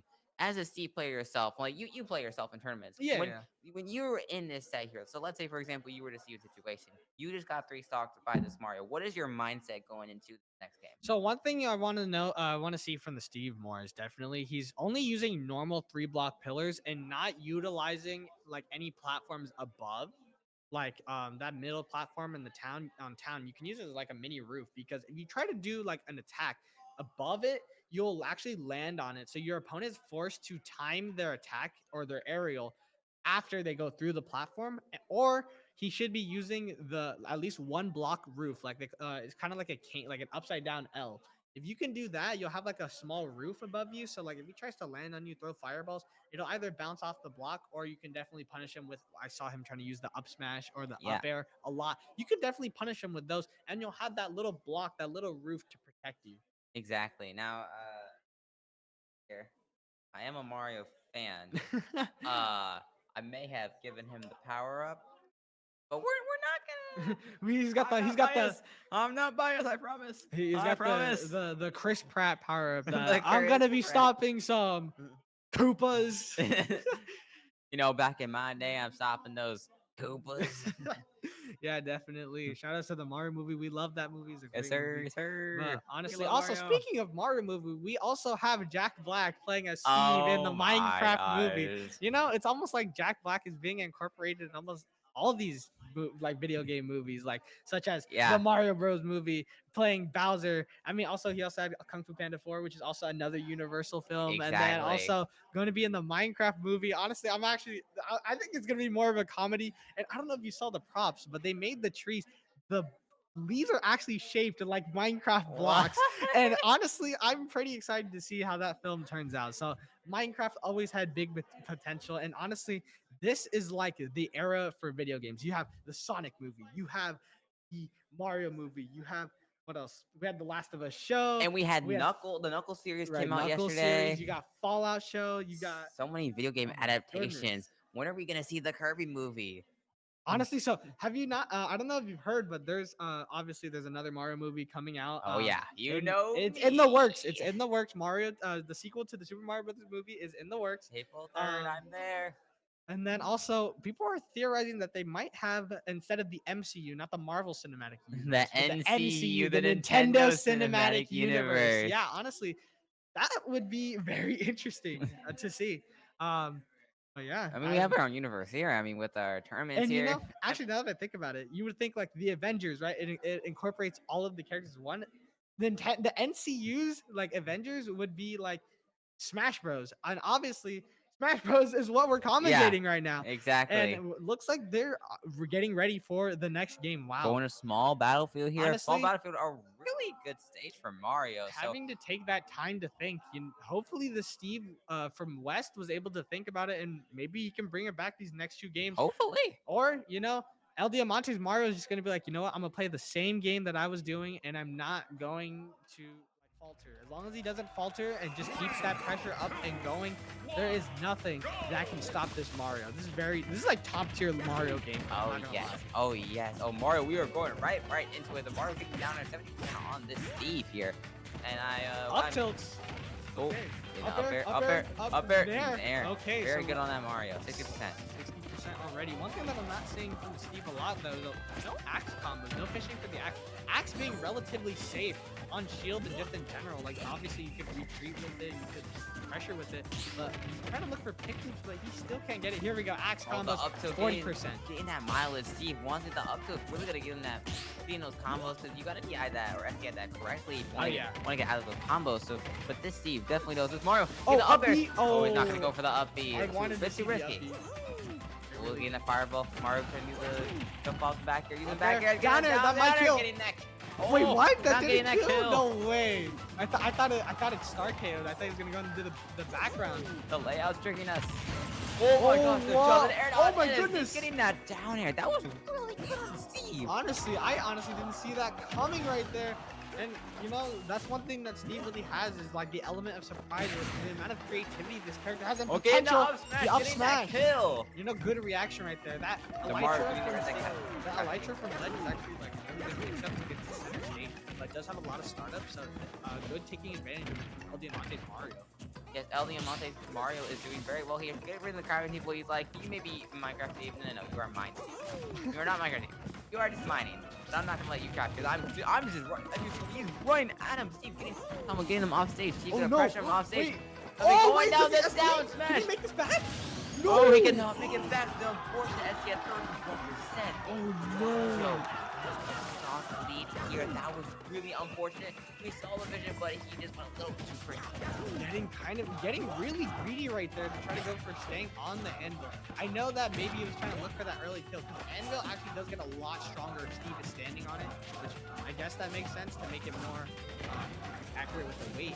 But looking at it right now, maybe that wasn't the best choice because he has a huge deficit that he has to try to come back from. And look at his inventory right now. You see It's all the that inventory. There is nothing. There is no nothing. materials at all. There is nothing. There's nothing cooking in the pot. But Mario's cooking in the pot. There's maybe some more American cheese. Oh, wait a minute. Oh, get up. Oh, the dunk! The dunk! It's the dunk! Oh my goodness. Forward aerial.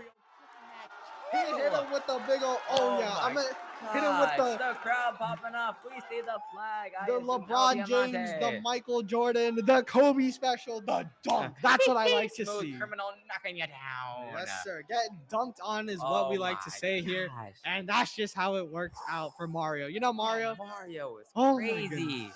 Wow, we're going to set 5. We're going to set 5. What? No way. You cursed us with set 5, but You I know, gave him the power up. Usually, We're accidentally biased. We're sorry. when the We're commentator sorry. they call it commentator's curse, where whatever the commentator says, the opposite happens. But looks like we're having a little bit of a commentator's blessing Commentator's right now, blessing? and You we're love to see gonna it. be seeing a lot more gameplay right now. It's gonna be very close, very down to the wire, and I'm very excited for that right now. I am so hyped here. This is it. This is the final set. Whoever goes in here, it's all on the line. It is only them. Only them can take the set. They got 2 games to take. They got 2 more games to take. But these players, obviously, they are insane. This Mario really good at his combos. The Rob and the Steve doing good as well. We could see the Rob getting sent in here, possibly against maybe either I think the it's Aegis or the Aegis or the Falco. yeah. We could see something here. Both Aegis, characters Falco, or very Rob, good. and then there's Kazuya. Honestly, since they El Diamante did win, they are gonna have to pick first, and West is definitely gonna counter pick this. So I mean, I'm pretty sure West is gonna definitely stick with the Rob because the Rob For did sure. win their game. But The Rob felt pretty dominant. I think honestly, The quality feels confident. it really depends because if we're looking at Pyramithra right now, Pyramithra is definitely a character that stays. I mean, they do like to stay on the ground with their landing options. Yeah. Kazuya having really good options like against landing opponents, especially EWGF and stuff like that. But For sure. I don't know what I would do here. Honestly, if I was them, I don't know. This is a tough pick for for El them. Diamante. They're kind of in a pickle right now, having that disadvantage of having to reveal their player first. And I don't know that is basically that's a very big deal breaker, to be honest. Yeah. That could basically influence this whole bracket. This whole bracket, all this entire season comes down to this last literally set. comes down to this last set right here. Best of 3 set right here, right now. I'm here with my man, Boxer JC here. We're coming and said, I hope you crowd. I need you guys to get hyped. Yeah, 'cause let's we're hear going it, everyone. into a set number five, 5. baby. We That's need what I you like to hyped. see. People at home, go crazy in the Twitch chat. Yeah, I need to see Let's Go. I need to say Let Them Cook. I need to say the crazy. Oh, we get some replays here. We saw a glimpse of the Rob. Okay, so we're looking at We're looking at replays here of the Rob, as you know, as a avid Rob lover here. You know, I love Rob. the Rob. Okay, But no bias. I'm saying I love Rob. Rob the character as itself. We're not biasing towards the no. players. You know, Rob the character is honestly, I think he's a really cool character. Yeah, for sure. He has a lot. lot of tools that like puts him like really a advantage. Disadvantage is not bad. I mean, Rob is a big body, but however, since he's a big body, he's pretty heavy. So like, Yeah. able for him not to die as soon as it kind of weighs out those things. Important with Smash Bros. Is like a lot of some of some characters like with bottom tiers, like they get edge guarded easily. They don't have really good tools like with range and stuff, but they hit like a monster truck. Meow, Lightning McQueen, ka-chow up in this piece. Ka-chow, yep. Ka-chow. You know, I'm actually a very big Cars fan myself. I do love Same. Cars, but you know, We love it. this is very nerve-wracking. I feel like everyone is on the edge of their seat. Everyone in the crowd, everyone at home. I keep saying I'm up on in the my edge chair. of my seat right Bro, now too. Honestly, I'm me like, myself, I'm I'm on the just- edge of my seat. You know. I need you at home. Fix your posture. In the seats in the crowd.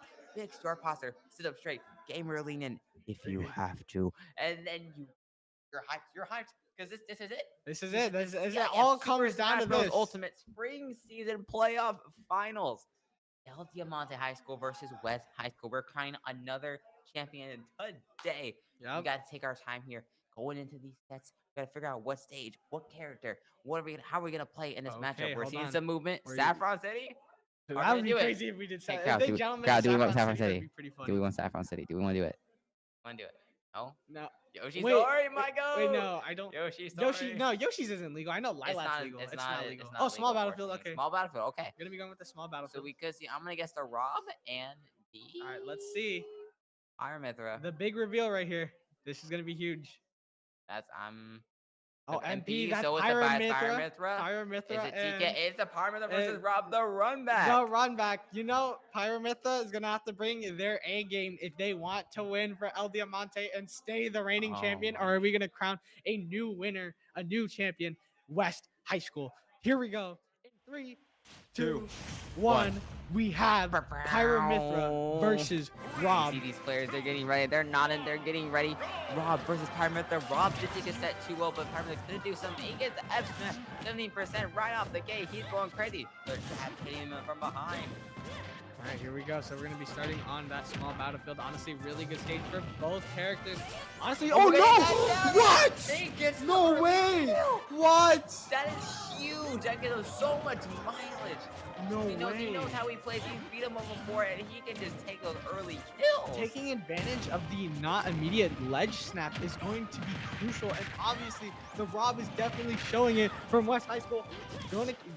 Rob actually very good at juggling too. That up air does last forever. Oh my goodness. The up tilt, going that mile, get the back off stage. Forward side with the air out here. Now to that stage, get Catches the the roll. roll. Oh my goodness, this Rob Rob is going so crazy. dominant. His partner's got to keep it chill here. He's got to bring it back somehow because this is it. It's all on the line. This is all on him. Rob keeping it back. He's off stage. The guy will come back using jump for forward air. Forward air again. Usually really going to keep it off. A good get off me tool. Keeping the pressure. Rob off stage. Keeping it back on. Yes. We are with our roll. Ooh, the back here just missing Pirate's noggin.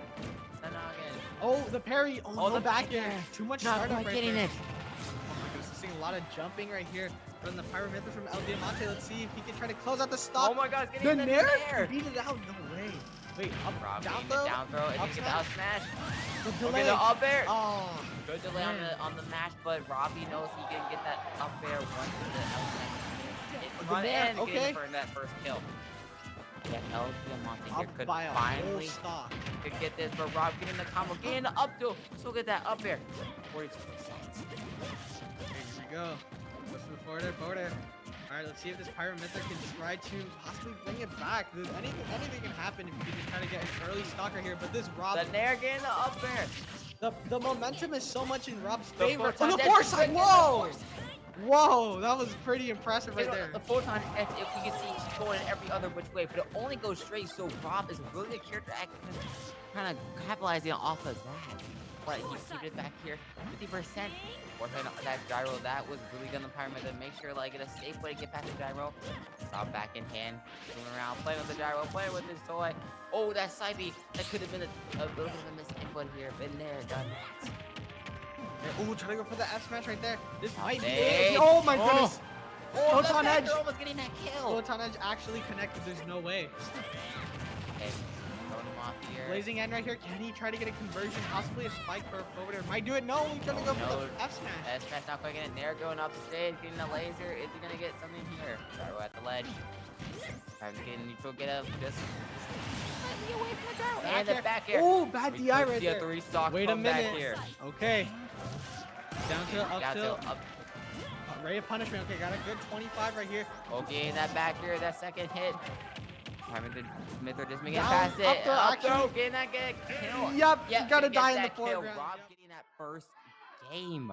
Yeah, the splash on the camera kill screen is gonna do it. Yeah, that up throw, maybe not really the coolest way to kill, but hey, you gotta do what you gotta do to win, you know? You see the crowd giving some claps. We gotta see that Rob put on a incredible performance here. That Rob was just putting on the pressure. Really, really good getting those combos, getting those nairs in the back airs, getting the projectiles. But Pyramid, though, it kind of lost a bit of mile at the beginning, but he brought her weight back and she almost took it.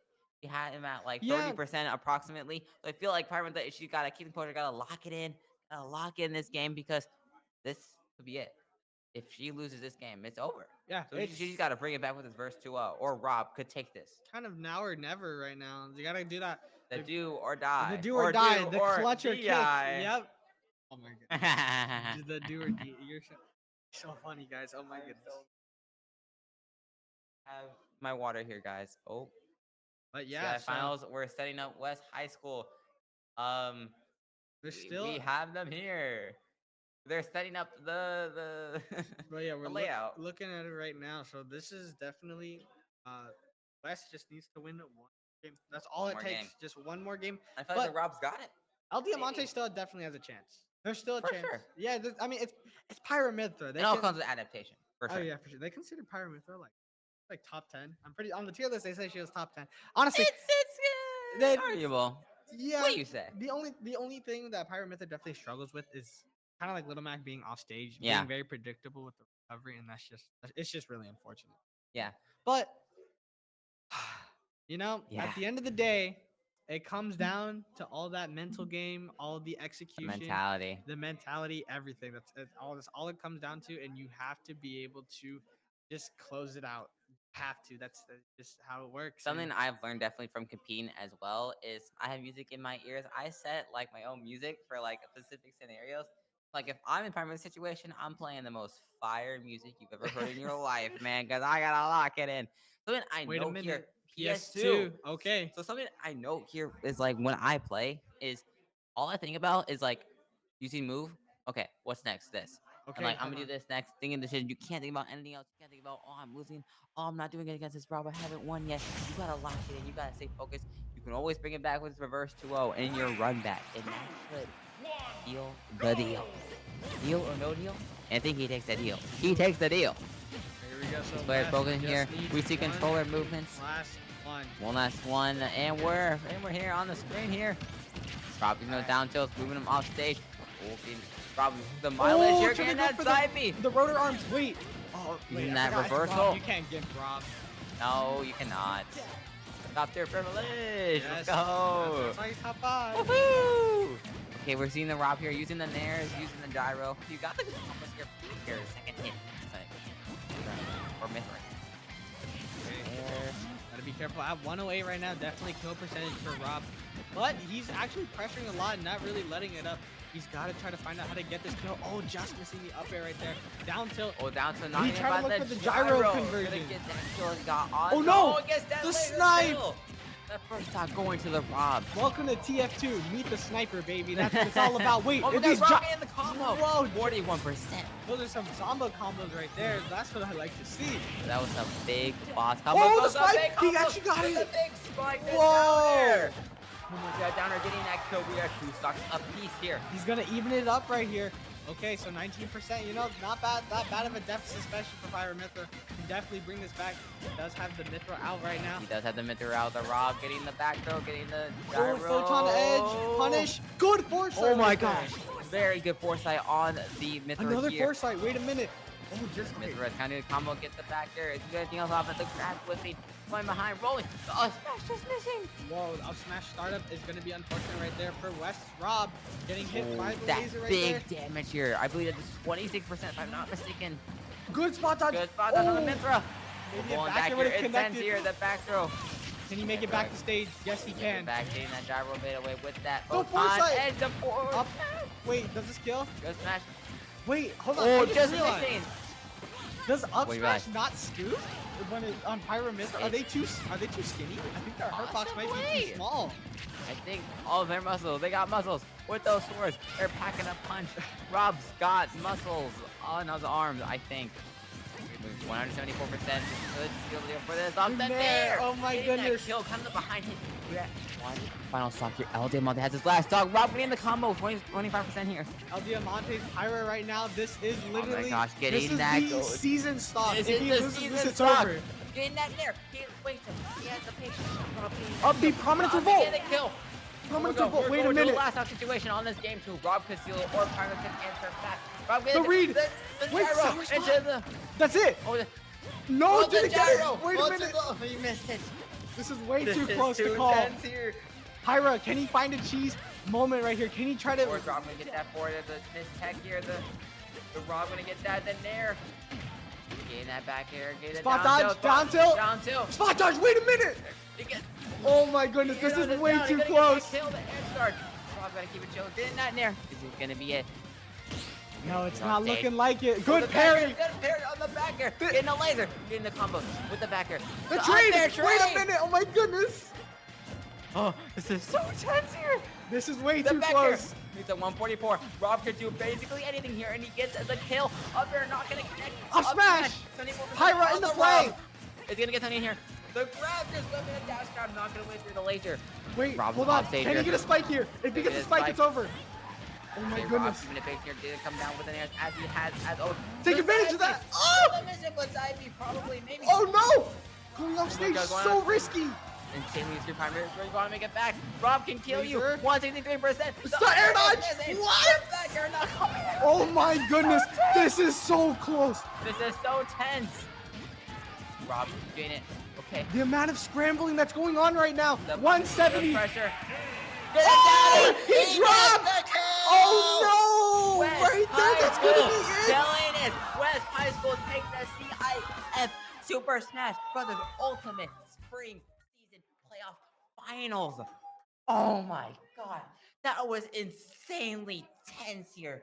They were both scrapping, but the Rob just sealing that deal with the down air.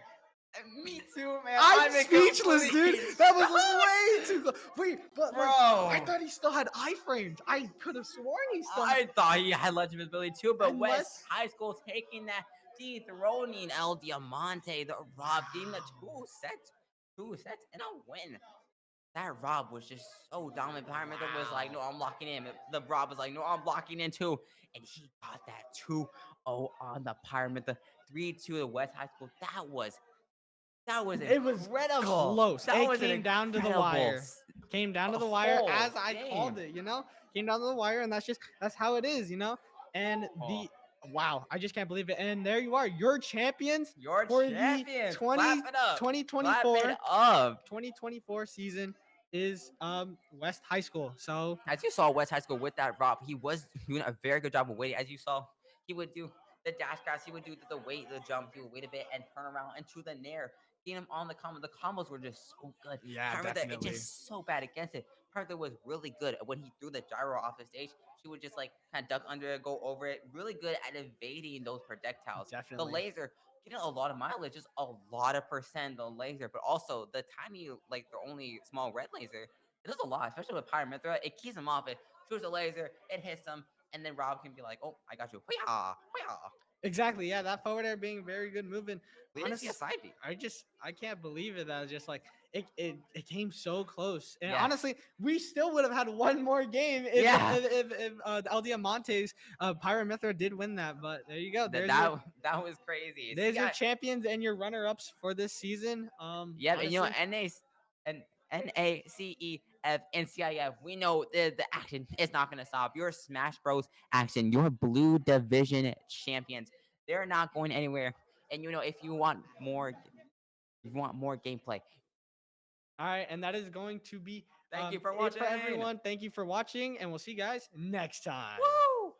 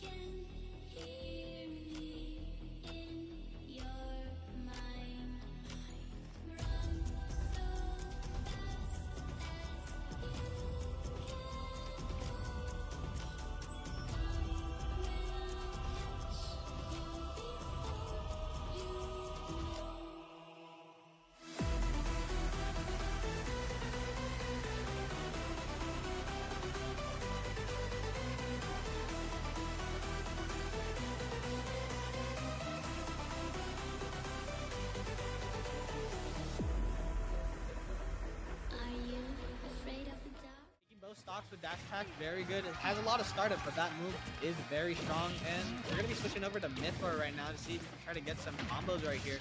14%, not too bad right now, but he's going to need a lot more. Oh What? my gosh, and the guy on that. Wait a minute, what happened? The gyro, it's kind of hard to get out of Kazuya stuff, but these players know how to DI, because a lot of things with Kazuya, you gotta DI, you gotta SDI, all of his moves. We're kind of keeping it chill here, keeping it patient. Oh, Kazuya almost hitting that up. And you got to be careful here. One thing for all you Tekken players out there, he does have the Rage Art, but the up smash is going to work. There you go. Stock. There you go. So it's going to be the... Tries to go for the forward, just misses. Okay, so we do have the Rage Art online. He hasn't been able to connect a single Rage Art this entire match. So let's see if he's able to right here. Gonna parry that, looking for the Rage Art. Oh no, going Mario off kicks it out of him. Mario kicks it out of him. He doesn't want to get hit by that down B because it could kill Mario, because Mario gets the ledge trump, gets the back air. There you go, right there. So game one gonna be going to Mario. That is an amazing. So we're expecting the forward air right there to go Duncan. Maybe play a little bit of basketball here. And maybe we want to give people the content. Oh my goodness. The roll away. Mario off stage, makes it back. Air dodge in. Very good on that Mario. Oh, the dunk. He wants the content. There to give off of him the laser. Pressure him away from the ledge. Good job here. Yeah, so both of them at very much 4%, but Mario's up a whole stock, so he can really just go for some risky options right now. Oh, Mario going off stage a little bit. Back row, not that. That will kill, and the up B getting that kill. Has great guys on deck. Mario's got to knock it out of him before anything. Yeah, honestly, it was very smart of him to save the Rage Art, but he's gonna lose it right there. That's very unfortunate, not getting any value off of it. Oh no, this might spell the end right here if the Mario can get the right option, just like that. Almost up smash, getting that kill. As I was saying, read the right option, you know? Getting that set 2-0 from that Mario, that was a win back. Oh, good catch of the gyro right there. Let's see if Diamante's Pyra can try to get a kill right here. I know Rob is at 65%, but you know, it's Pyra. Anything can happen. You know, West High School Rob, he's shooting those side beats because you let go of that and you're taking damage. You want to hold the shield, you want to keep it quick. Oh my god. Take it too desperate. Oh, no tag. And turn that down smash. You have gyro in his hand. Exactly. That's why he threw it up. He probably wanted to up smash, but he had the gyro and he just up smash. Meanwhile, we're keeping it chill and Rob loses that. You know, taking both stocks with dash attack, very good. It has a lot of startup, but that move is very strong. And we're going to be switching over to Mythor right now to see if we can try to get some combos right here. 14%, not too bad right now. But he's going to... from the Pyra. Oh, good parry. Oh no, that might be it. The back throw. The back throw. Wait a minute. Oh Oh no. Okay, so Okay. he does make it back to stage. Hold on. All right. Both at kill percent. Down tilt. Good air dodge. Just goes Oh, over. wait, Yes, what? Up smash kill. I told And you, he seals gyro that is set. crazy. Okay, we're looking at 1-1. But this Rob, I like this Rob. He's really good at throwing the gyro on stage, so Pyramid is just uncapitalized. It's a really tense close match here. You know, one thing I'm not seeing a lot of from the Pyramithra is using Blazing End on the ledge. Blazing End actually does 2-frame of momentum. It's very useful for Pyramithra. Maybe he's thinking, what if Rob just goes up, right? Could definitely be a good case, but you know, maybe just Under the stage, Rob off stage was going to answer back. He is in the air, and now he's on. yeah, having this great lead right now. This Pyramithra player has to take advantage. Oh, the last hit of Photon Edge does connect. All right, here we go. So we're looking at a lot of neutral right now. Both players on the stage. You know what? Never mind. Rob is going to be going off the stage. Can we see a possible Pirate steal of the stock right here? Up throw does that kill? Getting that kill? Yep, I feel exactly. That's why he threw it up. He probably wanted to up smash, but he had the gyro, and he just up smashed. We're keeping it chill, and Rob Okay. loses that. You know, taking both stocks with dash attack, very good. It has a lot of startup, but that move is very strong. And we're going to be switching over to Mythor right now to see if we can try to get some combos right here. 14%, not too bad right now, but he's going to need a lot more. Oh What? my gosh, and the guy on that. Are you scared?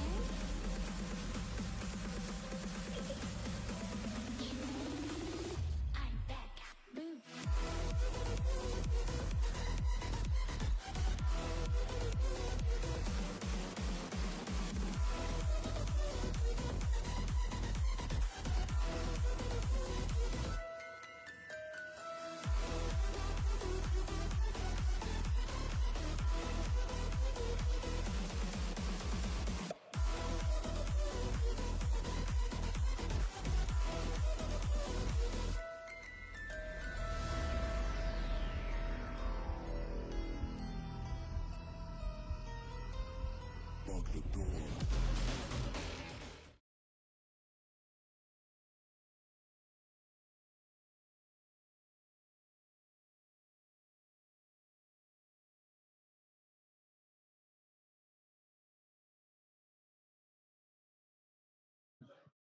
Testing, 1, 2, 3. Test, test, 1, 2, 3. Testing, 1, 2, 3. 1, 2, 3. I can. 1, 2, 3. 1.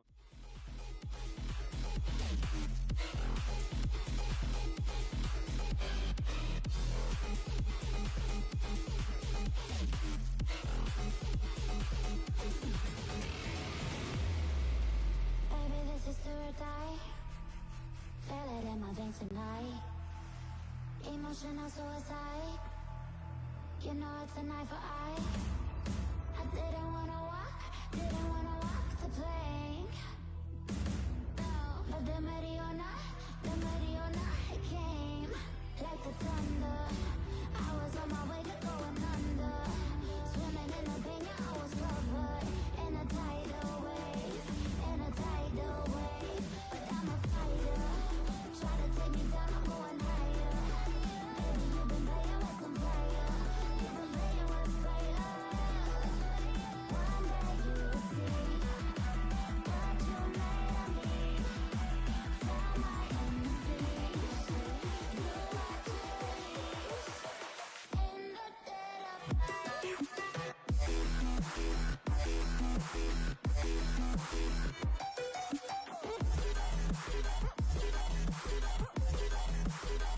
In the dead of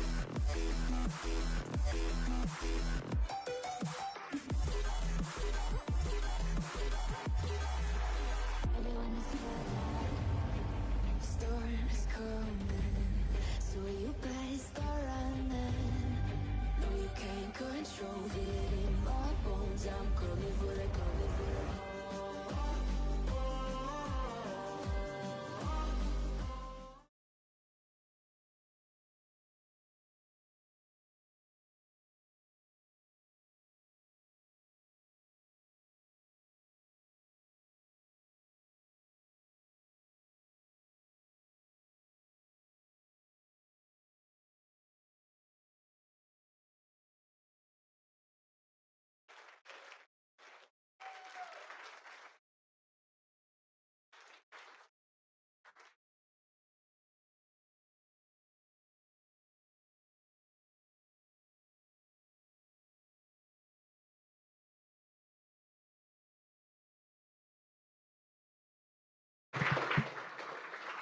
And I was hoping Kevin would make it down for this one, but he hasn't. So we'll try to get him for the league finals. But Kevin and the Cal State Dominguez Hills folks, you know, there's a lot of people in the background that you don't see. Camera folks and streamers and all of his workers. So all these people that are kind of behind the scenes, let's give them a round of applause. They've been incredible.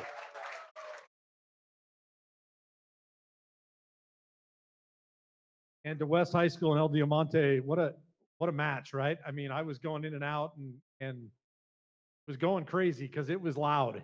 It was pretty intense. So, you know, for a state championship, ultimately to go all 5 is pretty awesome. So a credit to both of you. It was both teams. It was a great match. And I will tell you, I was at the end, I was up in the lab, and the sportsmanship and everything else that went with it was A+. So I want to commend both schools. Give them a round of.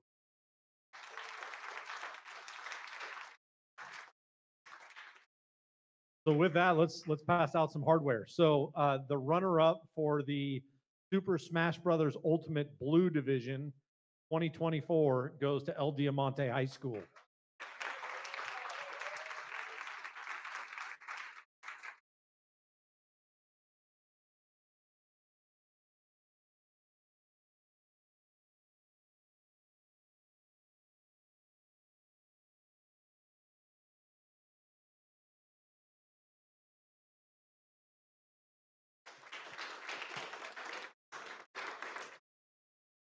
And your 2024 CIF Esports Initiative Super Smash Brothers Ultimate Blue Division champions goes to West High School of Torrance.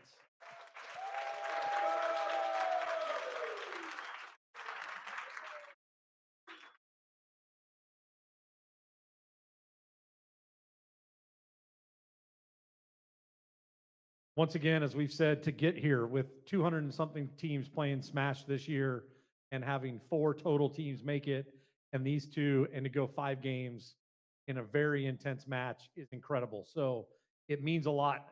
It may not right now because you didn't get the outcome you wanted, but to get here is really, really special. And I hope you guys realize that. And thank you for making this an incredible match for our first. Let's give both these teams one more round of applause.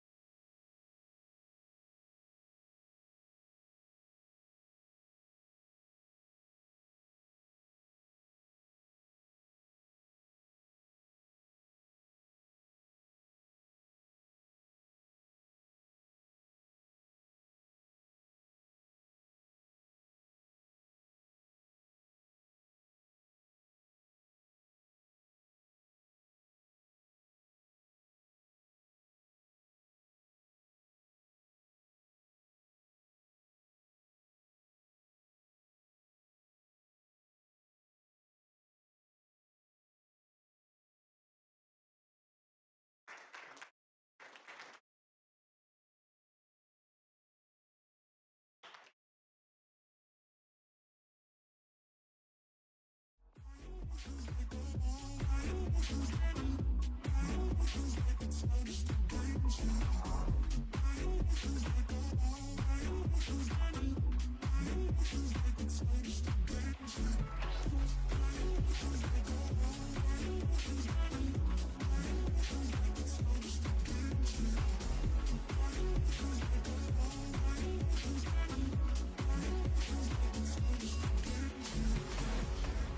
I be your star tonight?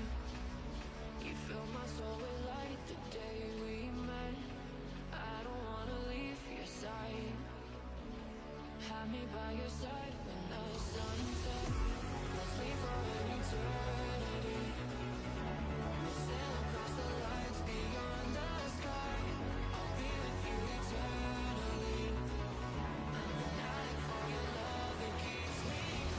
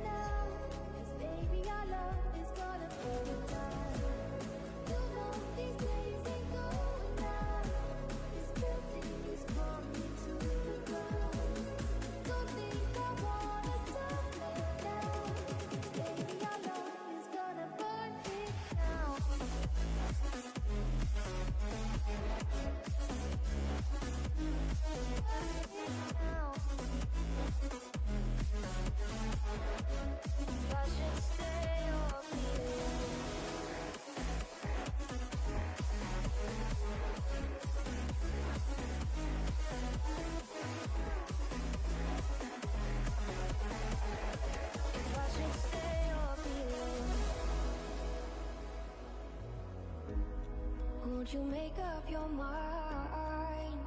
'Cause I'm getting tired of overthinking every move you make. And I can help you decide who you're loving now, and how I'm not quite there somehow. My intuition says to give you up, but my heart can't easily let you go. I try to tell myself this isn't love, but I hate that I never really know if I should stay or be alone.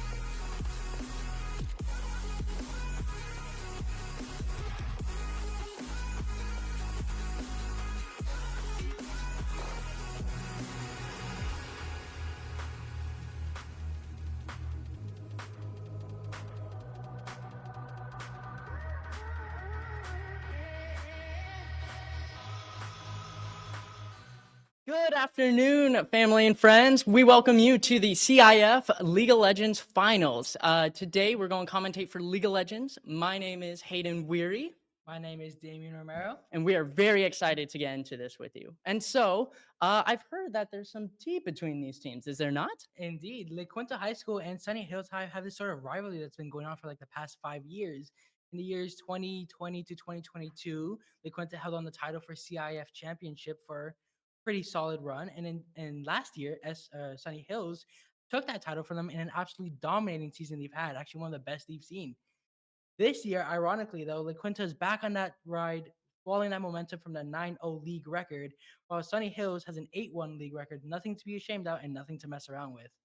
Yeah, 9-0 in the season is no joke. And who's that one loss that Sunny Hills has? Ironically, to La Quinta, they're rivals in this scenario. Oh, so it looks like this is going to be quite the showdown, and we're getting right into draft with Blue Band starting away. We'll see what La Quinta wants to lock in for their first ban. Honestly, a good ban for them at this. Oh, so Seraphine for their.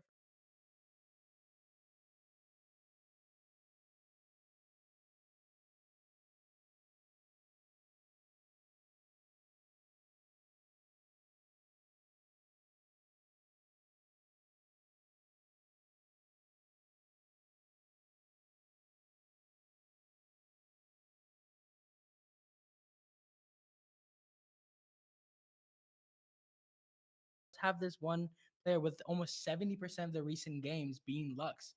So I guess they're just trying to get this mid laner out of the way, given the fact that the mid laner is the master player in this team. Trying to, give yourself the best chance you got. So La Quinta takes Anivia for blue 1, and Sunny Hills responds with the Vi Casante comp, looking into dive for sure. Casante was actually a very expected champ because both the top laners have actually been experimenting with Casante, especially Sunny Hills. Sunny Hills has had a very good win streak going on with him. He seems very comfortable with that champion and very excited to see what he does in the top lane with him as a bruiser, as a tanker, as a front line. Yeah, and I'm really excited to see this Kindred come out for La Quinta because Kindred is actually 60 games of the 300 they've played in solo queue. And so a very comfortable pick for Vincent coming out here. And it's going to be really interesting to see what they try and do with that blue third. Ooh, the Aatrox! Aatrox right now is a very dominant player. I'm very excited to see what they do with him. He can be a beast late game or absolutely weak if he isn't used properly. It is a very risky move, but it's a very powerful one indeed. 100%. And another comfortable pick coming from La Quinta. Right now, they have two of their most comfortable picks. Their top laner getting that Aatrox, which once again is 1/5 of their games this season. And so right now, La Quinta, they're really getting their most comfortable picks and want to give Sunny Hills a run for their money. Sunny Hills locking that Orianna, which is one of their number one picks for their mid laner, Andrew, actually. He seems to be very comfortable with. He's played a lot in competitive, has a very decent win rate, around 70%. So he should be not too far off with this safe play in mid lane, especially against an Anivia mid lane, most likely. Orianna does have that range, and her ult does allow her to, I guess, push Anivia off, especially with Anivia's wall and everything. Yeah, it's really interesting seeing how these teams are kind of, oh, we know who you are. We know who you like to play. We know who you like to play, but we're still going to get what matters to us most. So La Quinta is coming out with this Rakan ban. Definitely would round out their comp pretty well because they're looking to get some engage potentially. This Yasuo ban from La Quinta, or this Yasuo ban from Sunny Hills is actually quite confusing for me, given the fact that Yasuo hasn't really been a popular pick, but it most likely is a counter pick due to Yasuo's very strong late game, especially against Kindred and Anivia, which could be a valid fear for this team. Right? We'll just have to kind of see how it all unfolds. The Maokai ban coming through. I know Sunny Hill support, they like that Maokai, and so getting it out of the way, probably a good ban. And then repping out the Kaisa for R4. Kaisa is a very strong ADC. She can just do a lot of burst, or if you go instead auto attack, she can just do a lot of auto attack, slowly picking down the tanks. So it's a respectable pick, in my opinion. Yeah, no, 100%. It's also Kaisa's their third most comfortable champ in solo queue. And so again, these comfort picks coming out from both sides. Both teams know what they want to do. Who's going to execute it first? The ADC pick for La Quinta is kind of interesting because Lucian wasn't within their top most played champs within this season. So I guess they're kind of trying to breach out given the fact that Lucian is very strong against Casante. He's able to pick down those tanks, take down resistances. So I'm guessing they are sort of counter picking here, stepping out of their comfort zone, and hopefully do something great with it. Yeah, getting that Lucian Nami. We'll see if it's locked in. They got 15 seconds left. Oh, switching it to the Nautilus. A comfortable pick for La Quinta, I wouldn't be shocked if Chris wants to go on it. And there it is. So they got that engage with Nautilus. They're able to follow up with the Nivea wall. Lucian's able to dash around. And then Sunny Hill's responding with the Leona. It sounds like we got a comp and a game ahead of us. Seems that most teams have picked fairly comfortable choices. Sunny Hill is obviously more comfortable with their pick, given the fact that 4 of their players have selected within at least their top 3 most recently champs. But that's not to say La Quinta does have very strong late game champs on their side. Especially Kindred's infinite scaling late game, she will be an issue, especially for Cassante. Yeah, not to mention, like for this jungle and top here on La Quinta, it's going to be really interesting to see how it actually unplays because it's both of their most comfortable champs. You know, it's number one choice for both of their players. And so giving them that bread and butter, we're going to have to see how Sunny Hills responds to that. I'm honestly very interested to see how Sunny Hills decides to play Vi because she has 2 very popular builds. It's either go lethality where you're one-shotting these tanks, or you're going bruiser where you're able to take this damage. But knowing Vi, she will most likely have to go lethality and just hope to one-shot the Kindred before she gets one shot back. Right. But the thing is, with Frozen Rebirth, Anivia's passive, who knows what's going to happen? You know, Vi gets onto the Anivia, but she comes back. We don't know. Will the Demon Lord Aatrox be able to wipe the map? We just got to really get into it and see what happens on the Rift. I'm excited to see what they take these champions with. It can really go either way, especially with their dominant score. They're all high elo, emeralds, diamonds, 2 masters in play, 1 on each team. Anything could really happen, especially with this diverse team. Very balanced, very flexible. They're not going too hard into anything, making sure they leave their options open for late game. Yeah, I know La Quinta, like with Kindred and Anivia, a very scaling comp. This Kindred, she's going to want to path towards her marks and make sure she's hitting it along the way. The Lucian Nautilus, they're maybe going to look for some bruising in bot lane to try and cut down the Kaisa before she's able to really get online. I'm really interested to see this Oriana and Nivea matchup. Oriana and Nivea, it's always been an interesting matchup due to the fact that it's mainly based off skill when it hits that mid game, late game kind of potential. Because Oriana may do a lot of AP damage, but Nivea, once again, when she hits that scaling, when she hits that momentum, her wall ult Q combo is deadly to anyone who walks within it. Yeah, and not to mention, again, you mentioned earlier about how Sunny Hills has 3 of their most comfortable champs, or at least top 3. Oriana is actually the most comfort for their mid laner, Andrew. And so we're gonna really see, like, oh, you know, top and jungle for La Quinta, they have their most comfortable. And Sunny Hills, they got the mid laner, they got Kaisa, which is their top 3. All these different picks around the map, and I'm really interested to see how it all gets executed at the end of the day. I am very excited too. Kaisa, it's honestly the one champ I will be looking out for the late game because Kaisa can go either Sniper Kaisa, which is her just building AP item, AP item, AP item, or she can go Burst Kaisa, where she just lands 1W, travels across the map, and then just instantly bursts anyone she lands on. Yeah, no, it's going to be really interesting what type of build path this Kaisa wants to go for. I know that with a Leona and Oriana combo, Leo could really stick onto this Lucian, could really stick onto that Kindred, the more squishy targets. And with an Oriana ball, maybe there could be a massive shockwave that would turn the fight. Leona's passive, she just increases Kaisa's damage with every team fight she's in, putting that passive, putting that mark on every enemy, and just letting Kaisa rip them open. Yeah, I'm definitely intrigued to see how this works. I wonder how this Vi is going to try and path into Kindred. You know, Kindred, she's obviously going to path towards her marks, right? But Vi is probably going to do her best to try and match that. So I expect us to want to pay attention to how that pathing looks and what resources they're willing to sacrifice to make sure Kindred gets online. Kindred most likely will be having a mark in bot jungle, so I predict he might start top, and go down. Vi would most likely, since she does win against Kindred early game if played properly, she might want to take that initiate and fight over Scuttle, or instead take top Scuttle and instead gank top lane, preventing Aatrox from getting that push on Cassante. Because again, Aatrox is a very early game dominant character. Cassante, he has to play more back, wait till he gets that first tank item, and then he can start going in with his armor scaling.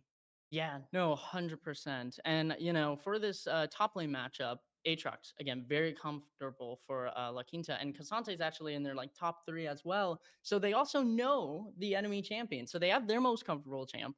They know the enemy matchup because they play that champion a lot as well. So is Peter going to be able to upset Oscar in this top lane and kind of, you know, give him a run for his money and be like, hey, you may know Cassante. I know Cassante as well. Peter would definitely have to get creative. He has to definitely play around. Oh, we lost footage of draft. But anyways, Peter would definitely have to come up with a new creative way to play Cassante, especially around Aatrox, because as you said, Oscar does know Cassante very well. He is within his top 3 most used champions. So that would definitely be an interesting fight to see top lane. I will be keeping an eye out. Hopefully you all too. 100%. And, in draft, I know La Quinta was thinking about that Nami Lucian, going and having that aggressiveness. It would have been interesting to see how that would have worked out. But instead, they ended up going with the Nautilus. And so I imagine this Nautilus pick is going to try and clamp on to that Kaisa. It's going to try and interrupt this Vi engage because they just don't want them getting on their squishies. They have a very vulnerable Kindred, a very vulnerable Nivea. But at the same time, with the Nivea ult being creating a kind of impassable rain of ice, that may be really hard to get through. Kindred, her ultimate, she's going to be able to kind of deny death for a little bit. So even if Sunny Hills gets on this team, what's going to happen? Is it going to work out for them? We don't know. I imagine Not's main job in this entire thing will probably just be stun, stun, stun, stun. He has a lot of options of stunning. He has his auto attack, he has his Q, he has his ultimate. I feel like his main role in this game will just be to stun the enemy team as long as possible for as much as possible, tanking all the damage that he can, hopefully giving Lucian the chance just to proc auto after auto, building up that damage against the team, and hopefully, securing the win for them, securing items. Yeah, 100%. And the Leona is going to try and do that for the enemy team. They're going to try and get onto the solution. Who I wonder if they brought cleanse, right? Maybe give that survivability for laning phase. I wonder if Leona's going to be able to get through again that ice field that I was talking about to get onto the Nivea. I wonder how much roaming is going to be done by these supports. Both of these supports are playmaking supports. Are we going to see a Moby's rush and have Nautilus and Leona matching each other in Void Grubs? We really don't know what's going to happen next. It definitely will be an interesting game. I really do hope to see great games, but great strategies, great plays, and great teamwork from both teams. And given the fact that this is the final ship, and this kind of will be deciding the rivalry between these two and two on both sides. I really do expect a great game from both of them, giving their all out there. Yeah, 100%. And I know for La Quinta specifically, their mid laner, he's a Masters player with a 64% win rate, which is definitely very up there.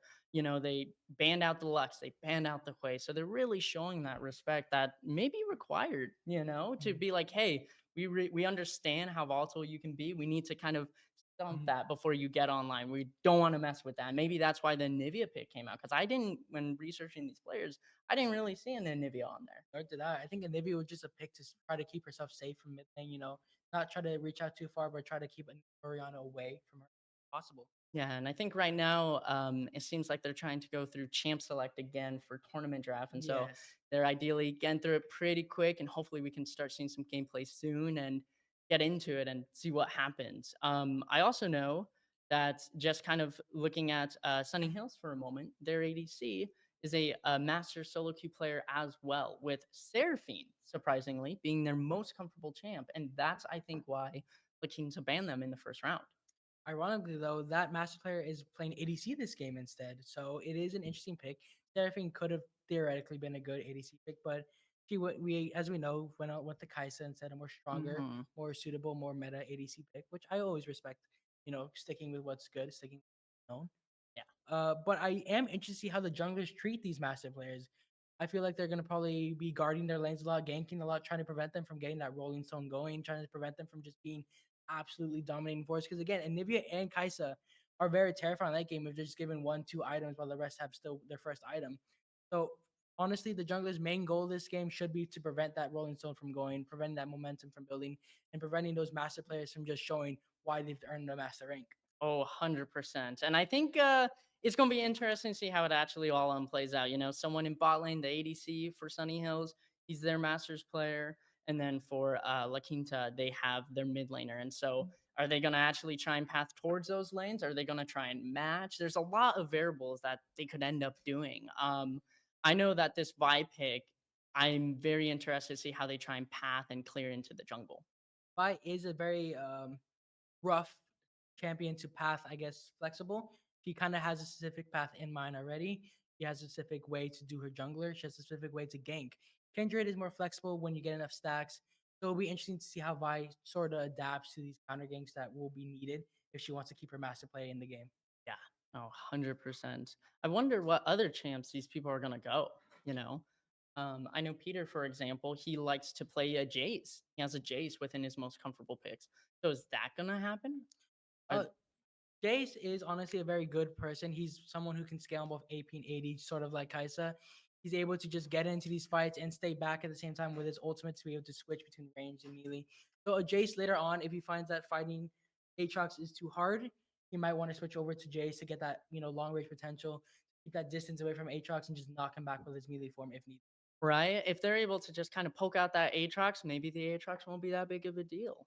I also know another champion that they play is Irelia, which it will be very interesting to see Irelia kind of go against this Aatrox pick or a Kazante even. Irelia has always been a very anti-tank type of person. She just gets Blade of the Ruin King, and then that max HP true damage really just sets her rolling. It makes her an unstoppable force, especially in 1v1s. And the only thing to do, the only way to stop and momentum gain Irelia is just to gang up on her and prevent her from using her abilities and get her 4 stacks going to get that attack speed boom. Yep, but that's definitely how Irelia is going to shred those tanks with the fork, the passive, everything like that. That's what's going to happen. And I know, like you were mentioning too, if Irelia gets a little bit of cut healing for the Aatrox, what's Aatrox going to do then? So without further ado, we're finally on to the Rift, and we're very excited to hit the ground running. Oh, there we go. So this early game, we may see the jungler just play a more safer option, just have the usual 2 ADCs helping them out with the jungle monster, and then pathing upwards, or we may see an invade, hopefully.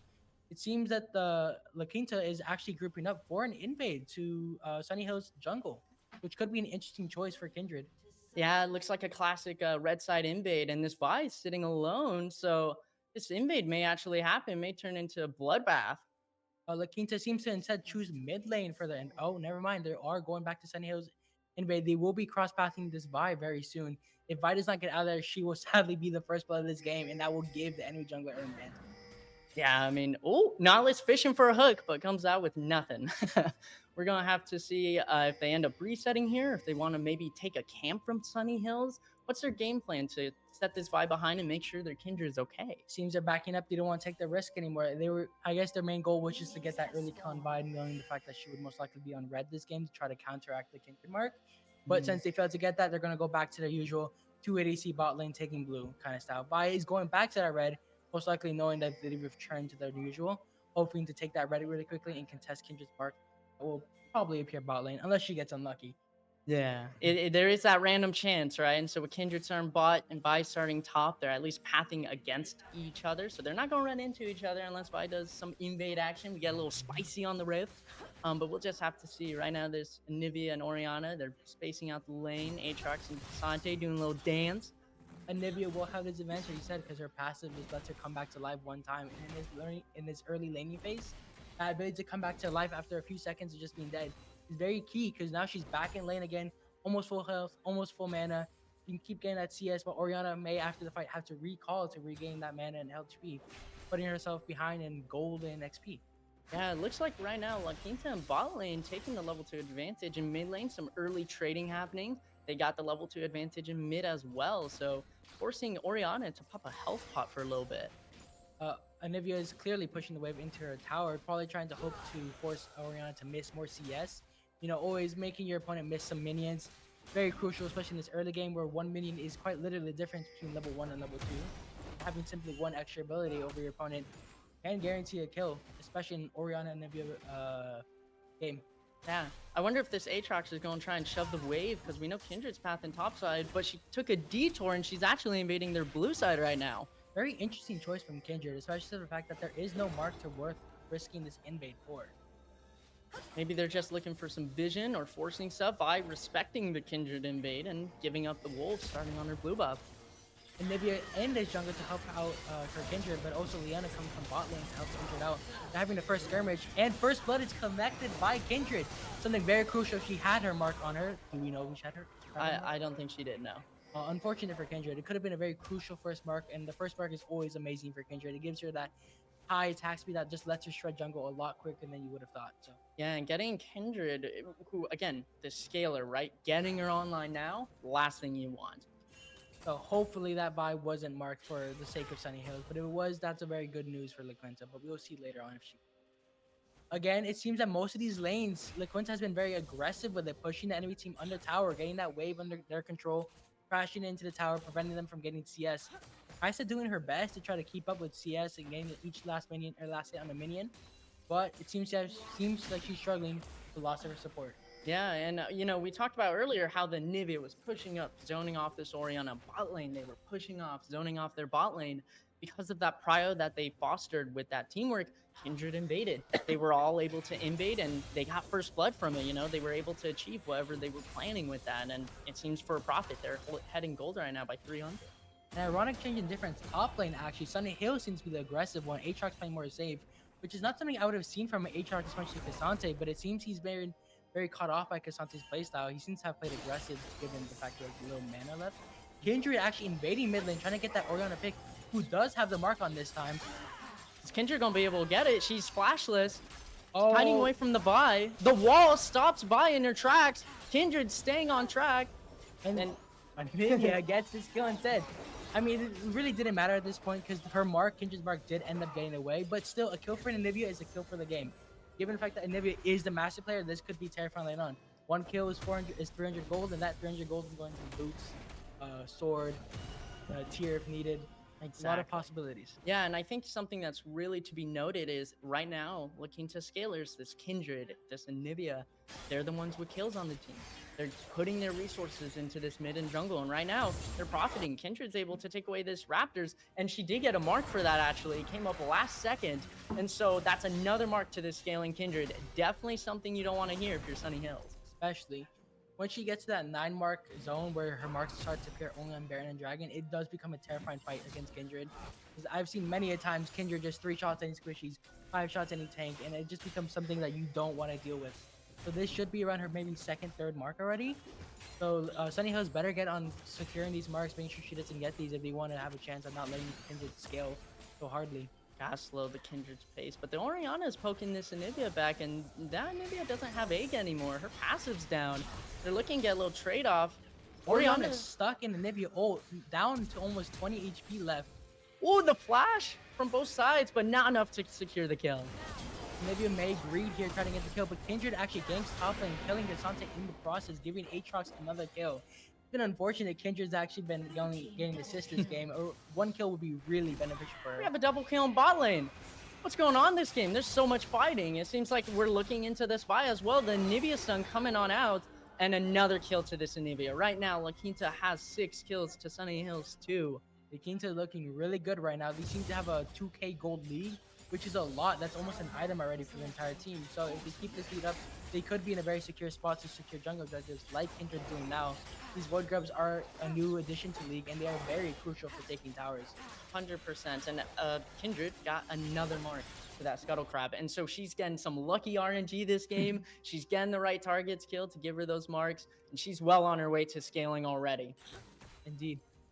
This bot lane, Kaisa Leona seems to try to take their jungle or try to take control of the wave back, hopefully pushing it into enemy tower instead. Let's see what they do with this, potentially getting the gold back up. As long as the bot lane doesn't lose too hard, they still do have that potential of Kaisa just coming in, killing anyone, collecting any bounties the enemy may have, hopefully being the shining light for Sunny Hills. Yeah, and something I did notice is the solution picking up a double kill. He has his Noon Quiver at 7 minutes. They could come back into the lane and maybe fight the Kaisa, and that's exactly what they're doing. They're trying to use their lead to kind of put Sunny Hills even further behind, but it seems like a pretty equal trade, actually. Yeah, actually, instead, Leona is the one who took the damage to the Kaisa while Lucian took the damage. So this may be unfortunate because Leona and Kaisa can't just dive Lucian in the tower, especially with Vi here now. Vi taking damage, Leona taking damage from tower, Vi dives underneath, securing that kill on Nautilus. Sorry, Kindred here to match the Vi as well, and so right now, jungle got there 1 second, couple seconds quicker, and Kindred was right there to match it. Precisely. These counter ganks, exactly what I was talking about earlier. Vi would need to have to deal with these counter ganks or counter gank herself. Kindred being more flexible on these type of situations, maybe disadvantage to Vi, especially the fact that her herself is already behind with Kindred getting so many assists. Cassante taking this trade with Aatrox. They're both going at it. It seems like Aatrox forces the health pot out of Cassante. We'll see how this lane, pretty quiet for what we were expecting. Cassante being a pretty comfortable pick for Sunny Hills, and then La Quinta, Aatrox, and the unstoppable Demon King. We'll see if he's able to get online with it, though. Kindred securing these jungle camps and objectives is actually really crucial because they're just going to keep the boulder rolling further and further. Already securing 3 Void Grubs and first dragon. Aatrox getting the first kill in top lane. Sorry to fail to notice that. This is actually very big for Aatrox and La Quinta as a whole, because this now makes the score 8-3, which is putting Sunny Hill further and further behind, which is not what they want right now, especially since it's scaling up. Not good, looking good for them. He must have heard me out on the rift saying, hey, it's kind of quiet in top lane, and Aatrox is like, well, let me make some noise then, and getting a kill and slaying this Cassante. Maybe this bot lane wants to cause some action as well. Right now, Dragon, Kindred's kind of pathing towards bot side. They may look to engage. Leona going in. Kai'Sa with the ultimate as well. Nautilus pulling her back. Lucian actually getting a lot of damage with that Noon Quiver already there. He's already doing all this. Kindred coming down to help secure the kill. Jumping at Kai'Sa and Leona at the same time, getting both kills. One going to Lucian, one going to Kindred. Finally getting Kindred the kill she needs to get a full item. Yeah, and Kindred had that Kai'Sa marked as well. So it is another mark to this Kindred, showing just the prowess that they know on their champion.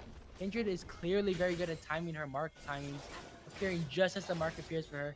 About to have a scuttle with the vibe, but Kindred actually has backup from both her bot lane and mid lane, so this can be very bad for her. Right, taking the bait, the shockwave coming out, but is it enough to stop La Quinta as they're stepping onto this Orianna to try and get another kill? The La Quinta decides to back out, try not to greed already. They have a lot of bounties. Giving a bounty could be also a difference, because once again, that bounty adds more gold to your kill, and gold just is the king in this field or in this game. XP. It really is. Right now, La Quinta is sitting on a pretty 5,000 gold lead, and maybe, like you're mentioning, they're able to get one of those shutdowns, but hopefully it goes on to one of these scalers like Kai'Sa or Orianna, so they're able to kind of fight back against La Quinta right now.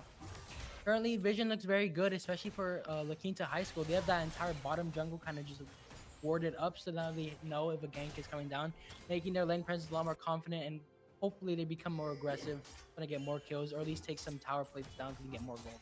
Yeah, trying to sweep out some vision maybe before this dragon's coming up in a bit. Kindred topside though, maybe going for the Cassante. Both junglers again on opposite sides of the map right now. Kindred's mark is on topside, so maybe they're going to try and force something. This buy going in, Lucian trying to kite back. The relentless pursuit comes out, mowing down this Leona. And Lucian just keeps on getting fed. Not is again a very strong compatible support lane with Lucian. His large amount of CC just makes getting off them impossible. Yeah, Lucian picking up another kill, and this bot lane is really kind of getting a little out of hand. They have like 5 kills right now of the 13, you know, very scary right now for Sunny Hills. And Nivea getting this pick off Orianna, hopefully trying to get just another kill for her massive feed. Again, 1 kill is about an item for them at this point, or not an item, about a component for an item. So getting this kill could be just another beneficial, but at this point, do they really need it? Yes, they do, and Nivea says, give me that kill, and she takes it. Yeah, Orianna forcing Flash, getting a very nice shockwave off, but Nivea had her passive, so even if it did end up killing her, Nivea's not going down. She's able to get rebirth. Little ADC skirmish right now. Again, Lucian, though, is very fed, so that skirmish was not going to end well for Kai'Sa. Unless Leona got that stun off, but I guess Leona had noticed the Nautilus coming down and decided to back off. Very smart decision. Going in there, probably would have gotten Leona or Kai'Sa, or both killed. Yeah, 100%. Something that is too... Oh, wait, they're flashing onto this Lucian. Cleanse down, but doesn't matter. Kai'Sa diving in. Kai'Sa getting that shutdown is a big thing. Nautilus just trying to survive, not trying not to give them another shutdown. But Nivea coming in to support the Nautilus, getting that wall up, getting that ult off, and hopefully burning by. And nope, they decides to let her leave, trying not to push their luck already. Cassante coming down. I did not realize that. Cassante TP to respond to the Nivea TP, and maybe Nivea were a little overextended as Cassante's fully engaging here. Leona's able to get some CC off. Is Nivea going to be able to fly out this one? Nivea seems to be taking no damage, which is quite surprising given the fact that she is a mage, trying to get Cassante off. And Cassante is actually taking a lot of damage, which is kind of ironic. The mage is tanking, the tank isn't tanking. I guess so, but Cassante is able to finish job. Kindred getting the Cassante down. Now they're going in on Leona, picking up a double. I guess she came in with the kill already on her, getting the Leona for a triple kill here. Now she's going for the Kai'Sa. Kai'Sa doing that burst damage you kind of expected from her.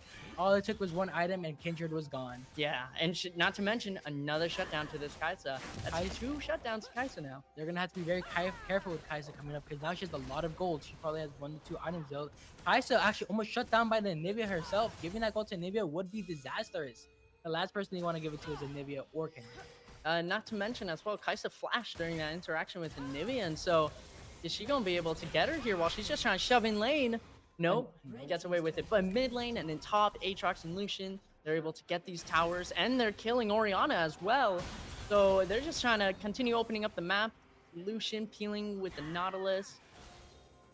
Lucian Nautilus have been very dominant this series. Nautilus just doing his job of being the tank, being the stun, as I predicted, as we talked about earlier. And honestly, Lucian has hit this point where he's kind of very terrifying, regardless if he has no mana, as you see.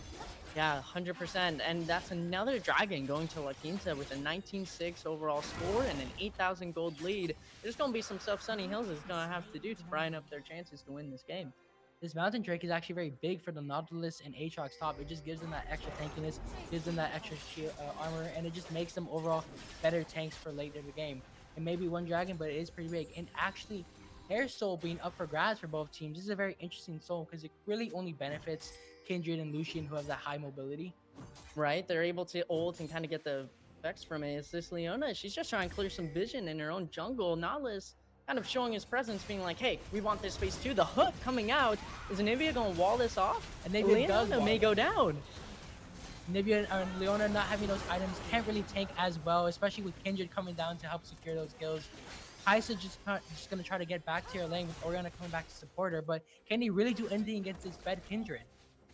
Yeah, it seems like La Quinta's just going to say, hey, we're taking the one and we're packing our bags. We don't want to overextend this one. La Quinta has been very smart with these backoffs. They're not diving in too hard. They don't have that ego that would come with being as far as they are, 20 and 6 and everything. La Quinta actually, or Sunny Hills actually diving La Quinta here with Vi now here.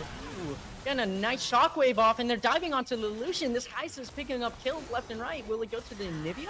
Is this a triple kill for Sunny Hills? A quadra kill for Sunny Hills? Is Kaisa going to be able to collapse on this?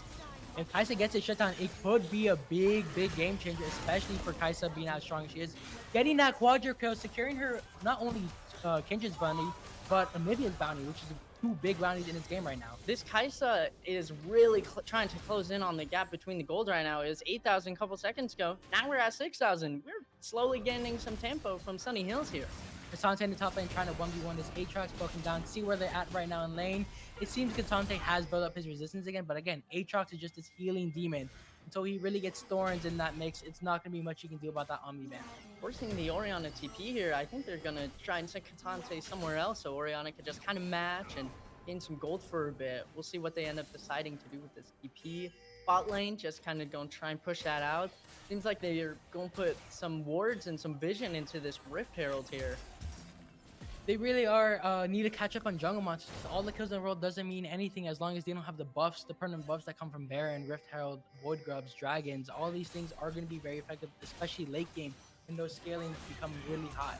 Right? Oh, the Leona coming out, but no dies. Lucian dashes out of that, safe as can be.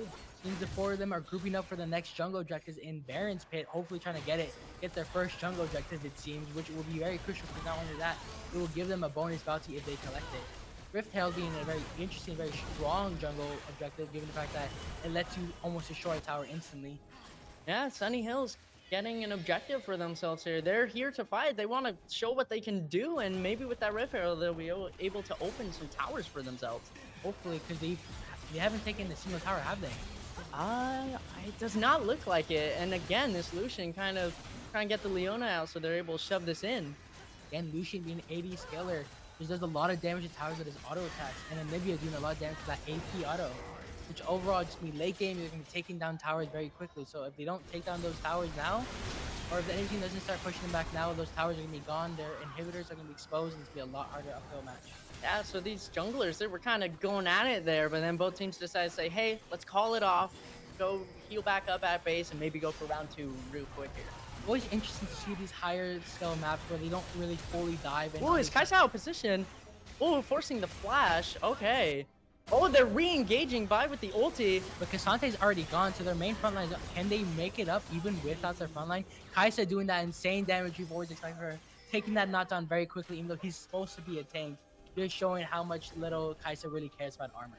Right? And I mean, right now, Sunny Hills has the tempo here to shove in this wave. There's that Rift Herald we were talking about, going to try and pick up some more gold. How's La Quinta going to try and respond to this? Kendra's probably going to try and keep this tower up and going, but again, that Rift Herald just makes it so much more easier to take it. Kendra seems to be able to push back the Rift Herald, but that wave crashing and just lets Kaisa auto-attack that tower. Maybe taking the tower back? No, instead he decides to back up, afraid of that Kendra's dominance. Kindred flashing in here. She's going to get the Leona. She's going to try and dance with death for a little bit. Everyone low. Lucian getting that Kaisa shutdown, which is very big, especially Lucian, again, with that shutdown. ADCs just become deadly with each ounce of gold they get. Aatrox coming into cleaning the Orianna, who's trying to evade him. Getting that gold for him, not showing much of a presence until now. I'm kind of excited to see Aatrox showing more of a presence in this game instead of just 1v1 in Cassante top lane. Yeah, you got that TP in, and it was like, you guys aren't going anywhere. And now, Dragon's coming up here real soon. They're setting up vision for it, and I think they're going to look to get the Dragon for them and make it soul point. Anivia trying to take that inhib turret. Inhib turrets are very big because those you really want in the late game. They kind of protect your inhibitor, preventing people from just sneaking up on you when you're having a team fight. It's taking out inhib, preventing super minions from spawning, which, again, super minions always annoyance, no matter what point in the game you are. Yeah, 100%. And I think La Quinta here, they're going to try and get their resets back, get some more vision up on the map, and really get ready to solidify and fight over this dragon. I think that's what's going to happen next. This will be their third dragon, so they're going to really want this. Nope, And it's already gone. I didn't even notice. This may actually next dragon fight a really big one because this will guarantee soul for La Quinta. And if they get soul, it's going to be a big boost for them, especially since Sunny Hills hasn't gotten a single dragon yet. Yeah, and we're really seeing the comfort pick of this Kindred kind of rain on through towards the end, towards this match. Really able to control early game with Kindred, a natural scaling jungler, but able to show her presence early game due to comfortability on champion, and she's working on taking control of this mid game. Sunny Hills now noticing the presence of Baron on the map, going there to ward it off to prevent La Quinta from just sneakily taking that. Perfectly timed ward, actually, as Aatrox and La Quinta seem to be also setting up their own ward, trying to make sure Sunny Hills doesn't sneakily take that Baron. Because, again, Baron, besides Elder Dragon, is probably the most necessary buff in this game. It could be a game changer. 100%. And, you know, the 5k gold deficit right now, all it takes is one good pick, which, again, Sunny Hills, they drafted this comp in mind with the buy. Oh, there's a fight breaking out. Lucian going away after Cassante. Buy goes in, and Lucian's able to pick up a double. That's going to turn into a quick Baron, I think. This just grants La Quinta the pressure to take Baron, granting them the first Baron of the game most likely, because no longer does Sunny Hills have any of their tanks, so they don't have any initiate to go off of. Kaisa probably going to be looking for mid tower to at least get some trade off this. Blue team securing that Baron, granting them that big buff, which is going to make them a lot more stronger on taking towers. Yeah, no, it's going to be interesting to see how Sunny Hills wants to respond to this. Are they going to look to push out waves? Are they just going to kind of catch it? You know, the Orianna, she's pretty good at clearing waves, but can she deal against a Baron buff empowered team? Honestly, I don't think so, especially with the fact that their mid lane, their jungle, and their ADC all aren't behind. They're actually kind of ahead of the Orianna. Orianna hasn't had exactly the best game so far. She's been kind of pushed back by the mid laner, so she hasn't been able to do much in this game. Yeah, and right now, La Quinta's just trying to siege his top lane and mid lane and say, hey, respond to us. The buy engaging a little bit. La Quinta taking that middle inhib, granting them super minions in the mid lane, which is going to make rushing their inhibitor just a lot, or their nexus a lot easier for them. Full flare coming out, a shockwave coming out, ultimates are being used. Aatrox forward-lining this La Quinta team fight into a triple kill for Lucian. Are they going to go for that penta? Maybe. Aatrox and Lucian are just showing their dominance in this game. Lucian with that rapid damage, Aatrox with that unbeatable healing. Seems no one really took anti-heal to prevent that Aatrox healing, and Aatrox is happy with it. Yeah, he's going to be full health and cruising through this team fight, peeling off their Niveus and Cassante. We got a game to finish. Down for a little bit and let us attack this tower. It looks like it's game over for Sunny Hills. The Kings just absolutely dominated the early game, securing these kills and taking the nexus. First game goes to the Kings of High School, just showing their dominance and why they belong to be the champion again. Yeah, I mean, they're currently undefeated this season. They're 9-0, right? And so coming into this game, they're the team to beat, for certain. For certain. So what were your thoughts on this game? This game was honestly very interesting, especially given the fact that that early game they were very dominant in this CS lead. They were taking kills, ganking. Kindred was just doing that flexible jungler. Everyone knows she is. Kindred being that flexible jungler, everyone knows she is. While Vi was just struggling to keep up, struggling to take those monsters, those jungle objectives, really just leaving jungle open for Kindred. Yeah, I think that was the most shocking thing to see. This Kindred, who's this late game champion, really utilizing the draft that they had where, hey, we're going to push out these waves early, bring in the Nautilus, bring in this Anivia, have them zone off farm early, and then invade. An early invade with Kindred, that's crazy. But they pulled it off and they had this game plan, went in with it, and now they're, that was the start to what I think ended up with them succeeding this match. Kindred, as you say, that was really just abusing that early game potential, and her RNG talking about it, mark after mark appearing perfectly at the invasion, at each invade.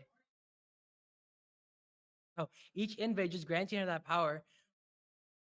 Oh, we'll be leaving. Oh. We'll be heading out for a little bit, guys, but thank you so much. We'll be back in a minute.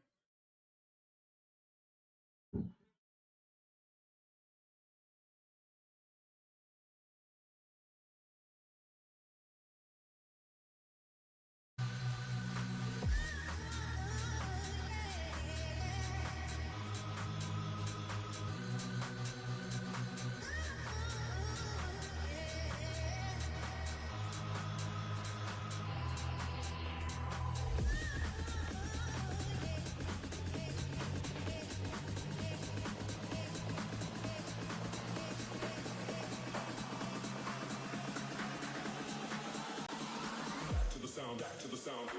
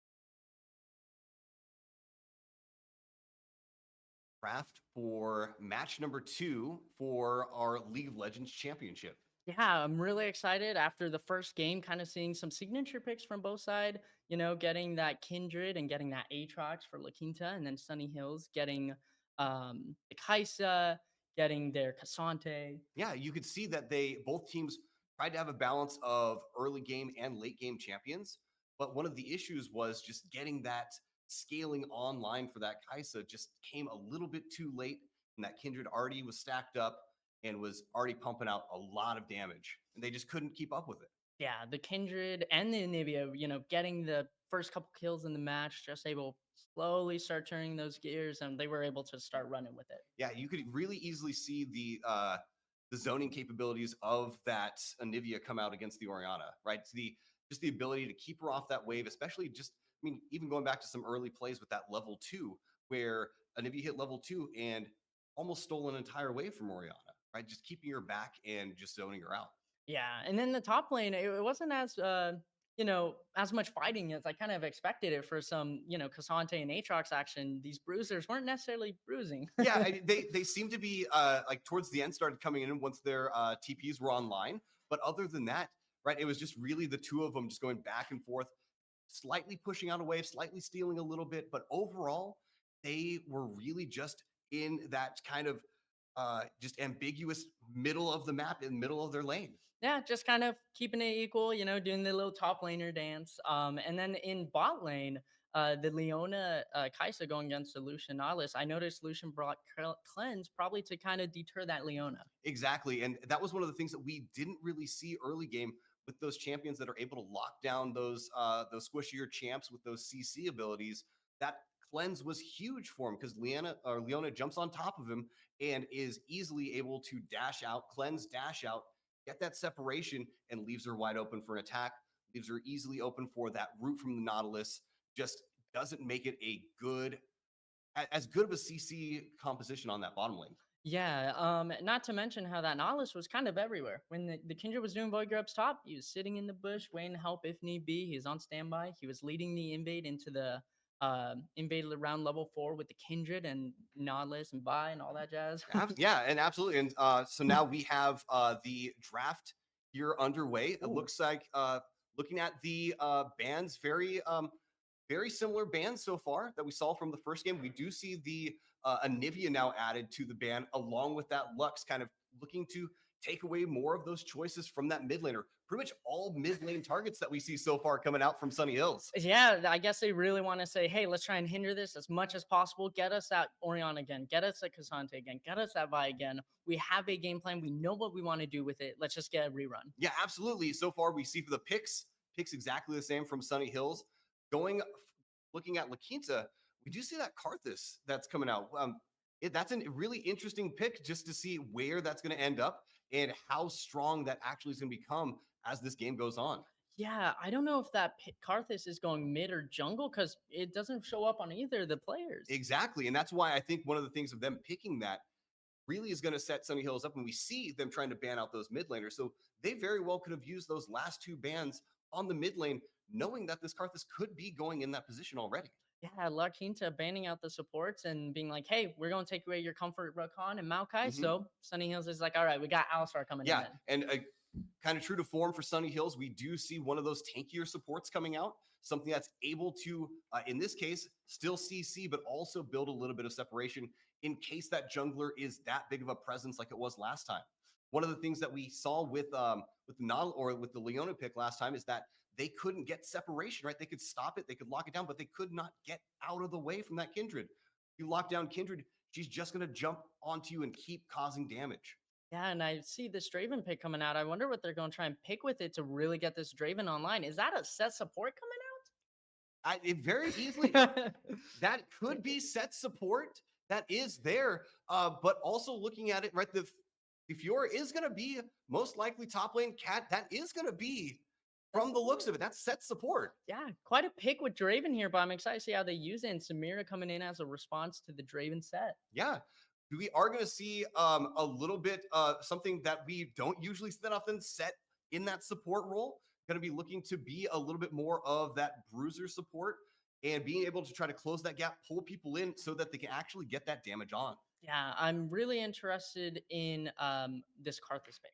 Yeah. Because it's kind of from left field. It's not on this individual's radar for comfortability. So what are their plans with it? Are they looking to just kind of super scale with it, have a little farm action compared to last game? One of the things that I can see and thinking of is Karthus's gateway, right? It's going to slow down the incoming opponents. Looking at some of their picks, you slow down that Alistar, you slow down Vi. They don't have. If they dash in and you slow them down, and they use their abilities to kind of get into the fight, they're not getting out. Yeah, they have to fully bet in on that and really hope they're able to get whatever they want out of that. And they also have a Cassante, right? And so Mhm. they have to walk through that as well.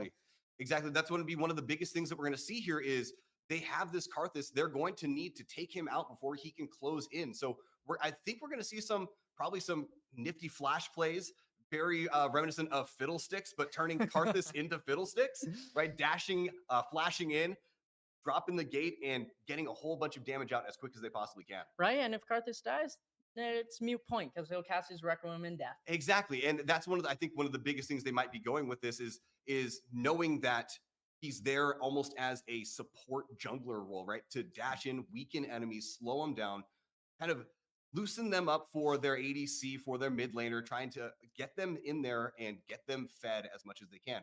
I think one of the big things we're going to see here is with that Cat pick from the mid laner, you slow them down, it's going to give time for Cat to close that distance, get her ult off, and now we have two radial ults going off or two radial abilities going off paired with Cat's ult.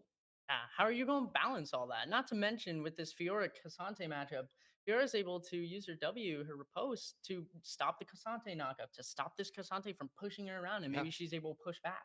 And she's going to be able to counter both of those as well and get some more consistent damage off as this game goes on. I mean, the Cassante is tankier, right? He's got that, but he's going to be a little bit weaker in the ability to put out and pump out that damage, where Fiora is going to be able to consistently take jabs at him, take hits, and have a little bit of an easier time farming up. Yeah, getting in and out as quick as she can be. But from Sunny Hill's side, they're really going for this all engaged mosh pit, Vi ulting on in with the shockwave follow up and Samira's ult. 100%. Like that, you can see the team fights coming to light for both of these teams, right?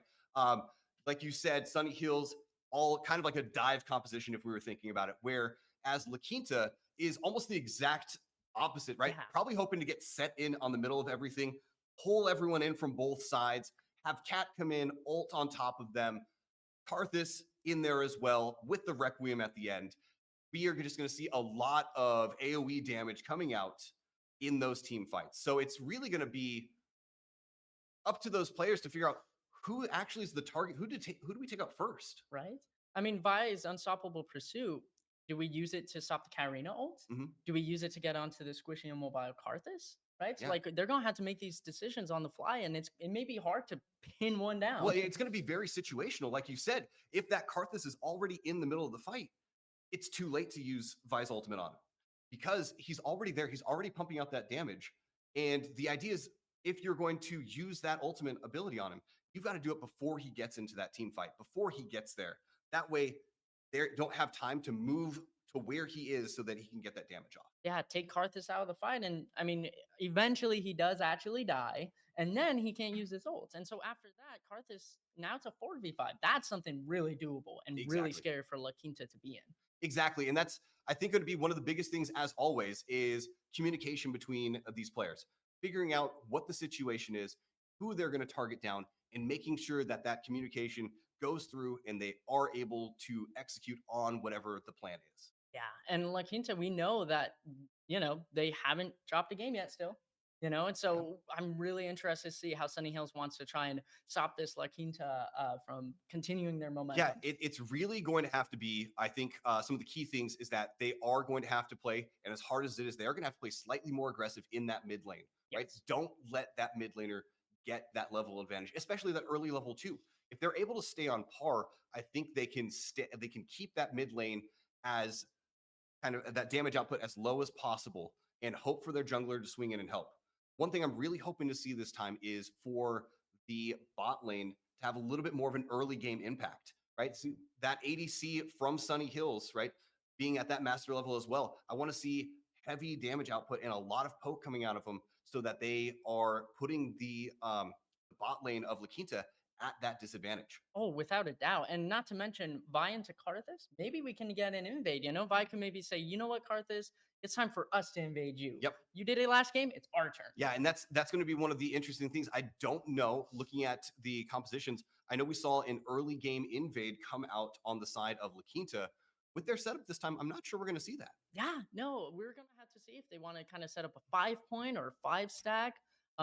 There's definitely a bunch of different approaches that they can take. Absolutely. And they, because again, they don't have that Nautilus, right? That hook was so close to leading to that pre-game kill, but wasn't able to land, and invade kind of just fell off from there. So we'll see if that's still going to be the case.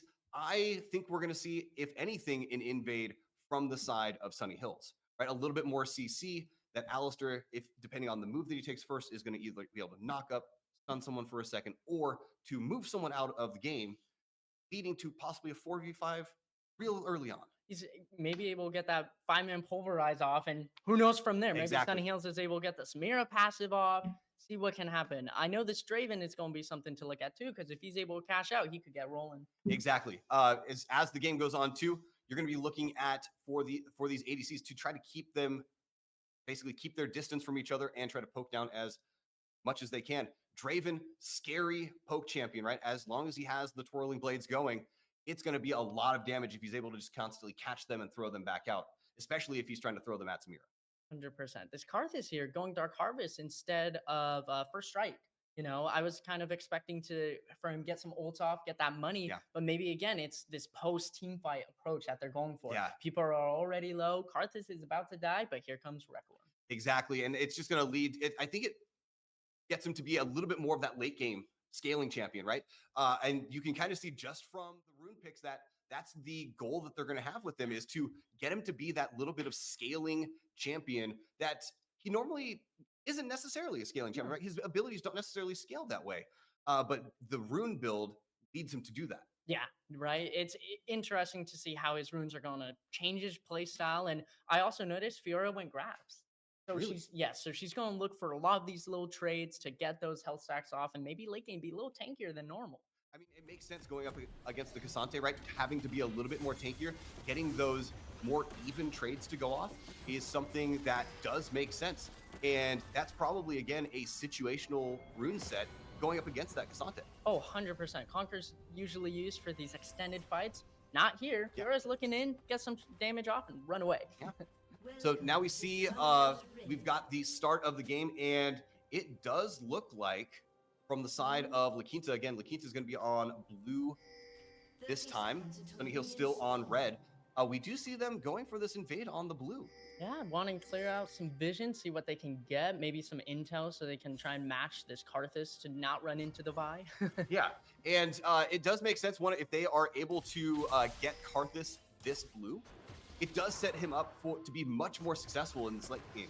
He's able to get this blue, work his way through the bottom of the jungle up to the top, which usually is the opposite path that he would have to take. Yeah, 100%. And who knows, maybe the Karthus ends up vertically jungling. Does the Vi really want to be stuck on top side when Sunny Hills ADC is Masters? You know, maybe they're trying to deny him from getting going. Absolutely. And we see it was really just for vision. We do see the vision put there by La Quinta, and the Karthus is going to make his way to his own red to start out this game. But one of the things I love to see here is that La Quinta is still keeping up that vision pressure, right? Really trying to get the eye of what is going on in this game early on. Right, got the ward on blue and Gromp, sitting in that tri-bush, making sure no one's coming from any weird angles. Oh, the flash! Early in with that set, trying to pull away the Samira. I don't know about that. I don't think you would even be able to get enough damage off for that to really be truly beneficial there. Yeah, I think they're looking to use the Hex Flash now. You know, be able to spam that and just a lot of sense. Start going from there. Yeah, leading to those Hex pulls instead, right? There it is. There it is, as we say it. Yeah. Right, and that is going to give him a little bit more. I mean, it really does trade off a little bit more mobility there. Yeah, he's able to kind of sit in the bush. Alistar can't walk in, and if he walks a little too close to get the minion off, he's suddenly on him. Yeah, and that we see here at top lane with those root picks, the Fiora is zoning off the Cassante a little bit and has that pressure to keep him away from his minion wave. Yeah, and I mean, we're looking at Vi pathing on to bot side. She's starting top. Karthus started bot side, pathing top. So again, not running into that Vi. He's like, I don't want any issues here. Yeah. Yeah, we see bot lane is pushing in a little bit from La Quinta. That Draven is doing what he does best, pushing, getting off those damage, getting off those huge last hits onto those minions. I mean, oh, an invade from Karthus. Invade from Karthus and forces the flash out from the Vi. That's something that I did not expect to see. That's 2 games now. That they is did the 2 games. exact same thing with a scaling jungler. In the exact same the... time, too. Yeah. And it's the exact same thing. It's right where the wolves were. But we see that they're now taking that that advantage of diving onto the wolves and passing it and being able to steal away that blue, leaving the Vi flashless. So being able to maintain vision from that bush is going to keep her away. They're probably going to secure that blue buff from the other side. Yeah, and now this forces Vi into top side, which again, we were just talking about how... Oh, wait, there's a fight breaking out in bot lane. Is Samira going to be able to cash out this Draven or stop it? Oh, Karthus like roaming in. Karthus is going to roam in, try to get out, but the Samira is able to land that last hit on Draven, taking him out. Alistair flashing in, but it's a 3-on-2 that he's flashing into. I don't know if he knows that the cat's there, and the cat is going to dive in, clean up the Alistair, but that looks like where it's going to leave it. With the set in lane, it looks like he's going to go back and try to reset this wave. Yeah, so Samira got first blood there, which gives them the little edge for a little bit, but then the cat roaming down, beating that Orianna out. She's able to pick up a kill. Yeah. And it's 1 for I 1. think one of the things there is that it probably wasn't communicated that that cat was coming down, right? Thinking that they were diving into a 2-on-2 instead of a 2-on-3 situation. But still, at that point, you're so weakened from that fight. I don't think you go back in there. No, yeah, I mean, you got what you got, kind of hit the hay, get out of there. But here's this Vi trying to collapse on this Fiora. And that miss there from that slow is going to lead to that messing up and not coming to lead to that kill. Right, the Xante doing a great job there, diving in when the Fiora's abilities were down, leading her to not be able to get away. But that missed slow isn't able to close that gap there for that Vi. Yeah, and kind of kicking Vi out of her jungle and bot side here again. I mean, Samir was able to get the first blood, but it begs the question, is she going to be able to go back into her jungle and play towards this bot side that it looks like they're wanting to do? Yeah, this whole map now pushed out, looks like from almost all sides of La Quinta, right? Even this giving them the best ability, best time to go back by and use that gold advantage that they've been building so far. Even though it's not a big one right now, they still have that gold advantage, and with that wave pushed out, it's the perfect time for them to go back, get those early items, and get that early advantage on those laners from Sunny Hills that haven't had the ability to go back.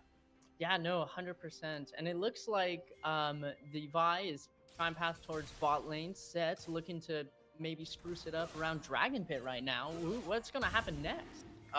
What we're probably going to see is once one of the waves gets pushed out, and now it looks like Sunny Hills is doing a little bit of pushing there, not knowing where this vision getting cleared up there from the set, but looking to push down and make a play here. I think La Quinta's setting up for Dragon. I think once they push out this bot lane, we're going to see them move right up and try to take that Dragon.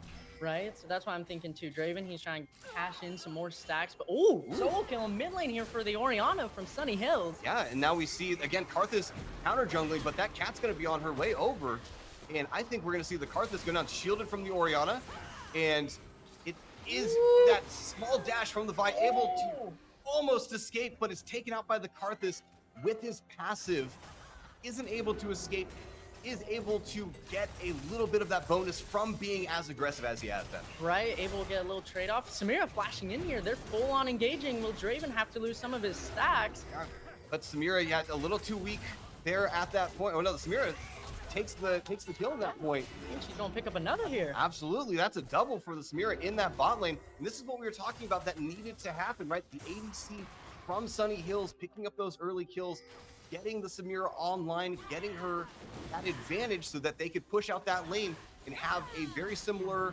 effect on the game like La Quinta's mid laner had last time. And now we see the opposite happening. They've pushed out their lane, they've taken out that bot lane.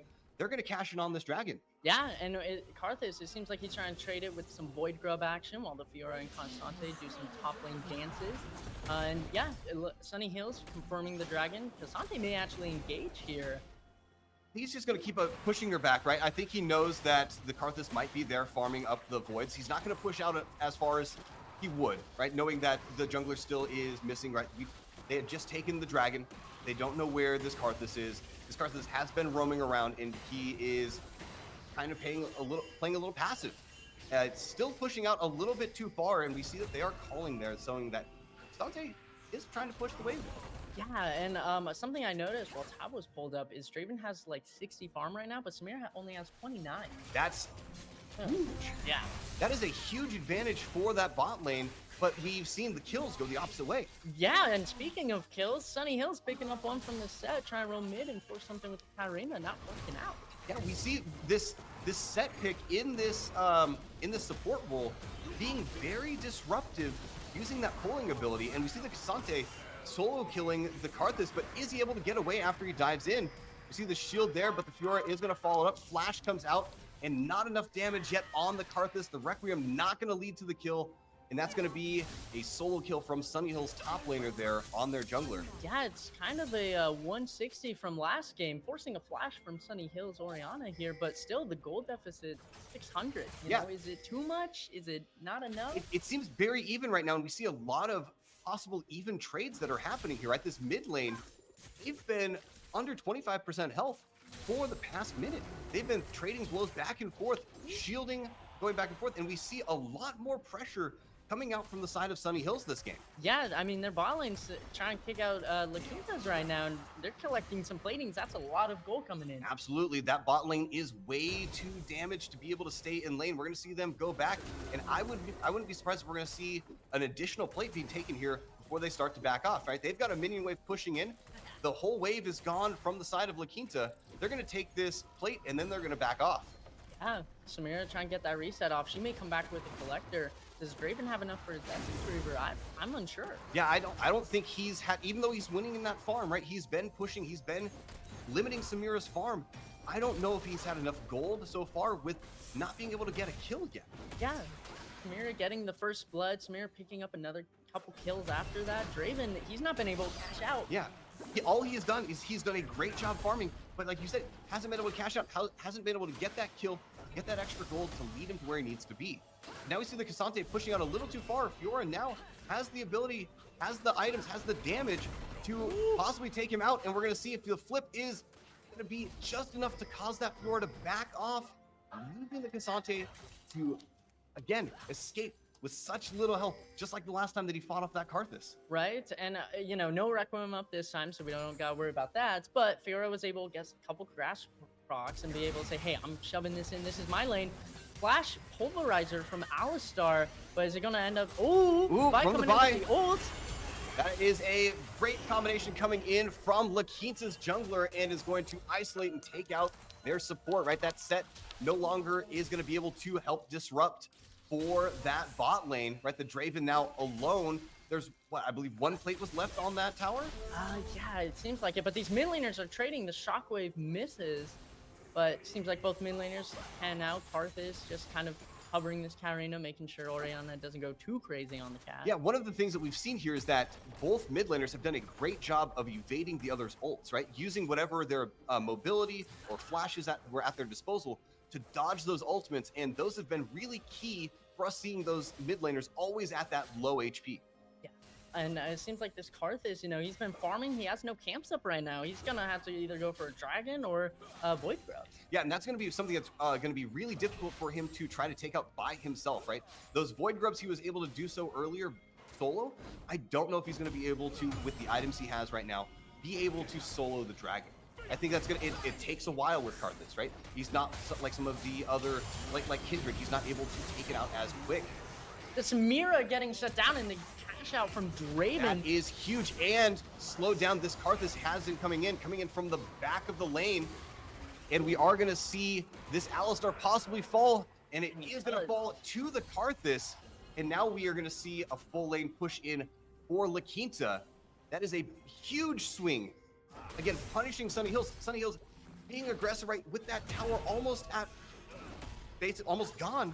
That gate comes down and they can't escape, right? Even with the Samira ult, as soon as Samira's ult got shut down, that Alistar almost, he was just slowed. He couldn't do anything. And that's what we were talking about, you know, this Karthus wall coming in, and for a lot of these melee individuals from Sunny Hills, they have to walk through that wall to try and engage or try to lead. Yeah, and we see the Karthus is taking the dragon by himself and is able to do so successfully. One of the things that we thought it was going to take a while, and getting that takedown was what they needed. But the Vi coming in with the ultimate, hoping to shut down the Cat, is able to do so. That's a double kill coming out for the Samira. And we're going to see another kill come out here as well. That is a triple coming out. Again, huge for the side of Sunny Hills. And we see the top lane's now down too, at the cost of Casante, but that is huge coming out. That is 4 kills. Yeah, you were mentioning how you wanted to see more of this aggression from Sunny Hills. They're being aggressive. We're seeing it, right? And that was one of the things that was going to be key. Getting this ADC, getting them online early. And we now see Samira solo kill, double kill, up to a triple kill now.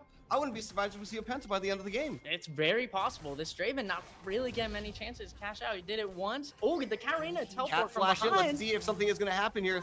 The Cat, oh, they know. They had vision on the TP. Let's see if they're able to do something and capitalize on this.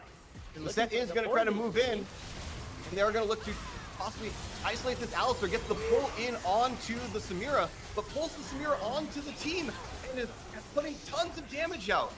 Katarina ultimate deathload is coming on through. Draven chasing down this Orianna. Will Casante be able to get there in time to kind of save the day? And he's going to dash in. Ooh, he's able to get that shutdown back on the bottom. The and they are Casante teleporting in, able to shut down that Draven after he's basically punishing him for trying to be aggressive and trying to get that last hit onto that Orianna. But shield and boost from that Orianna gets right out of range. Casante diving in, able to capitalize, take that kill. Yeah, even Casante willing blow is flash for that. I think that's a really smart move, saying, hey, you've overstepped your boundaries and we're here to clip it. Yeah, and we can see the clear advantage now coming out from the side of Sunny Hills in terms of those kills. Like we mentioned, Raven leading in the farm, Samira leading in kills, and that's what's kept them in this game. Right? With no kills coming out from the side of Samira, we're talking a completely different game right now. Oh, 100%. I mean, Orianna has also been able to have a level up on this Katarina. You know, she keeps trying to roam and maybe pick up kill or force something, and it's just not been working out for like this game. No, it really hasn't, and it's really started with that increased aggression on that bot lane. Has allowed for them to start moving and kind of own the map a little bit more than the previous game. Last game, they were kind of playing a little bit passive, and even when they were playing passive, that Kindred was already online so early on that the safety of the tower didn't even protect them. And I mean, the Kindred being online last game, Karthus is not online this game. You know, they're both these scaling individuals, right? But not this game for Karthus. Yeah, Karthus, even though he's been invading, right? They've been following a very similar strategy, different champion, same strategy. Invade, starve out the other jungler. But again, the Vi has been doing what they need to. The Vi has actually been jumping in, isolating, and then the Samira Alistar combo dives in onto that isolated individual. Speaking of isolation, right, we see them constantly just isolating. The Alistar is able to get that CC in and leaves the kill to the Samira. Yeah, spoken into existence, I guess. The Alistar and Vi came on in and said, Draven. We can call it the caster's curse. We can call it the exact thing we've been seeing all game long. But now we see the Fiora trying to take this out onto the Orianna, and it's going to run into the rest of the team. I don't know if the Fiora is able to. The shockwave, and that is going to be another kill going to Samira. Yeah, and that's like the last person you wanted to get a kill. This Samira is online, and I don't know if they'll be able to get her offline. This is going to be one of the biggest things that we're going to need to see. Is I don't know who they're going to need to jump on and isolate it. I think it has to be the set at this point. They have to isolate the Samira with the set somehow, and in combination with Draven's damage, eliminate Samira first if they're going to have any chance in these team fights. No, I'd agree. And this Karthus just trying to pick up a couple scraps after these relentless fights. You know, Sunny Hills only 2,000 gold up, surprisingly, after all these fights. Well, and again, it comes back to the Karthus has been doing a great job clearing the jungle, right? They've been invading, they've been clearing all of their camps, and a lot of the vision in the river has gone to the way of La Quinta as well. The farming ability for La Quinta has still been there. They are up in farm, But the biggest thing is that they have been I think they've been a little bit too aggressive, and Sunny Hills is making them pay for it. Yeah, they're saying you're not able to just walk into our jungle. We are able to adapt, and we're here to bring it. We're bringing in our Samira. We're bringing in our Vibe. We're bringing in our Alistar. Yeah, and that's one of the things I think I want to talk about too, is that from Sunny Hills, we're seeing now that the laning phase is over, they're traveling in packs. They are traveling and working together as a team. And then we see that with how often the Samira is able to get those kills, because they're not solo kills. She's traveling with the Alistar. They have the help of that Vi, right? You have this ability, you're having this team kind of, I wouldn't say working around the Samira, but really working well in coordination to get her the kills that she needs. Yeah, and it's these little things, right? Like by ganking bot lane with the Alistar and Samira, and even if they don't get anything, they're pushing out that wave, and then they're rotating together, right? They're moving as a unit, as you were mentioning. Yeah, I think the role now is to disrupt enough for Samira to get damage onto everyone, right? Yes. I think you've got the Cassante. Once we see these team fights, the Cassante is going to probably try to remove that Karthus from being able to get that damage onto the Samira, just so that she, when she's in the middle, isn't able to kind of get all that damage off, right? Cassante is going to try to disrupt. Vi is going to disrupt. They're all disrupting for that Samira. And we see this here as we are going to have a fight, it looks like, for this Drake. A little bit of a dance around Dragon right now. Looking to try and move 3 up forward, forcing the Karthus wall, being like, hey, we're here. This is our space too. They're going to push out Min right now with Draven. Yeah, and I think the location of the wall is kind of forced Sunny Hills back, right? Yeah. Kind of putting it that high up into the bushes is letting Lakita know, hey, we know that your team's hiding up there, right? They're not putting it down low. They don't think that they're going to actually have an engage, but letting them know, hey, if you dive in here, like the Vi's doing, let's see if they're able to capitalize. Shockwave coming off. Samira being able to pick up a double. Are they going to go for more? They look to do it. I think, again, the Vi's just getting that pressure on, keeping them away, but we do still have one of the members isolated, and they are going to force that Orianna or the Fiora to run upriver, and this whole plan has come together for Sunny Hills, forcing an engage, and even though Lakita knew they were there, right? Lakita put that wall there, and Vi went right through it. Yeah. Vi went right through the wall and said, you know what? This isn't going to stop us. We've got enough damage at this point. I'm going to dive in there. Samira's going to follow me, and we're going to be able to get this shut down. Not to mention, I think it's a little hard for this Tarina to engage, right? Because we have the Orianna Shockwave. We have Vi with her ultimate Q. We have Cassante with knockups and his displacements. We have Alistar. Everyone has CC to stop the cat ulti. But then when we look at La Quinta, what CC do they really have? They have the big Karthus wall, right? And maybe a set E and ults. But if this Samira is ulting, she's going to finish her. Well, and that's I think one of the big issues here with that set as the support is you have the disruption, but you're bringing it into your team. Yeah. Right, and that's, I think, one of the biggest things in terms of that set support isn't going to be that pull anymore like it was early game. It's going to now be utilizing his ultimate to powerbomb them out of the team fight, hopefully giving them enough time to capitalize and take the others out. Oh, 100%. And with Sunny Hills, with the Dragon now being Infernal, if they're able to get that Infernal Soul, the Samira could get them real low, real quick. Absolutely. With that Soul, getting later in this game, we're going to see Soul coming online. We're going to see Baron coming online, which for both of these teams is extremely important, right? We're really going to see this could all change if Lakita is able to capitalize on those neutral objectives. We could see a completely different game coming here, because in terms of towers, it's not that big of a difference, right? We do see it almost even across the board. Yeah, no, and I mean, again, we go back to the gold chart, and it's only 3,000. Like, don't get me wrong, Sunny Hills, they have a lead, and a lot of that gold's on the Samira, but overall, they can definitely hold their own, and this is what's happening in bot lane right now. Fiora reposting the Cassante knockup, and a fight breaking out in blue side jungle. Yeah, and it looks like we're going to see, again, the Vi diving in, dashing in, but that damage coming out from the Samira is just so much at this point. But Lakita is able to come out on top this time. Yeah. And that's that damage from that Draven. And I don't think anyone disrupted that cat ultimate that we saw. And again, Cat's coming in. And now is able to get a ton of damage off. And that's one of the things that we were talking about, that they have been doing such a great job so far of limiting the time that Cat's been able to be under ultimate. But now we see what happens when you don't, right? Even it's been so even, like we said, gold-wise across this whole game, and objective-wise, that leaving Cat basically undisrupted is still a really bad thing. Oh, 100%. And now we see Cat roaming down. That fight between the Fiora and Cassante, really good. but now Cat's getting fed. Yeah, and not to mention, they fought in this really tight corner. Karthus died. Guess what? He's able to E their whole team. You're fighting in this literal death pool. Exactly, and that was one of the biggest things we saw there is, sure, Samira has that AoE damage, but when you couple it with 2 AoE damages from the side of La Quinta, it adds up quick, and especially with Cats. And now we see Cat getting, what was that, 4 kills there, including the one on to the Cassante in the bot lane. That is huge in terms of that gold advantage. Yeah, and it's now the question, how's Karina going to use it, right? She picked up all these kills. You know, it's one of their highest ranked players. Is she going to be able to turn that little lead that she just got into a bigger one? Yeah, and that's one of the things I think she can. I think the Cat can still turn it around, but it's still up to Sunny Hills, I think, at this point. They've done such a great job with everyone but Samira being able to disrupt that ultimate and stop her when she comes in. I think they got a little too focused on the Karthus there, took him out, but by that time, Cat had taken them out. Right, and again, Karthus, he doesn't mind dying first. He'll be able to help the fight for 8 extra seconds and maybe even get an ultimate off. Exactly, and I think that's one of the things where Sunny Hills is going to need to pay a little bit more attention to this time is where is that Karthus? And sure, he's going to be doing damage, but that Cat's going to be dishing out so much more. We've got to target her down first, and then we can take out the Karthus. Yeah. Hopefully, maybe move him out with some ability, right? Get him out of the scene. If they can bump him out with the Alistar, get a little bit of separation, focus on to that Cat, I think we see a completely different fight. Oh yeah, 100%.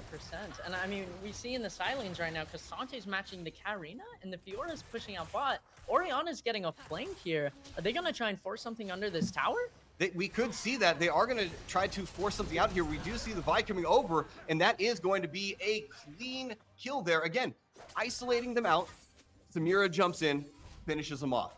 And I think that's the game plan that they need to go to. We see Cat is going to TP in, and we'll see where that is going to come into play. We see the holding this Samira. Set getting off his charge, and that is going to go the way of Sunny Hills again. Oh. A quick little exchange there, taking out the Karthus as well. Requiem still, everyone's so high, it's not doing as much damage as it needs to. It's not getting those final blows like Karthus really wants that Requiem to come out and kind of pay for him dying, right? Like he really wants everyone to be low enough to where Requiem comes out and he at least gets one, right? So there's that even trade. Yeah, and I think it goes back to, you know, that game plan of sticking together, but we saw they were all grouping up and they were like, hey, we're going to get this Draven. He overextended just a little bit, and they did not waste a second. Not at for all. Sunny Hills to take that little slip up and make it there. Yeah, Sunny Hills is, again, doing a great job this game, traveling in packs, traveling well, and they should know by now, right? That Samira is never alone. Someone's there with her, and if they can't see that person, that's, I think, the issue. That's going to be pointing out, hey, if I only see Samira, I'm not seeing the other person that's there helping her. I probably shouldn't go in. I need to distance myself a little bit. Yeah, hiding in a bush from wherever. Vi could get over a wall very quickly, and that's exactly what happened. But they're trying to trade this Baron for Dragon, because Sunny Hills, now they're on Soul Point, but they're trying to rotate for this Baron with the teleport coming out as well. Yeah, we see the teleport coming in. We see that Lakita has done a pretty solid job of starting this Baron, and we're going to see that blue 3-man shockwave. Take it. And we see the dash in from the Cassante is going to keep people there, isolate them, and they are making them pay for taking that Baron. Yeah, they may have secured Baron, but only Karina has it left now. So Sunny Hills is like, it's fine, take the Baron. We got our Dragon, we're one away now. We'll let you get the Baron, but we're going to push out some waves while we have you guys dead. We see Soul Point, they were all alive. Sunny Hills wasn't at any disadvantage there. The only disadvantage was that they were on the bottom part of the map, but with those TPs coming out, very easily able to close that gap and take that Infernal Drake and take the rest of the team out from La Quinta, leaving only Cat, like you said, with that Baron buff. And Cat by herself is strong, but I don't think having a single player with that buff is what you really want out of that exchange. No, not at all. Nonetheless, on Karina, she's not going to be on the side lane split pushing. She's going to join the team fight and hopefully get her ultimate off. If she can't, then what's going to happen to this Baron buff? Exactly, and we see Cat here doing a little bit of that, trying to make the best use of this, and we'll see how long she keeps the split push up, but I'm not sure. She would have to drive it all the way in towards that second tower, and I don't see her doing that with the exchanges that have been going on. I think she's going to push out a little bit and then start joining her team again. That makes the most sense. Right, maybe try and help turn the tide of the fight whenever they try and mosh pit onto La Quinta. But it's only, again, still a 3,000 gold deficit for La Quinta, so they're still trying to keep their hand in the game to continue playing. And that's crazy to see. 3,000 gold differential, 15 kill differential. Yeah. That shows the strength of the farm coming out from the side of La Quinta to keep it this close and be down that many eliminations in this matchup. Right, trying to execute on those shutdowns the best they can when they can. And we're going to see Sunny Hills try and push out here, maybe set up some vision, maybe try and get a pick. Yeah, they look like they're moving into the mid lane, which has been the most pushed down. They, ooh, I see that Vi jump in, and this Vi has been very aggressive, but very good judgment there, because the whole team of La Quinta, if she had jumped in, I don't know if she would have survived. Maybe with the help of that Alistar, but it would have been close. Some blood would have been shed, I think, on both sides. Oh, yeah. Certain. La Quinta looking to, I think, just push out some waves, regain a little bit of control, slow down the game maybe. Yeah. It's been very go, go, go with Sunny Hills pressing their gas on the pedal. Yeah, we're seeing them set up vision. We're seeing them, again, La Quinta setting up really early, it seems, for this second Baron that's going to be coming up. You can tell that that's still their game plan. They know they're down in elims. They know that they need to get these neutral objectives to make up for that gap. Sunny Hills is on on Soul Point. They're going to have to contest that. With the timers that we have now, we're going to see Soul Point come up very close to that Baron timer. So it's really going to be, what do we set up for? Do we give them Soul and try to take Baron and then try to finish out the game? Because if they make that the choice, that's going to be something that they are going to have to finish the game with that buff. Once that buff comes out and they still have Soul, I don't know if they can recover from that. No, like once that Soul's over, they're going to have to try and fight against a Soul Samira, who's really fed, a Shockwave, Oriana. And so it'll be very interesting to see how that goes. Right now, for La Quinta, they have their minions pushing out top lane, but they're getting pushed on a little bit in the mid lane. And again, it's interesting. They keep matching the mid and top laners together, which I find very fascinating. Yeah, it seems one of the things I'm noticing is that in every lane, the minion waves are in the center of the map. Yeah. It looks like it's the beginning of the game with a couple towers missing.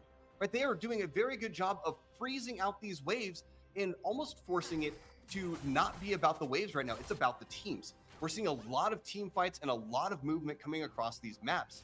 And it's not like we're seeing a huge push come out in either of these lanes from either team.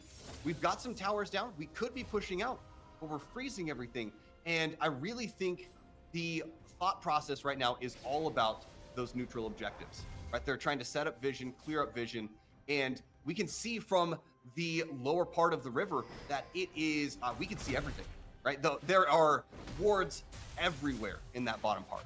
Oh, 100%. And we see the top laners dishing it out in top lane a little bit. Both have TP, so they're able to have their little fight, but they may have to join this fight. Alistar walking forward. Yeah, Alistar is, again, trying to be that leader of the disruption.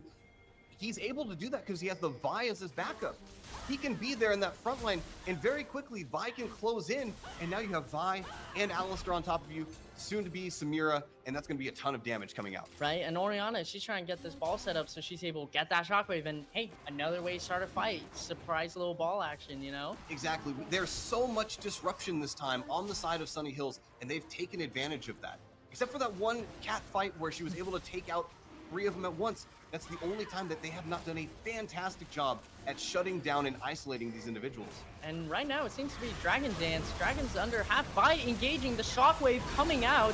Samira about to get the ulti off. Draven goes down. Karthus goes down. A triple kill for this Samira, closing out on the cat. And that's what we've been saying the entire time. Everything has been going Sunny Hills' way. They were able to shut down, isolate everyone, and that leads to a team wipe. That leads to Soul being collected, and probably the end of the game that we're going to see here as they make a strong push into this mid lane finally. Yeah, they may be able to actually force it right here. Sunny Hills taking game off La Quinta, so far being undefeated in the season and winning the first game in this match. Is it their first loss? It could be. We're going to see they're pushing down onto these Nexus turrets and are going to be able to take them out. And this is going to be the end of game number 2, and we're going to bring the entire series to 1-1, leading us to a game game 3 that's going to decide the CIF championship. Yeah, and it's super exciting for these teams to go back and forth. And some interesting picks. That Karthus, right? We mentioned at the beginning, a little bit of an unfamiliar pick for La Quinta, and we didn't see how strong it could have possibly been this game. Yeah, and I think the goal there was to have a good amount of CC, which they did. But I think someone like one of the other picks that we've seen the La Quinta jungler play, the Lee Sin, might have been a better pick to isolate more, to be able to dish out a little bit more damage quickly and have a little bit more more mobility than that Karthus did. Sure, he can slow people down, but it didn't offer them any ability to engage onto them and then get out. Right? That was one of the things that we saw, is that the Karthus was constantly trying to trade. He was going into fights. He was taking a lot of damage. He was dishing out a lot of damage, but none of it led to those kills. We're going to have to see how it all unfolds in game 3. We'll see you there.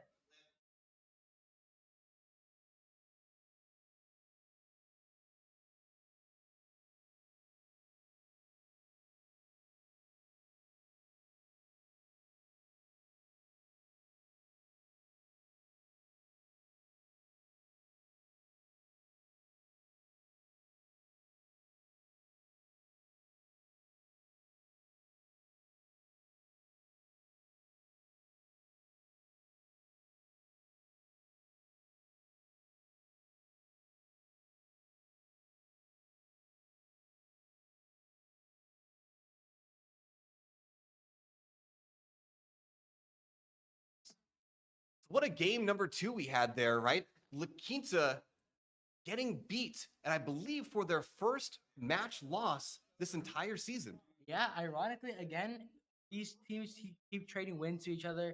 Sunny Hill lost their first game to La Quinta earlier, and now La Quinta is losing their first game to Sunny Hill. They're really just showing that rivalry aspect coming through, especially now.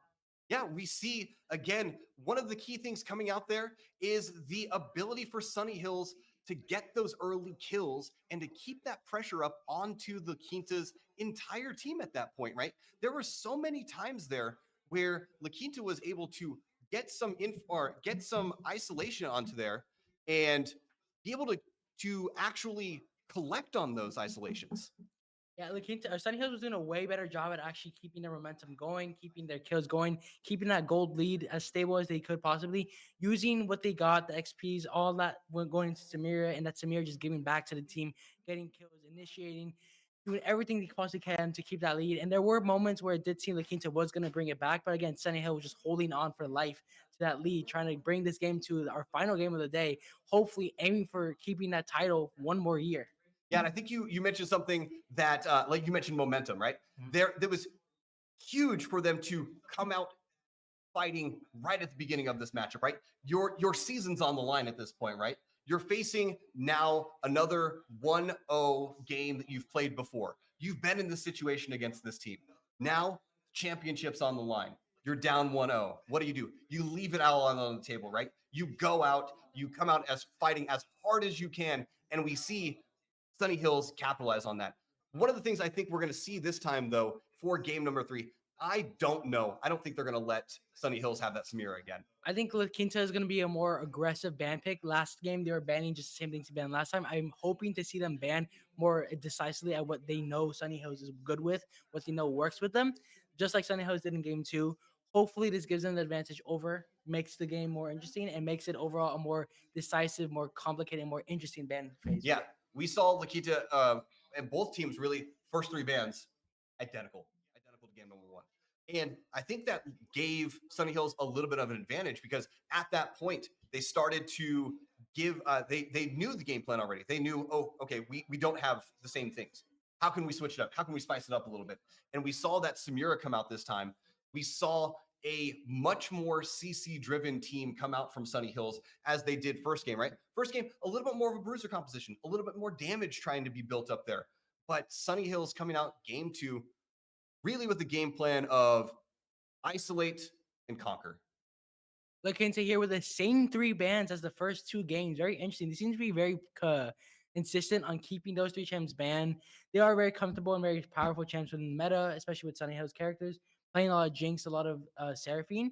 So I guess I can't see the fear behind that, but I really do hope with these last 2 bans, they do something more specific to the ADC, especially since the ADC was very dominant last game. Every kill she got just went back into the next. Well, I see. We do see that, right? We see La Quinta banning out targeting Sunny Hills ADC, which was what led really to the win in that game number 2. We see Sunny Hills bans targeting the mid laner of La Quinta, who really led and kind of spearheaded that win to game number 1. Right. So now we see them targeting out their best players, but they leave that Kindred open, which was such a problem during that first matchup. So La Quinta going back and picking the Kindred for their jungler, a very comfortable pick, a very strong pick, and really what led to a ton of damage and disruption in that first game. Truly. And La Quinta going in to take this Orianna and Kaisa, 2 characters we saw on Sunny Hill's team in the first game, probably trying to use these champions as not only a ban, but also as getting that powerful burst he had on their side now. Really see that La Quinta is choosing the best from the first game, trying to come up with a team comp that's very high burst. If they want this comp to work, I would suggest for these last 2 ones, you choose a more tankier champions, more tankier possibilities, because any front line, there's no point in having a bunch of squishies. They're just going to get one shot by that Syndra, one shot by that Vi, and one shot by that Cassante. Yeah, we see the bans coming out for the second round with the Braum and the Aatrox, right? Taking out one of the support and top lanes picks, but they do leave that Nautilus and Leona open. That Nautilus, again, one of the big things that we saw in that first matchup as being one of the key disruptors for La Quinta. So we could very well see that support come out online again. La Quinta banning that Samir, which is very good as we expected. Samir was a very terrifying force in the last game. So banning her now is a good choice. Forcing Sunny Hills ADC to go on Xayah. This could be a Xayah Rakan game. Xayah and Rakan have always had good symmetry. You get that boost from playing with each other. It could be a good potential. Rakan, you don't really need that much more tanking besides Cassante and Vi, so it would be a good pick in my opinion, but there are others also. Yeah, we do have a fairly, like you mentioned, a fairly tanky set on the side of Sunny Hills so far. And with that Cassante, with the Vi, right, having a little bit more tanky. The thing I like that they have there still is they have a similar amount of disruption that they had last game. That really worked well for them. Syndra still has the ability to disrupt, right? It looks like we might see, again, a similar style of isolate and divide, right? Getting everyone freed up and basically set up for that Xayah to come in and finish him off, right? Xayah, terrifying when she gets that extreme, gets a couple items under her belt, right? It's going to be able to dish out a lot of damage. And again, we're going to see, we're hovering Alistair, Leona, right? Again, tanky, isolating, disrupting champions. La Quinta locking in these tanky champions that we were talking about, Ornn at the top lane, Maokai as support. This would very much even out. Ornn with that passive is going to give them a stronger boosted item, hopefully. Mm-hmm. Hopefully the RNG's with them, and it's a good item now that Mythic's out of the game. So it's kind of up to the debate on which item does get upgraded. Alistar, as you said, on enemy team, very disruptive champion. They seem like they're going to be going for these kind of 4-on-1s, 5-on-1, just trying to poke at them one at a time. Because last game, when we did see them do team fights, they did seem to get kind of decimated. Even in scenarios that seemed like there's a lot of flashing and banging going on, at the end of the day, La Quinta was still standing in those team comps. Exactly. And a little bit of a harder time, I think, Sunny Hills is going to have in these isolation fights. Samira, tons of AoE damage into those fights that they were able to get in and disrupt everyone on. Xayah, not as much AoE damage, right? Is going to be able to isolate and help out, right? Still has a little bit more CC. So now we see basically crowd control coming out on every single player on Sunny Hills. Going to be a lot more isolation, hopefully locking them down. The thing, though, La Quinta is planning for, it seems like a long game, right? That having the Kaisa, having the Kindred, 2 very good scaling champions. If this game goes on for a long time, like we saw last time, those champions alone might be able to scale along with it and carry it through. And I think that's what they're planning for possibly. It is a good idea to plan for that because these past 2 games, they have gone pretty long, around 30, 40-minute mark. So they could hit that scaling point they're looking for where Kindred and Kaisa just become unstoppable in the late game. But it's good to keep in mind that Syndra also slightly scales too with their passive. Late game, she is going to be one-shotting at least one of them, taking them down with her, which is something you can always look for. If she takes down Kaisa, they lose that rapid burst damage to take out Kindred rapidly. They lose that invincible ult. Yeah, so and one of the things that we saw too, not only were the last 2 picks from La Quinta tanky, very good ultimates to start a fight, right? Maokai with his ultimate able to, again, we're going to see this with some of the fights that we saw late game last time, fights in the river, right? Maokai ults in the river, everyone's getting rooted.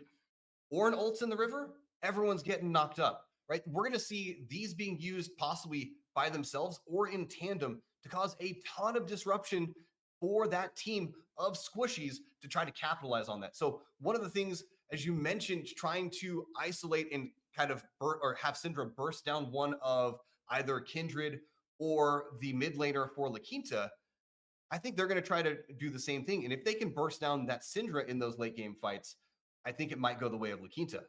Yeah, the Kings are really showing that they've learned from game two, because game two they had no initiation or no proper initiation, and he just couldn't get on that team as rapidly as Vi and Vi could get onto them, just burst them, and it was done. Yeah. So this change in champions, Ornn, Maokai, really good initiators, really good people who are just good at sticking on, getting on, or at least pushing them off, could or very much will be affecting later, or displaying how well the counter pick later on. Good. Yeah, it makes perfect sense. I think probably out of the 3 games, the best draft that we've seen from both sides. I know we do see a lot of the same picks coming out from the side of Sunny Hills, but those worked, right?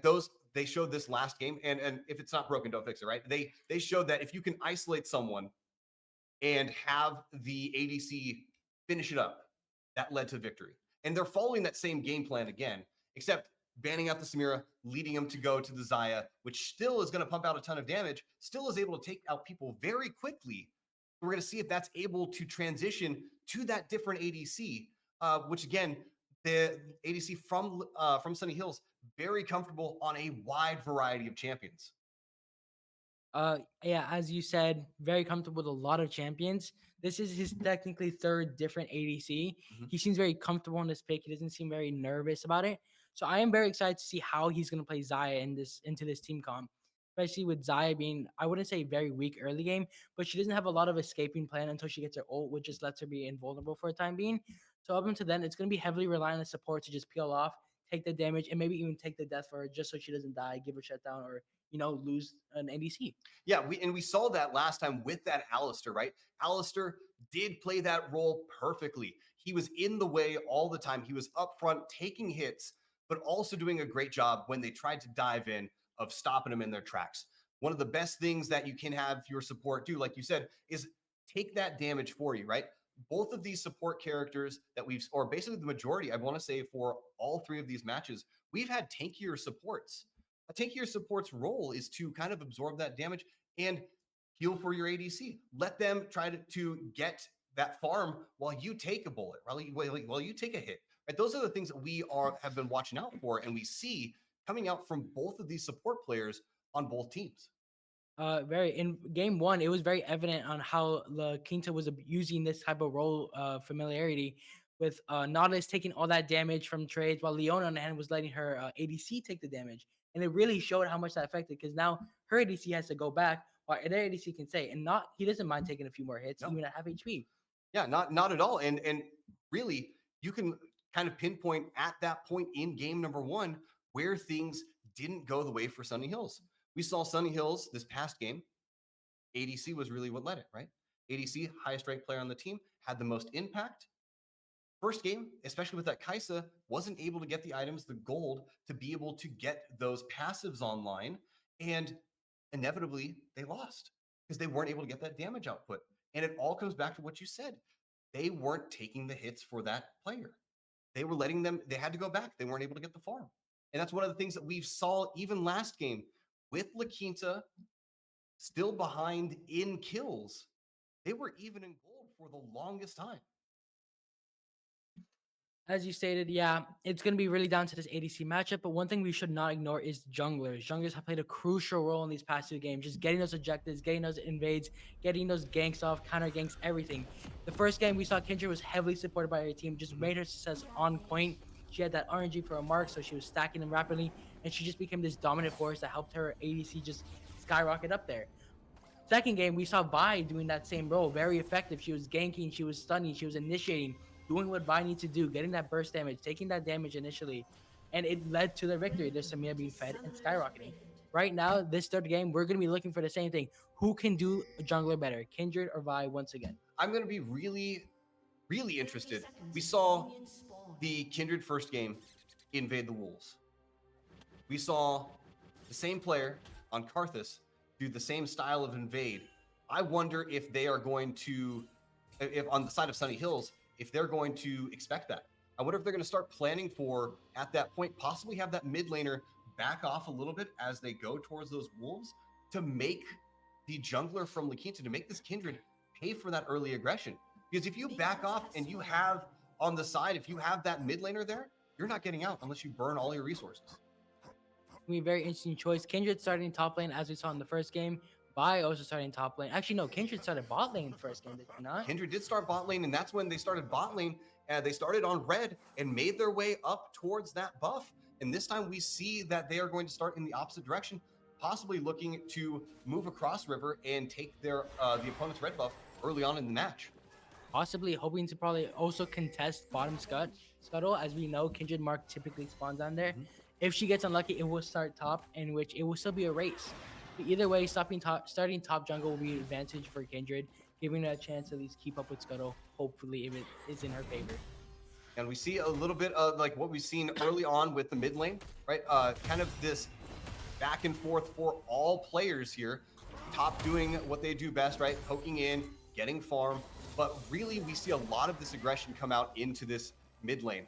Last game, I want to say it was probably about 40% of the time they were below 50% health. Right? There's a lot of poke damage coming out from those two champions, just trying to force them off and get that slight level advantage whenever they can. Syndra's really going to want to play this poke comp, especially in this early game, because that's how she's going to get her stacks. That's how she's going to scale. That's how she's going to upgrade her abilities. So poking is going to be really advantage to her. Orianna has advantage in poking just because that ball is constantly putting pressure. Syndra has to be careful about not only Orianna's presence in front of her, but her ball's presence probably next to her, behind her, somewhere on the side. So it's really keeping track of two champions. Exactly. Like you said, they're almost two different people at certain times. Shield, drop, like throw it out. Forget that it's behind you. It could lead to your death, right? Because you get slowed down and you can't escape. And we see, but Syndra's doing a great job of being able to poke down the Orianna as well, getting a lot of early damage onto her and is leading in this health, right? We have seen, again, both of those players are usually at low health the entire time, but now we see Syndra having that advantage in this mid lane. Syndra will have to keep track of her mana though, because Syndra will burn quickly through it if she's not careful. So she got to keep the poke up, but also got to keep in mind, she can't be recalling too quick. Orianna will take advantage of that. We've seen it before. When she was playing Anivia in the first game, she was using every advantage she got, pushing the wave into tower whenever she was gone, crashing it, controlling it. The mid laner has shown a lot of mastery over wave control and just using that fact to put the enemy mid laner into advantage as much as possible. Yeah, and we see a fight there coming out for the bottom scuttle, as you mentioned, right? That was going to be the first point that we see, and we see the side of Nikita taking that neutral objective. The Kindred able to take it. I wasn't able to see if she did have a stack on it, but we see that the entire team coordinated around that, right? Sunny Hills went up to it, but knowing that they were at a disadvantage, kind of backed off and then went back to lane and are still have this a little bit of pressure coming on down here with the Kai'Sa. Kai'Sa able to keep that pressure on as well as the Xayah. Turns out Kindred's Mark actually spawned a top scuttle, unfortunately. So you could see Vi and Cassante actually going both down there to secure that scuttle because they just know how deadly this first mark can be for Kindred. Her first mark got her really rolling. Her first mark quickly turned to 2, into 3, into 4, into 5. And they just want to prevent as many marks as possible from getting to Kindred's hand. Exactly. And that's kind of what led to that, basically that kind of steamrolling game that happened in game number 1. Kindred just started getting mark after mark after mark and was just unstoppable. And we see, again, aggression coming out from the side of La Quinta on this Kindred, taking camps from this Vi. Vi's not going to be able to one-on-one that Kindred, even in her own jungle, right? So the ability for this champion to have this strong of a presence in the opponent's side of the jungle is something that they're looking to capitalize on. And it's something they've been capitalizing on for all 3 games now. Vi did try to ping her top laner to come down, but again, Ornn, being as aggressive as he could, prevented Cassante from leaving that wave, prevented Cassante from providing that assistance, so Vi was just forced to retreat, as you've seen. And actually, La Quinta has been very overly aggressive a lot of this time. Mid lane, top lane, bot lane, they've all seemed to push their enemy laners into their own tower, something that La Quinta loves to do first, second, third game. Second game, it didn't pay off as much because the enemy jungler used that to gank lock them in to get those kills. But again, the first game, it worked really well, especially with a Kindred jungle. So they're probably planning on capitalizing the same, strategy again. Yeah, we see the aggression coming out from that Kindred, trying to even gank the Sunny Lanes or Sunny Hills mid laner. First blood going to Zaya. Sorry to cut you No, off. no. That is, again, one of the things that we said is the key for Sunny Hills to capitalize on and keep this win going on, to keep this streak going, is that this bot laner, this Zaya, is going to need to constantly keep the pressure on. Like you mentioned, Lakita's been the one putting pressure on this whole entire time. It takes one kill to shift this whole aggression. With one kill now, bot lane's pushed in, and it looks like we're going to see the first dragon going the way of Sunny Hills. Mountain Drake, it's a good Drake, especially for the fact that Lakinta is going for this tanky kind of intersection kind of comp. It's going to give benefit to Cassante, Alistar, Vi. Even the enemy support is going to get some sort of advantage from just this tankiness and not being able to take a little bit more damage for the ADC, which again is very key as a support, a tanky support especially. Yeah, we have, again, this team on Sunny Hills that is looking to basically isolate and help out this Zaya. And we see a gank coming in from the mid lane, forcing the Orianna out of the wave, but the Alistar able to roam a little bit now, right? Once we get that kill in that bot lane, he's able to move around a little bit and be a force to be reckoned with and something to worry about across this entire field. The Ornn ult does come in, and the Alistar trying to isolate is not going to be able to do so. We see Vi trying to jump in, but the Syndra just a little too low, being knocked up, not able to escape from those others. That fight there was a great example of how deadly an Ornn Maokai ult is. Maokai just stuns them in place, and Ornn is guaranteed to hit with his ult, knocking him up, applying that brittle effect, and just overall making the team comp a lot more scary. This was a more smaller scale, but this just is, I guess, narration of possible events, possible team fights, and what really Lakinta is looking for with this team comp. We do see the Cassante looking to make this Ornn pay for that ultimate, and he is going to do so. One-on-one, we are going to see the slight advantage, especially when Cassante uses his ultimate. He is going to be able to fight this Ornn, especially if they're not in lane, they're not able to trade back and forth like they are. If he catches him out of position, he's able to make him pay for it with that increased damage output that he gets from his ultimate. And not to mention the move speed that he gets, he's not able to escape from him, especially going back through his own jungle. It doesn't have the freedom of movement. Cassante is going to be easily able to catch up to him and take him out. Of course, yes. Vi, again, just playing more farming simulator. Kindred is, again, looking for remarks, trying to find advantage to gank, but it seems Sunny Hills is being more aggressive, but then backing up very quickly, getting that poke out and then retreating to her tower, just making Kindred's game a lot harder. And even now, Kindred has failed to get first drag, as we saw before, but she has gotten first grubs. So this seems to be a lot more fair, balanced jungle game. In the first one, we saw Lakinta just taking overwhelming jungle presence. Second game, Joe Sunny Hills. This game, they seem to have both learned how to play with each other, seeming more balanced jungle, something you would more likely see in the game. Yeah, and we see, again, like you mentioned, balance coming out from these. We're seeing constant trading back and forth between them. Damage coming out, and again, similar thing we've seen top lane all the time. When they're in the lane, they're getting these trades, but the waves aren't moving, right? They're getting damage onto each other. The waves are staying in the middle. They're playing this constant game of, I'm going to farm, we're going to sit up here, and we're going to wait late game and then start helping our team.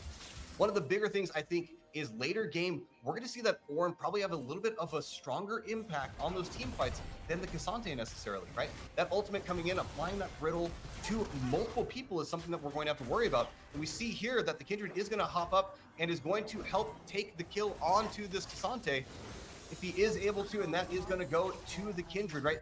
The kill a lot more beneficial there onto the Kindred than from the Ornn taking it, right? We see the Ornn just go back to farming, let Kindred take that kill, and now even in kills, but Kindred, I believe, has both of those kills. Yes. I would have loved what Ornn did is they noticed that her mark was still mid-applying, so he actually didn't kill Cassante until that mark had fully applied, just giving Kindred not only the gold, which she needs, but that additional mark, giving her any mark possible is very advantageous towards Lakinta, and they seem to know that, and it just shows that they're cooperating, talking to each other, and making sure everything is known. And we see an aggressive shockwave come out from the Orianna and almost lead to a death of the Syndra. The Kindred even comes in, but Syndra does a great job of flashing out, and we're going to see this fight just at range is able to survive, and the Vi is going to be able to come in and finish off the kill. Great job by the jungler of Sunny Hills to be able to come in and capitalize on that situation, right? Both mid laners super low in that situation. This game, as we said, it's a lot more balanced. He seems to be making a lot more trades. It isn't one team getting a lot of kills, another team getting a few. We're at 2-3 right now, and even then, it's a very close game. Gold, objectives, everything. It's still up in the air, which I do enjoy, making a very good final third match. Yeah, we're seeing a lot of things on the side. We're seeing Sunny Hills still putting the pressure on with this mid laner. We're seeing with the bot laner. We're seeing the mid laner from La Quinta still putting out a lot of pressure, right? No change in those two players' play styles, but we are seeing a little bit of a shift in the whole team composition and the team kind of basically positioning here on the map. We're seeing objectives being spawned and taken a lot quicker by these people. When we see the Maokai ultimate come out, is able to lock down the Syndra, and we are going to see the Orianna able to take out this Syndra there. Again, locking it down with that Maokai ultimate, not only his ultimate, then able to follow it up and lock them down and root them for an even longer amount of time. You're talking 2 roots coming in, along with the shockwave from Orianna and the slow from Orianna. There was no hope for that Syndra to get out of there. And this Maokai, just knowing his position, knowing his role there, he could have easily taken the kill, but he knew this gold, he's already gained a piece of it. He doesn't need it. He gave it to the Orianna, who's just going to skill harder, do more damage, be more, I guess, efficient, because all Maokai really needs is health. Tankiness and health. Absolutely, and that leads, that one kill from that mid laner leads to the dragon taken from La Quinta, and now we see the Ornn trying to get a little bit aggressive here. We'll see if he's actually able to take out this Cassante, ults him, and is able to do so. That is a ton of damage coming out onto that Cassante, and Ornn is able to take him out. Along with not only securing that dragon, they've moved on to work onto the grubs as well. This will give actually Quinta 6 Void Grubs, which is very deadly, especially in this comp. It gives you 2 Void Grublings to attack towers and a lot more true damage on them. So this is going to make them a lot more a better sieging machine. So if they want to split push instead now, it's a very high possibility. And La Quinta is going to be forced to like go from top to mid to bottom, top, mid to bottom, just trying to prevent this split pushing if wanted. Yeah, and that's going to be something that's very easily done on the side of La Quinta with that Kindred. Lots of movement, basically ability to get around the map. They're going to be easily able to make that move across all of those lanes, where the members of Sunny Hills might have to burn some summoner spells to get there, right? We might have to see some teleports come out if this push gets to be a little bit too strong. As we see now in the early game, La Quinta was actually very passive, very staying back, or they were very aggressive actually, but then they got forced back by Sunny Hills. But now La Quinta is taking a more strategic, I guess, positioning. They are trying to, I guess, replicate Sunny Hills' poke out, go back to tower kind of maneuvers here. As you can see in top lane, Michonne, Cassante's been very aggressive, and Ornn is just using his brittle passive poke to do a lot of damage, which I think most people forget. Ornn, he may be a tank, but he does a lot of damage with that passive. Absolutely, and one of the things seeing, looking at the minion kills for the entire teams, they're even across the board, right? We've seen a very balanced game so far. Unlike last time where we saw a clear advantage from La Quinta, especially in that bot lane with the farming, it is a lot more even this time. And we see that with this Saya, they are getting that farm easily. They're getting the farm, they're putting that pressure on, right? It is a different game in this bot lane. The pressure really has caught up to them because they're realizing this is it. This is the final match. Whoever wins this one is going home the CIF champion. Yeah, and we're seeing basically like everything all out on the table. We're seeing comfort picks coming out. We saw the Kindred come out from the first game. We're seeing this Ornn, which seems to be a very comfortable pick onto it. And we see the Shockwave come out onto this Syndra, and she's able to escape. Again, this mid lane, great job at trading. Lots of damage coming out, and it is huge to not get those kills onto that Orianna. All they need is that one pick. And we usually would see, typically in a game, we'd usually see some good mid-lane trades. But we haven't seen those trades. We've seen trades in damage, but we haven't seen any trades in kills in that lane, I believe, since that first match with that Anivia. It's very interesting. Mid lane has moved to more passive approach than we've seen in the past. And actually top lane has gone far more aggressive. Seems the top laners are finally coming out and saying, yo, we can do something too. We can be a presence everywhere else. Ornn and Cassante just using the absolute powers they have as tanks to show themselves, fighting each other. showing each other dominance in the lane, and really just trying to secure jungle objectives more as a team now instead of just that 1v1 top lane experience we typically feel. Yeah, and we're seeing that here too with them dropping down and to secure this this neutral objective in the top side of the river, right? Herald now taken by La Quinta. That is Grubs taken. That's Herald taken. We're most likely going to see as they focus on these neutral objectives, they're probably going to make a play for this next dragon after applying all this pressure into this mid lane, right? They take this first mid lane tower out. That's going to leave Sunny Hills at a huge disadvantage for all these neutral objectives for the rest of the game. Mid tower is a very important tower throughout the entire game. Having mid tower out allows you to really easily rotate to side towers whenever they're being attacked and gives you presence over these neutral objectives. Losing mid tower first is very detrimental no matter what point in the game. And we see that a huge fight is breaking out in the mid lane, right? They're trying to push down this tower, and they are able to take out the Alistar and the Syndra here for no kills or no drops on the side of La Quinta. This mid tower is definitely going to be secured, and we see those grubs still in effect pushing down as well. The Xayah being forced up from that bot lane to stop this pressure, and La Quinta signaling, hey, we just took out 2 of them. Let's take another neutral, right? Dragon's coming up soon. Let's make our way down there and make our presence known still. A huge drop on the side of Sunny Hills, right? Trying to be aggressive, trying to capitalize, get a kill as they use that Rift Herald in that mid lane. Plan just doesn't come together. Both teams, yeah, as you said, both teams have been very great at just using this pressure, this presence they know they have by taking an objective, to take another and take another. And obviously, both teams have been very good at using this momentum and just going with it. We just hope La Quinta doesn't throw this momentum and just lose it all for them. Because it is still very possible. It may be a 3-kill lead, but that's only 3 kills. They're not even 2 goals. They're not even 3 goals ahead. And as you mentioned, we're seeing Sunny Hills take this neutral objective, right? La Quinta was set up to take this objective. They had just taken 2 kills. They very easily could have made a push for this dragon, but didn't.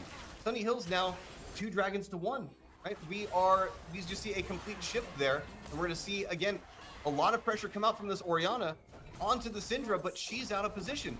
There are 3 members of Sunny Hills trying to collapse in onto this champion, and we are going to see the flash forced out, but I don't know if that's going to be enough, and we're going to see the Maokai ultimate come up trying to stop it, and that's not going to be enough. That Orianna's going to fall there, being a little bit too aggressive in my opinion in the other side of the jungle. At the very least, she at least got the Syndra out with her off screen, so it wasn't an entirely bad trade, but it could have been a lot more passive. She thought she had her teammates a lot closer to her, but there was 3 against 1. Yeah, you see their teammates a little too far out of position to be there, to be that basically source of disruption there, and isn't able to get that escape. Like you said, an even trade, right? We don't want to see an even trade, but again, 1 kill, 1 death, not the biggest thing in the world, especially as we're at this late game. Yes, especially. Right now, honestly, it looks like La Quinta and Sunny Hills are just playing that trade game. They're just trying to make sure they're not the ones who give the enemy team a trade without taking one right now. So honestly, their best bet right now, focus on jungle objectives. They're going to be very key late game as we've seen both games. And you want to keep your ADC alive. If your ADC is dead, you guys can rarely do anything in a team fight, especially with it being Xayah, Kai'Sa, 2 very strong ADCs who can do a lot of damage. Kindred not exactly in full momentum yet, not exactly stacked, can't be really stepping in to take that ADC role. So right now they are heavily relying on their ADC staying alive, both teams. Yeah, and we see the Kai'Sa just taking out that bot lane tower, going back to buy, right? Hoping to get those passives online with those AP and attack speed marks getting met. Looking now as we see Sunny Hills pushing out their mid lane, and at this point we see the clear tower advantage in favor of Quinta, right? Down bot lane tower, down mid lane tower. Again, now setting themselves up to hopefully not have that Drake taken on them again, right? Having that position to be able to say, look, we have a stronger presence here on this bottom side of the map. The rest of the dragons are ours. And that's really where their focus needs to be. They need to focus on the dragon. They need to now focus in here, and it looks like they are even making a play onto this Baron, even though I don't think they're going to take it right now, with all members of Sunny Hills still up. Yes, especially since the fact that neither team really has an overwhelming presence over the jungler or either side right now. So if they were to take it, it would be an unnecessary risk, and I doubt Lukinta would risk doing that. I would like to point out that both ADCs have already bought Kraken, so they're already in full anti-tank mode. It's interesting to note that Kaisa decided to go more a hybrid build, I believe, going AD AP instead of the usual AP you would see with high burst on the passive. So I'm guessing she's predicting to be a more stay back and just auto attack at a long range of using her ADC range instead of going in being AP Kaisa, clicking 2 buttons and one-shotting but risking dying in there. I mean, it makes sense too with the pickup of the Kraken for that, right? They are, if they are looking to just have that constant, more consistent damage rather than burst damage, which I think I kind of agree with in this situation, right? You have 2 very tanky champions in that Vi and in that Cassante, and the Alistar on the other team, right? So, but we'll say 2.5 tanky champions, and they are going to need to break through that, right? I don't think you have enough damage output if you just go in and burst down the Xayah to win. I think you have to have that more consistent damage, and we're going to see that here with one of the members of Sunny Hills getting knocked out of position, and that Vi is going down as Quinta, with both those towers down, is able to keep that pressure up in the opponent's jungle and might even take the second mid lane tower game. They, unfortunately for La Quinta, they won't be able to because the Sunny House had decided to group up in middle. But it is very smart for La Quinta to back off, even though they do have the number advantage. It being a 5v4, Cassante, Xayah, Alistar, Syndra. They're all very terrifying champions, and a 4v5 is not too off of impossible for them. I mean, and we even see that there with a single stun from the Syndra, the Kaisa getting dropped to half health, right? You have 1 more second of stun CC coming out from someone like the Alistar. That is a complete death there, not just losing half your health at that point. So they do back off. La Quinta is also clearing vision around the dragon, right? And with this advantage there, is looking to position vision around this point to have a better chance at securing the next dragon that spawns. And the Syndra teleporting in is able to get the stun off onto the La Quinta team and is going to make quick work of that Orianna. But Kaisa Kindred coming in now to try to at least pick up the pieces, get another trade off for the kill, trying to remain that pressure on Dragon, because again, Sunny Hills does have 2 while La Quinta does have 1. So this next Dragon, preferably they would like to prevent Sunny Hills being put in that soul. Yeah, and the Syndra hunts down the Syndra and is going to continue to put out tons of damage onto the Sunny Hills team. Is going to be able to take out the enemy ADC and the support there. And now we see a clear advantage for La Quinta, and they're easily going to be able to take this Drake, and we might even see them move up onto that Baron now. It would be a smart decision. This is the first ace of the game, and honestly, they have complete map control now. Going for this Baron is a very smart choice, and with it, they should be able to push at least an inhibitor, maybe inhibitor tower. Yeah, Nexus towers. They have a much quicker jungler this time, unlike the Karthus last time, where they couldn't take clear advantage of these team kills, right? Not able to take those quick wipes as we saw before, but now we see them opting out of taking the Baron and really starving the jungle of the enemy team, right? They're putting out just vision, and they're making sure that they know exactly where Sunny Hills are. They're not looking to take any huge risks. They're knowing that they're ahead right now in gold. They are playing with that advantage, right? They're setting up vision. They are now know we have an advantage in these team fights. We feel okay. We feel comfortable in taking these fights when we want them. We're not going to force ourselves into a situation where we might lose, where we might get caught out of position. We are going to fight on our own terms. Sunny Hills is really being careful about it, as you said. Or La Quinta being very careful about it, as you said. Fighting on their own terms, trying to make sure that every team fight is in their advantage, or at least more winnable for them. So instead of going in for these 1v1s you saw recently, they're making sure that they know everyone in the area, who they are, where they are, how they plan to move in, making sure that they have the most knowledge, which you can see by their vision. They've been trying to keep it up, but again, Sunny Hills is doing a great job trying to tear down that vision, making sure that they have that kind of surprise attack that we really did love in the second game. Ooh, and the Ornn is going to dash in here with the Kindred, is going to be able to hop on the Syndra, and the Syndra is going to go down. The combination of the CC from that Ornn and the damage output from Kindred is going to lead to an easy kill and a second tower taken up on that top lane. Again, Ornn is a very strong CC champion. He just can stun. And he has damage on top of that. It's really an unbeatable combination if used correctly. Yeah, and like you said, you're disrupting you're weakening, and you're weakening someone for a Kindred to hop in, that you're going down. You're not escaping that, and that leads for La Quinta to be able to take that Baron, and they're going to get a strong push here into this mid lane, and we see them jump onto the Xante, not able to take out Ornn, popped up into the air, isn't able to connect with his ultimate, and the Orion's going to take him out. What I love about La Quinta is that whenever they go in for a team fight, they don't dive the tanks and try to take them down. They instantly go in for that ADC. As you saw, Kaisa jump right on the ADC, forcing her to use her ult, forcing her to back up, and then forcing the Sunny Hills to try to de-initiate the fight as much as possible. We see here the Cinder trying to pop out, jumps over, and is going to, again, use it and drag the Maokai over. Maokai, though, doesn't care if he's going to get taken out here, and also escapes with his life, is able to lock down that champion, and La Quinta looks like they're going to take a strong push here onto the Nexus and look to finish out the game. It seems it's over. All Sunny Hills has is Zaya up, and without an ADC, without a tank, or without anyone else with her, she really can't do much. Now, if she goes in, she's going to get shut down by that Maokai, stunned out, and we see here La Quinta is doing their best to work to finish out this game, and the Nexus is going to go down. La Quinta winning game 2 and taking the CIF championship for League of Legends this year. La Quinta has claimed their crown back, and I bet they're excited. Absolutely. We see not the same result, right? Earlier this year, these teams have faced each other twice, once in the Fall Cup. They've played once inside of this season. They have won both of those games. But the issue here, we finally see a 2-1. A 2-1 so close, but we see that power of that Kindred really coming out there and making their presence known, getting all that damage out there. And again, the team being built around there, helping them, wasn't an individual effort at all. Again, yeah, I'm very glad these teams really did put on their all. They really show that they deserve to be here in the finals. They really show that they're the powerhouses of this high school championship, and that they show that they've been dedicated to this, really giving us a great match, great 3 matches.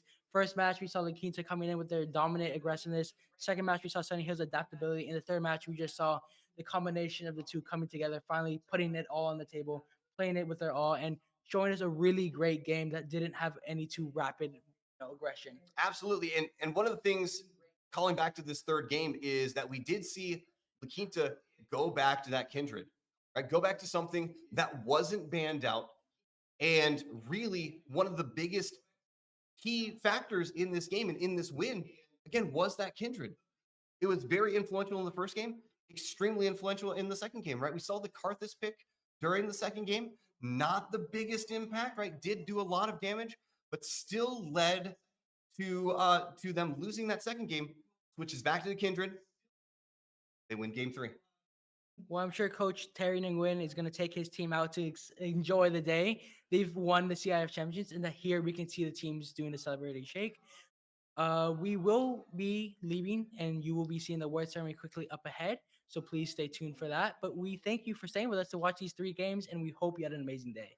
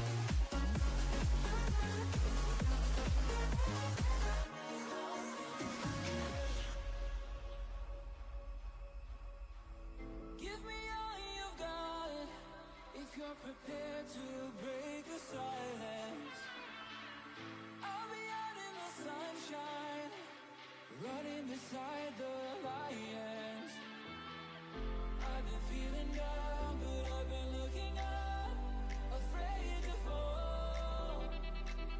God, I've been so down, can you pick me up? Don't let me fall. Can you show me how to fix this mess?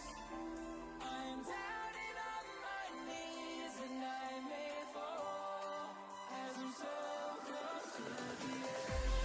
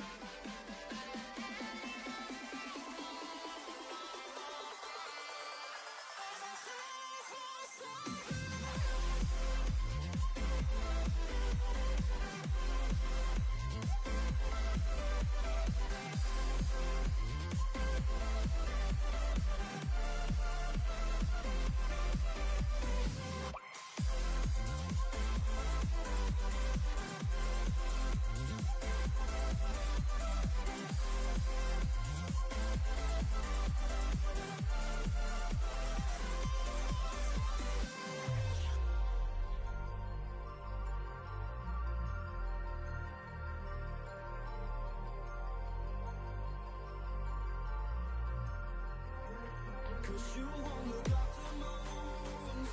I suppose you will never regret it. I should pull myself up from the roof. Cause you fucking love it when I fade. Cause you won't look after my wounds. I suppose you will never regret it. I should pull myself up from the roof. Cause you fucking love it when I fade.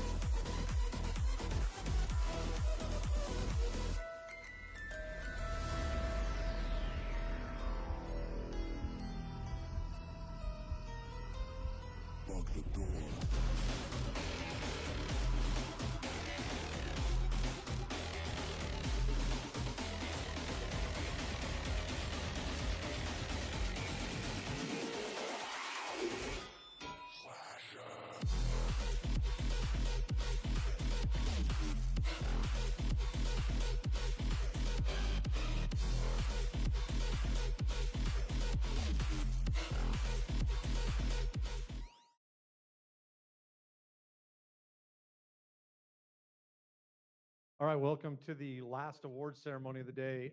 Just a couple of things. We have several of the Cal State Dominguez Hills esports team members that have been helping up in the lab all day, getting the kids situated, running streams, and everything else. They're in the back. You all could wave your hands a little bit. Let's give them a huge round of applause.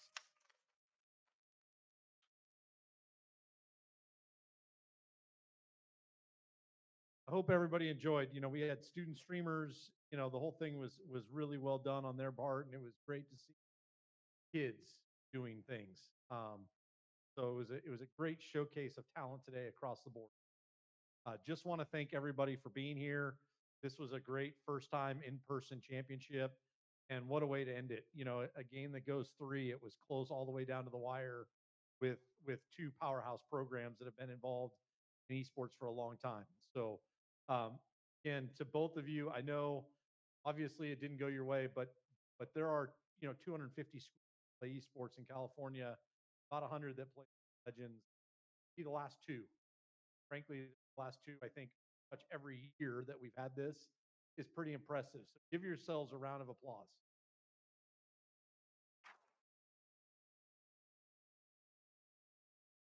Just one more kind of, catch-all for everybody. It's been a great season of esports with the CIF. I want to thank Claire, especially James, for all that they did for the league, for all of these kids with the coaches, get through the second year to help put on the first in-person, which was a great day. I mean, this was just a lot of fun all the way across the board. So let's give Claire and James and NASEF a round of applause. And then again, I know we talked to the Cal State Dominguez Hills folks, but there were a lot of, beyond the kids, there were a lot of other people here on this campus that were very helpful and very supportive getting it here.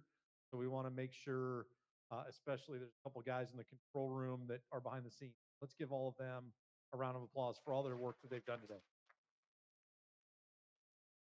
And it was a top-notch production all the way across and great folks to work with. So I want to thank that. So without further ado, let's give away some hardware.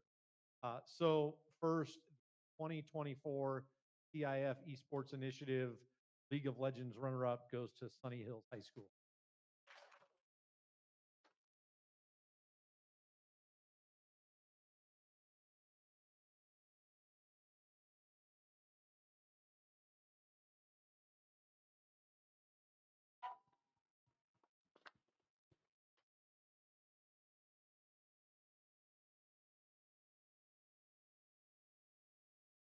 And the CIF Esports Initiative 2024 state champions for League of Legends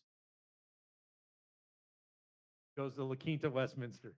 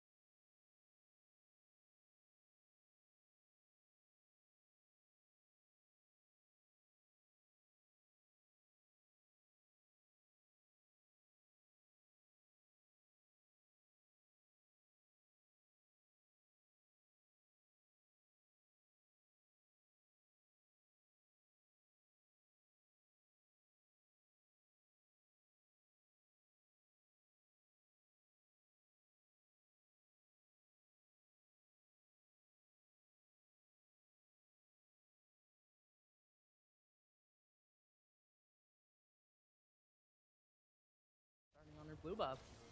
Nivea and his jungle to help out her Kindred, but also Liana coming from bot lane to help Kindred out. They're having the first skirmish, and first blood is collected by Kindred. Something very crucial. She had her mark on her. Do we know who she had her? I don't think she did, no. Unfortunate for Kindred. It could have been a very crucial first mark, and the first mark is always amazing for Kindred. It gives her that high attack speed that just lets her shred jungle a lot quicker than you would have thought. So Yeah, and getting Kindred, who, again, the scaler. an item for them at this point, or not an item, about a component for an item. So getting this kill could be just another beneficial. But at this point, do they really need it? Yes, they do. And Nivea says, give me that kill, and she takes it. Yeah, Orianna forcing Flash, getting a very nice shockwave off, but Nivea had her passive. So even if it did end up killing her, Nivea's not going down. She's able to get rebirth. Little ADC skirmish right now. Again, Lucian, though, is very fed, so that skirmish was not going to end well for Kaisa. Unless Leon... Wait, they're flashing onto this Lucian. Cleanse down, but doesn't matter. Kaisa diving in. Kaisa getting that shutdown is a big thing. Nautilus just trying to survive, not trying not to give them another shutdown.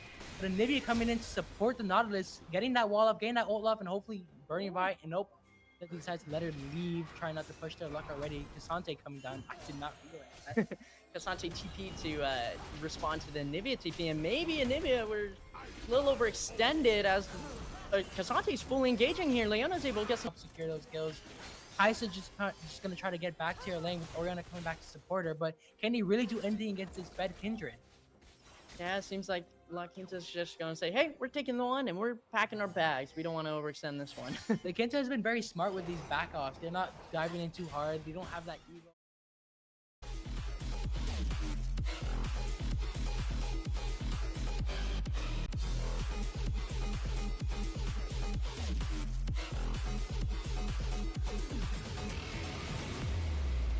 Baby, this is do or die. Feel it in my veins tonight. Emotional suicide. You know it's an eye for eye. I didn't wanna walk the plank. No, but the Mariona, it came like the thunder. I was on my way to going under. Swimming in the pain, I was covered in a tidal wave, But I'm a fighter.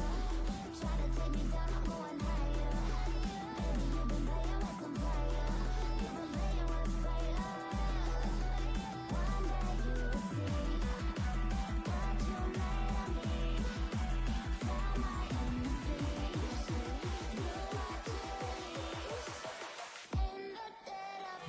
Do what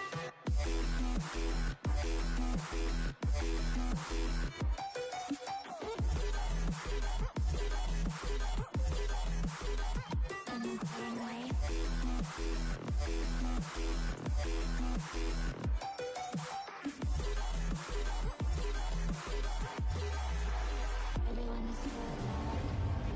Storm's coming, so you guys start running. No, you can't control it in my bones. I'm coming for the